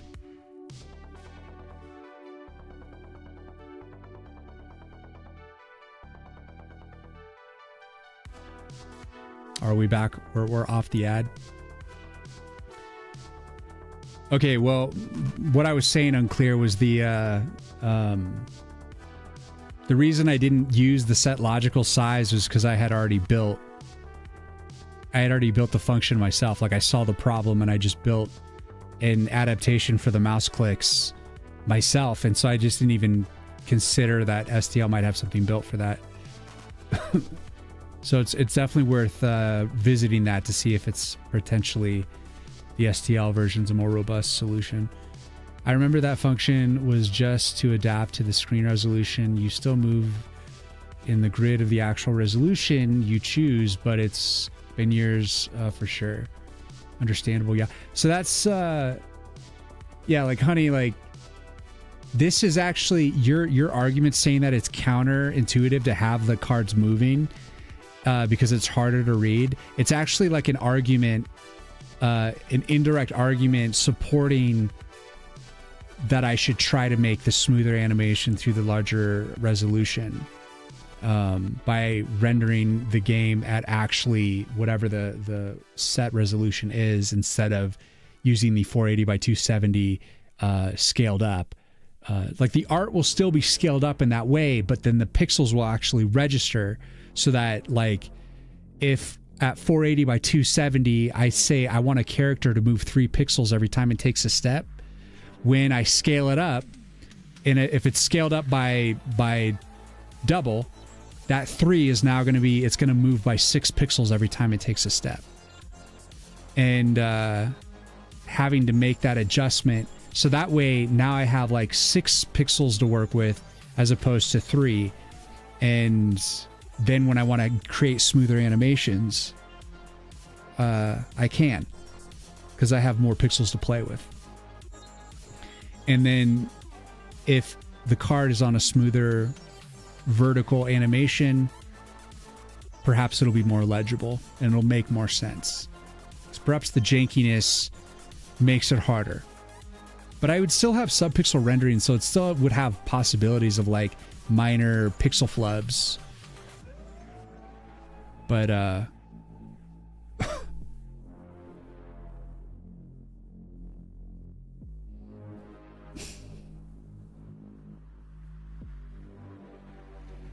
to be honest, though, it is important to me.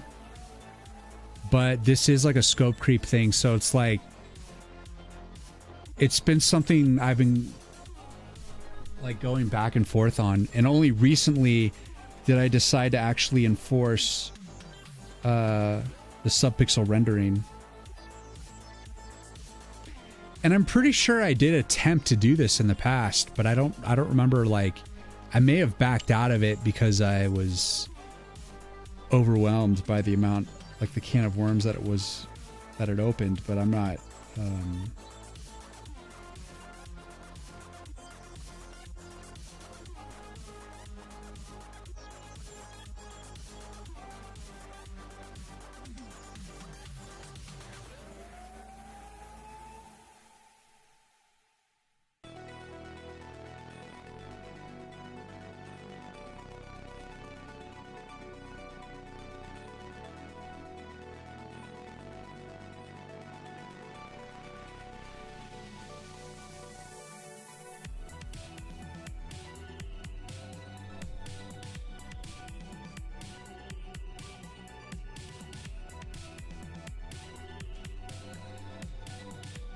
It would be like a bit of an overhaul, but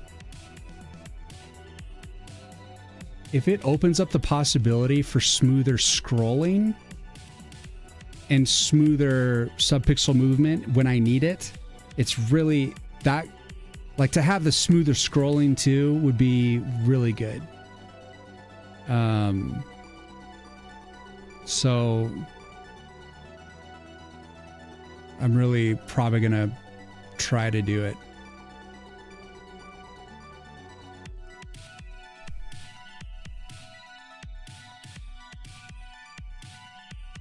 In your design, you have a button in 1010 position.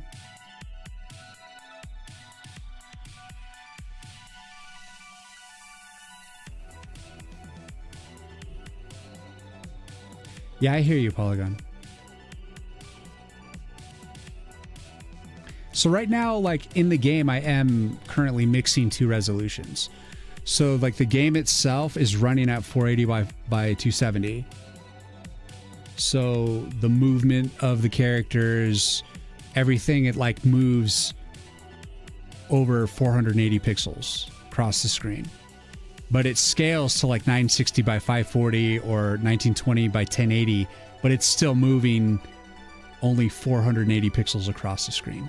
Because it's just like scaling up the pixels by a perfect multiple so that it just looks bigger, but it's still that small size. So I think I can still visually make it look bigger, but technically have the additional pixels for the opportunity to have smoother animations. So I could also potentially just do it where I need it, but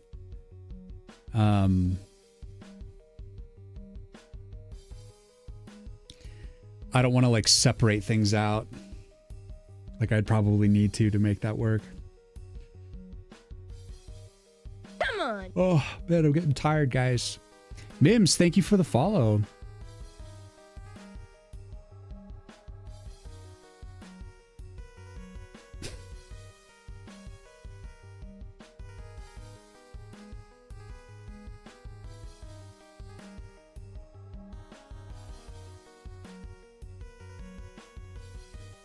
If you did that way, couldn't you dynamically adjust the amount of subpixels that need to be moved to justify a full pixel movement depending on the ratio of the game resolution and the actual resolution?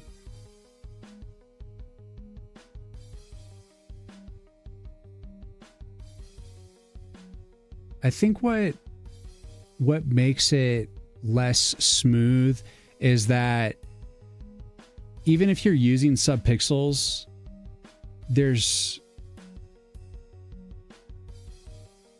I have the easing equations and I'm asking it to do like, I think I'm actually just doing a linear animation. I don't know if I'm doing any easing out, but I just say like, I want you to like move 5 pixels up for like a second or like 1.5 seconds. And so it says, okay, for 1.5 seconds, I'm going to go from this coordinate to this coordinate. And it does its best to spread it out evenly based on the equation. And it ends up just kind of like hanging because it's like not enough pixels to keep it, that it can't be constantly moving all the time. Even if it's doing like the subpixel movement. I don't know, like it just, the way that the points on the Maybe if I like upped the frame rate by a lot.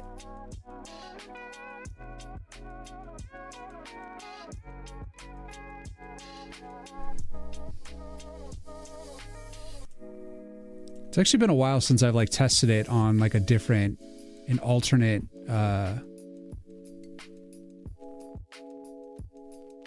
FPS. Let me push it. The only thing is I'm not sure if my easing class adapts to that. Oh, I guess it does. So in the core,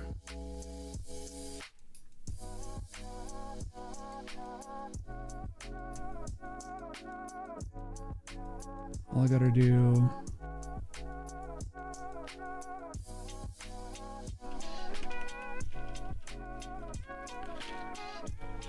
Let's render it at 144 pixels. Just like a common like refresh rate. 144 FPS, I mean. And see if it's slightly smoother. Because I've been doing it at 60 frames, but honestly 60 frames should be enough.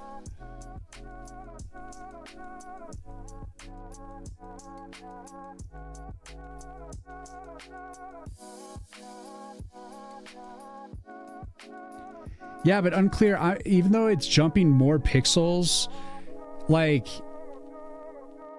I could slow it down way more because, like, I don't know.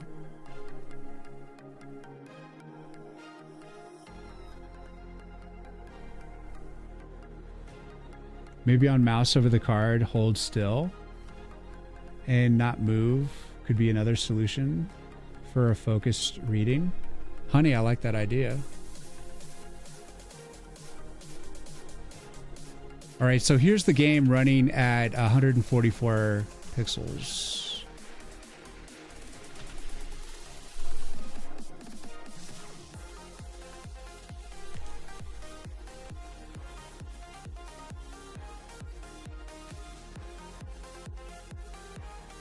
It actually like looks slower and jankier.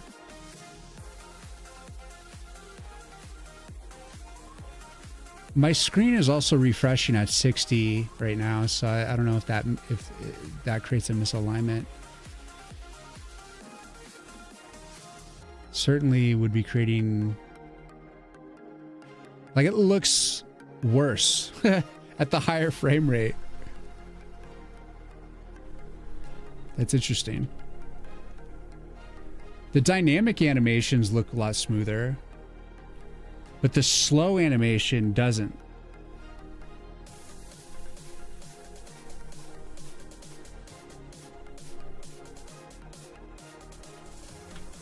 I want to see the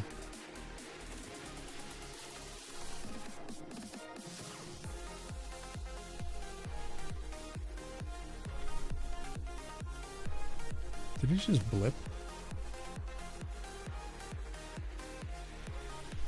It's actually good that I'm testing it at this frame rate, because like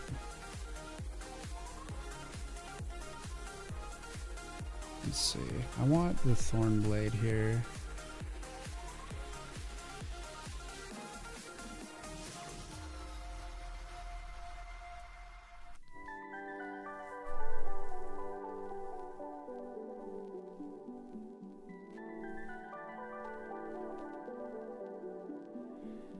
So it's definitely like runs the animations a bit smoother, but like it's a little bit slow. Which is kind of interesting.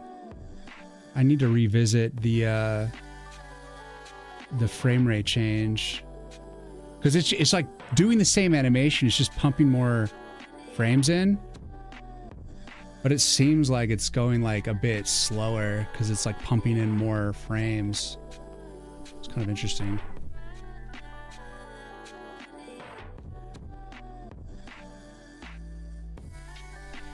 No, you're not wrong.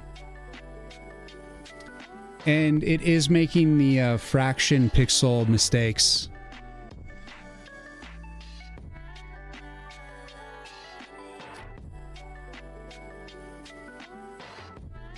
This is like, I don't feel like it's doing it as much here when it's the slower frame or the faster frame rate, more frames.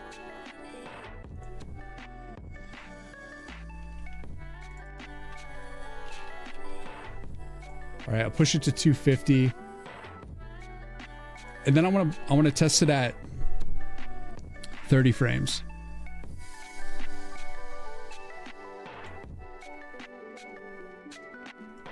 Because I have like this feeling that like 250 is going to be even jankier, but then 30 is going to be smoother. And it's only for that sub-pixel stuff. Because all the other animations seemed a lot smoother at the higher frame rate. But I got to make sure the game like runs at these frame rates, you know?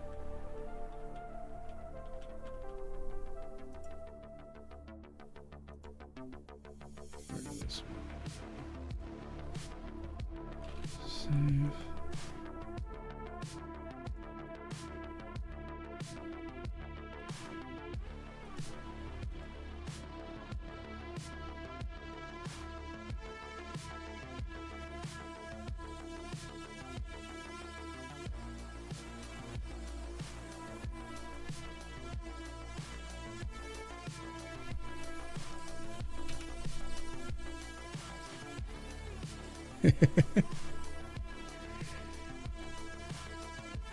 I don't know why it's like so much like slower and worse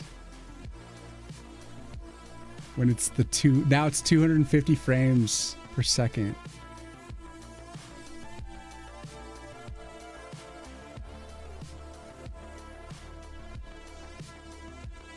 Oh my God.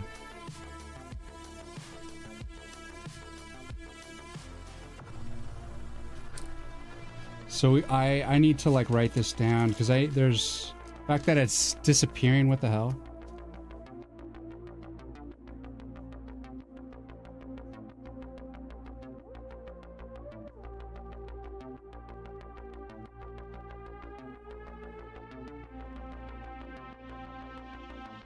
So I need to do more testing at different frame rates because I don't know why that's happening.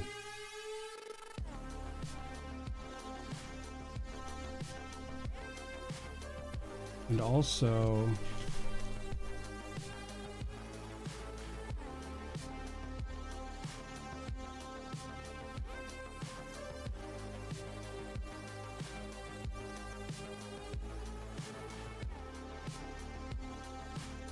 the duration of the animations shouldn't be longer. I don't understand why. I think in my I don't know if I'm actually manually setting that on the class, on the RS easing.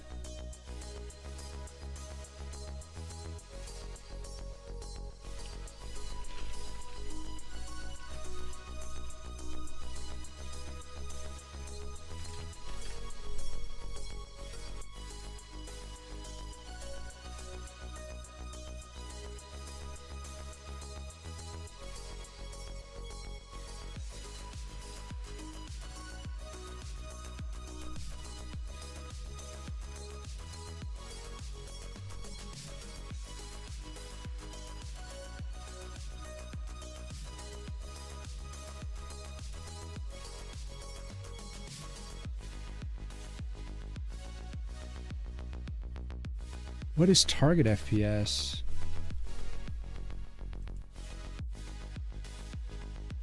Yes.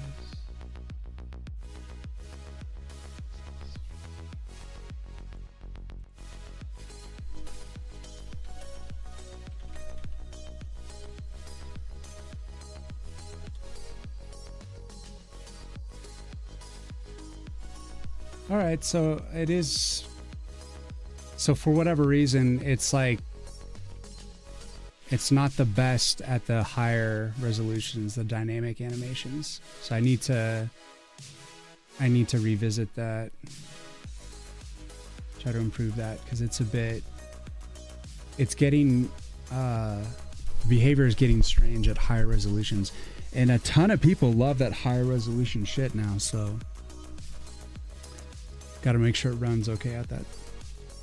I've just like locked in at like developing the game at 60 frames, but a long time ago I had made sure that the game could run at any frame rate, but I need to revisit it because it's been a while and it seems like the animations, the dynamic animations are really, they seem to be running slower for some reason. And I try to make everything more time-based. So I'm like wondering why that's happening now. So this is at 30 frames.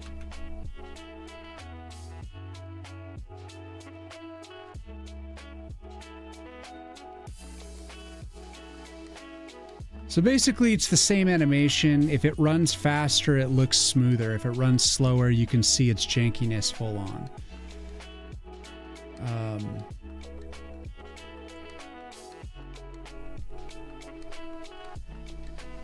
30 frames is faster because it's just like skipping over shit, you know? Come on. All this stuff disappearing. So if I drop it back to 60 frames, FPS, 60 FPS,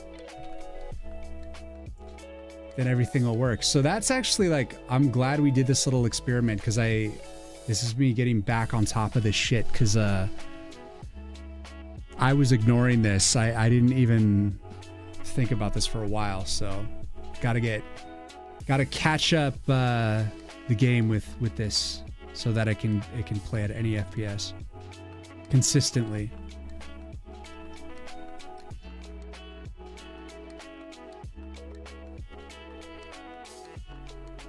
Doesn't it come from the fact that high resolutions are jumping multiple real pixels? Maybe on mouse over the card. Oh yeah, I want to write that down.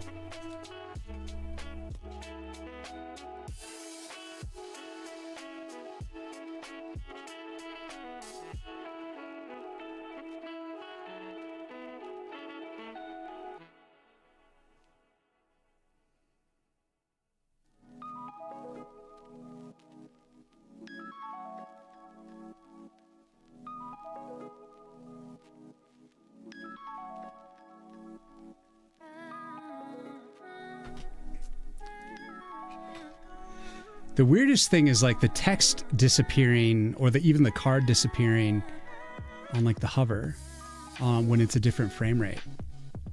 Like, what is that about? That doesn't make any sense.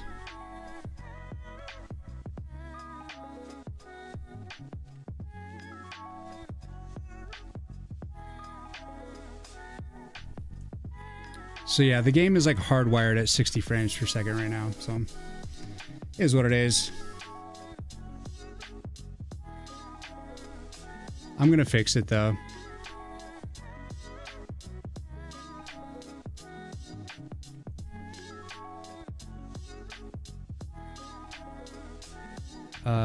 Unclear Polygon, thank you for the follow, by the way. And yeah, Riz, you're saying you're expecting to see more distortions on the subpixels. I see them.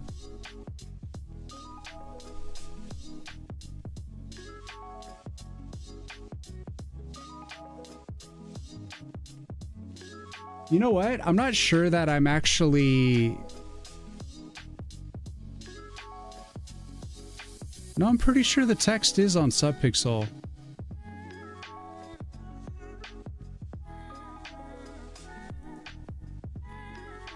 But anyways. I've got a to-do list here that has 1, 2...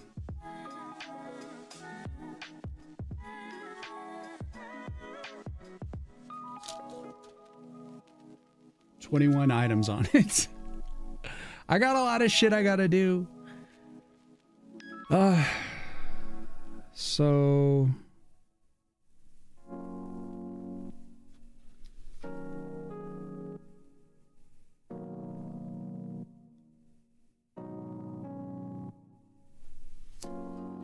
Actually, I got this one done.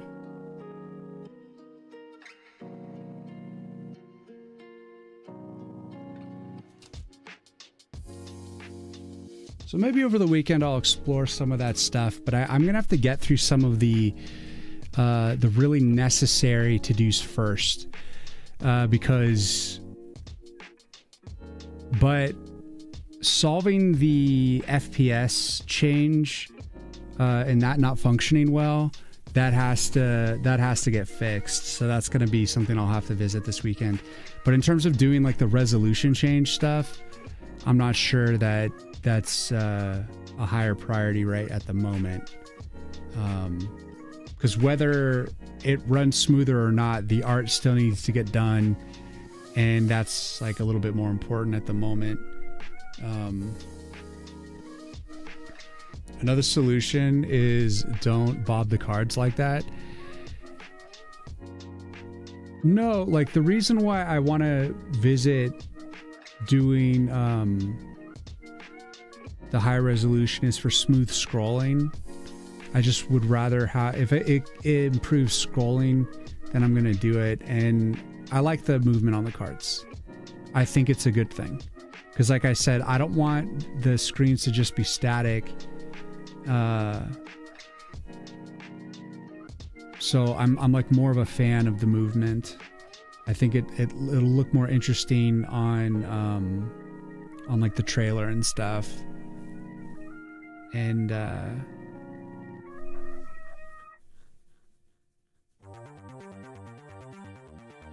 that selection screen is not like, you're not playing the game on that selection screen. That selection screen pops up like a few times during the gameplay, and then you make your choice. But then after, like, the majority of the time, you're looking at the cards in your hand, and it doesn't animate like that. It's only when you have like the card select. So it's more of a rare thing that you see. It's not constant. And so you'll definitely be able to read the cards outside of that. And I might do the idea of it, when you mouse over it, it just stops so that you can just clearly read it.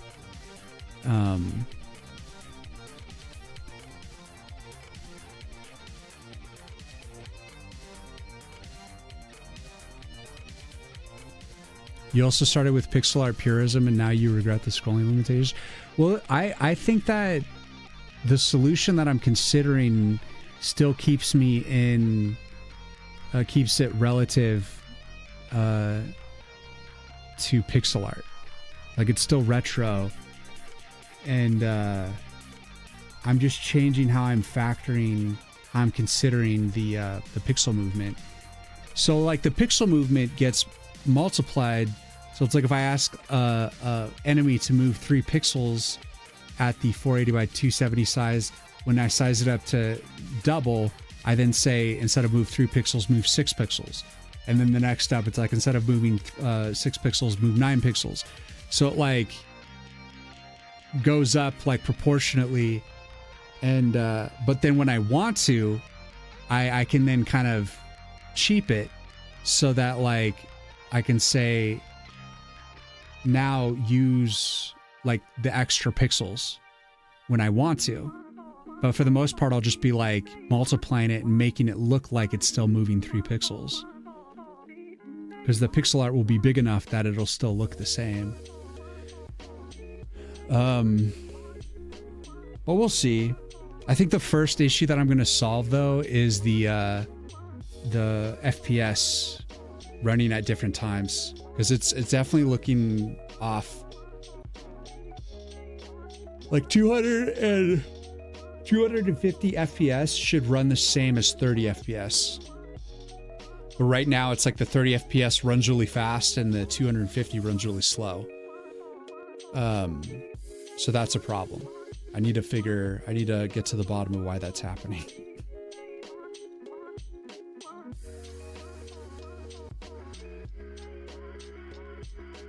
Because I know at some point I did switch to more time-based animations, and I thought that was going to be more of a solid solution for that. But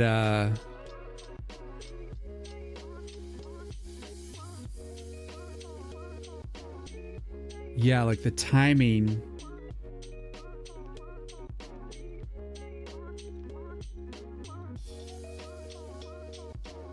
I don't know. I just have to figure out why.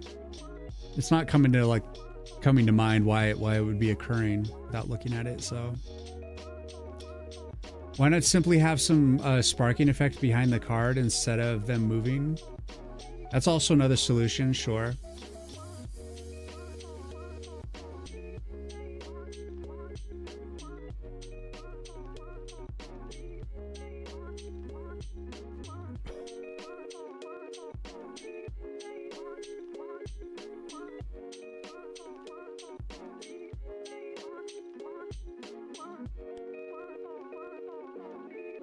Yeah, there's multiple reasons why the subpixel or even the bigger animations without subpixel is still worthwhile. But anyways.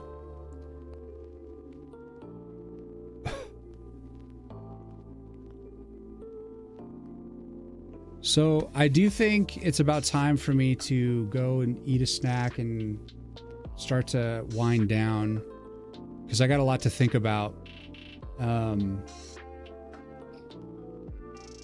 But I'm stoked with the progress I made today.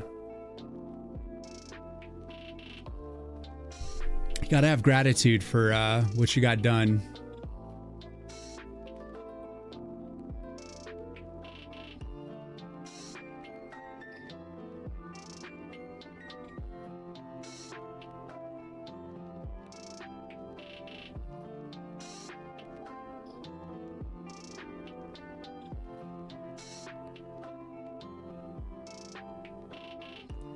Yeah, the cards are moving on a fraction. You know, I've guaranteed, or I've tested for that to make sure that it is working when I implemented the, you know, moving on floats. But before I even consider, like, I don't even know if I'm gonna get to the resolution change issue. More importantly, I need to make sure the game runs consistently on the different frame rates. That's like vital that the game doesn't change drastically, other than like visually. You know, like the timing of things should be consistent between the different FPSs. So that part I need to fix. So, but it's been so long since I've tested for it that maybe I've added so much functionality that perhaps that's the issue. It's like an optimization issue, could be, or it could just be like how the timing being applied to the animation is happening. So anyway, I just got to figure that out. I don't want to like workshop it now, because I need to actually like look at the data, look at the code itself, to just pinpoint. I don't want to speculate. It's a waste of time. Do you think the FPS is the way you wrote it? Like, did 30 out of 60, you could try 60. I wrote it in 60 for the most part, but it actually runs. It seems like the animations are running consistently. Like, let's push it back to like 250. So there's a few things that are happening that are going wrong. First of all, when I hover over the cards, the text is disappearing. When it's like, actually when it was 30 frames a second, I think the text was disappearing. But then when it's at 250, the whole card and the text disappear. So it's like, for some reason, when it's the different frame rate than 60, then the animations start to like get weird. The dynamic animations start to get weird. So why is that happening? That's the first thing I need to resolve. And then secondly, the actual timing looks like things are going slower on the higher frame rate, which makes sense because there's more frames and there's more stuff it's trying to do. But like, I thought I made it based on time, that like that wouldn't be an issue. So it's like running, you see how it runs like slower for these dynamic animations. But then let's see the orc, the way that it runs the sprite sheet. That stuff looks, that part is what I tested initially. I was making sure that the sprite sheet animations are consistent over the different speeds. And that part seems like it's still good. So I didn't put in enough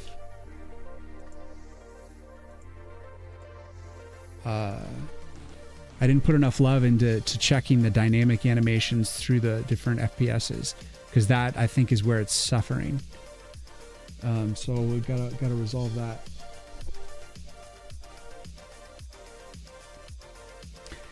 So that's what's interesting, because it's like it's somehow the timing with the extra frames is affecting its speed.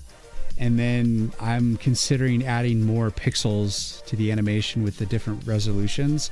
So it's like a bunch of shit's going on. So it'll be interesting to see how it pans out.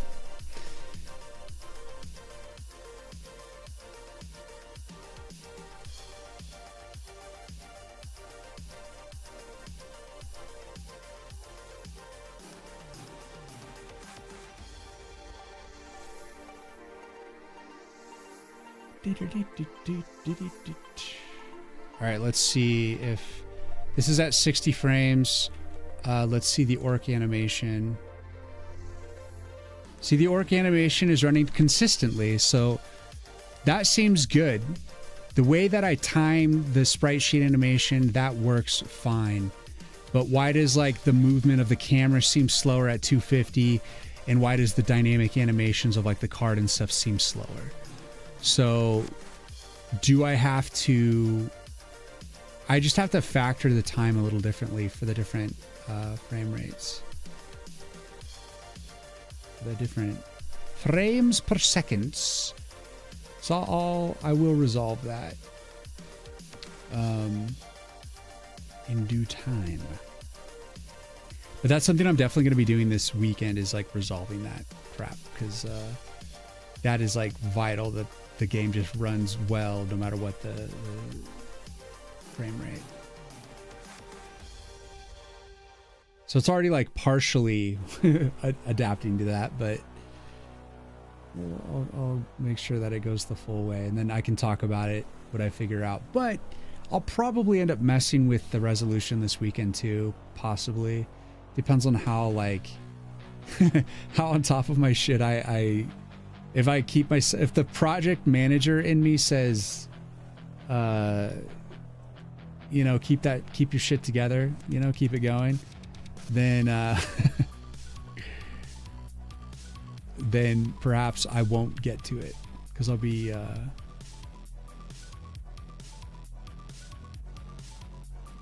on top of, you know, just trying to be making good use of my time. I don't want to get too sidetracked by things, you know. You want to just kind of keep focus. Otherwise, you'll kind of lose yourself to these like tangential, crazy things that just keep popping up. So FPS is a must. The resolution, smoother animation, it's something that I'll eventually get to, but I don't think it's like a deal breaker at the moment, you know. But let's find someone to raid. I see Beazle again, but last time I tried to raid him, he like ended right when I raided him. I don't trust him. I don't trust him. He's really good, but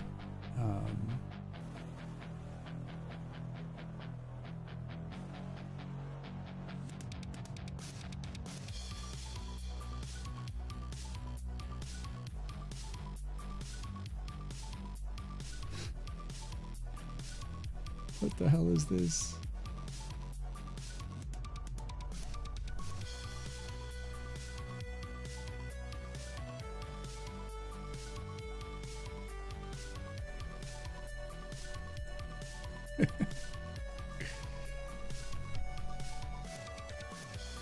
All right, guys.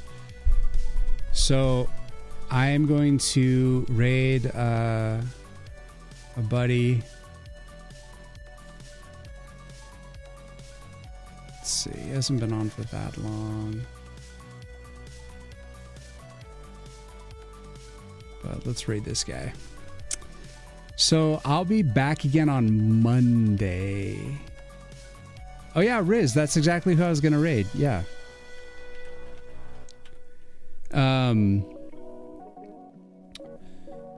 So the only thing that seems to suffer is with the cards. Would that be a difference in like the slight random in the movement time? The thing is, I don't know, because there's a lot of moving parts, and so like changing all the stuff. Like I have to guarantee like that the timing will be consistent through the different FPSs. Yes, that just has to happen. This having more frames to animate with, I don't even know if that's actually going to make things smoother or not. So it's just something I'm going to try and see what happens. Because I have to do like an experimentation, a little experiment with it, because I need to determine whether or not it's worth doing. So I'm just going to do it for like the card section and then just let the other parts of the game break for a time so that I can see if it's worth bringing the game all the way, you know, to like fully make that change.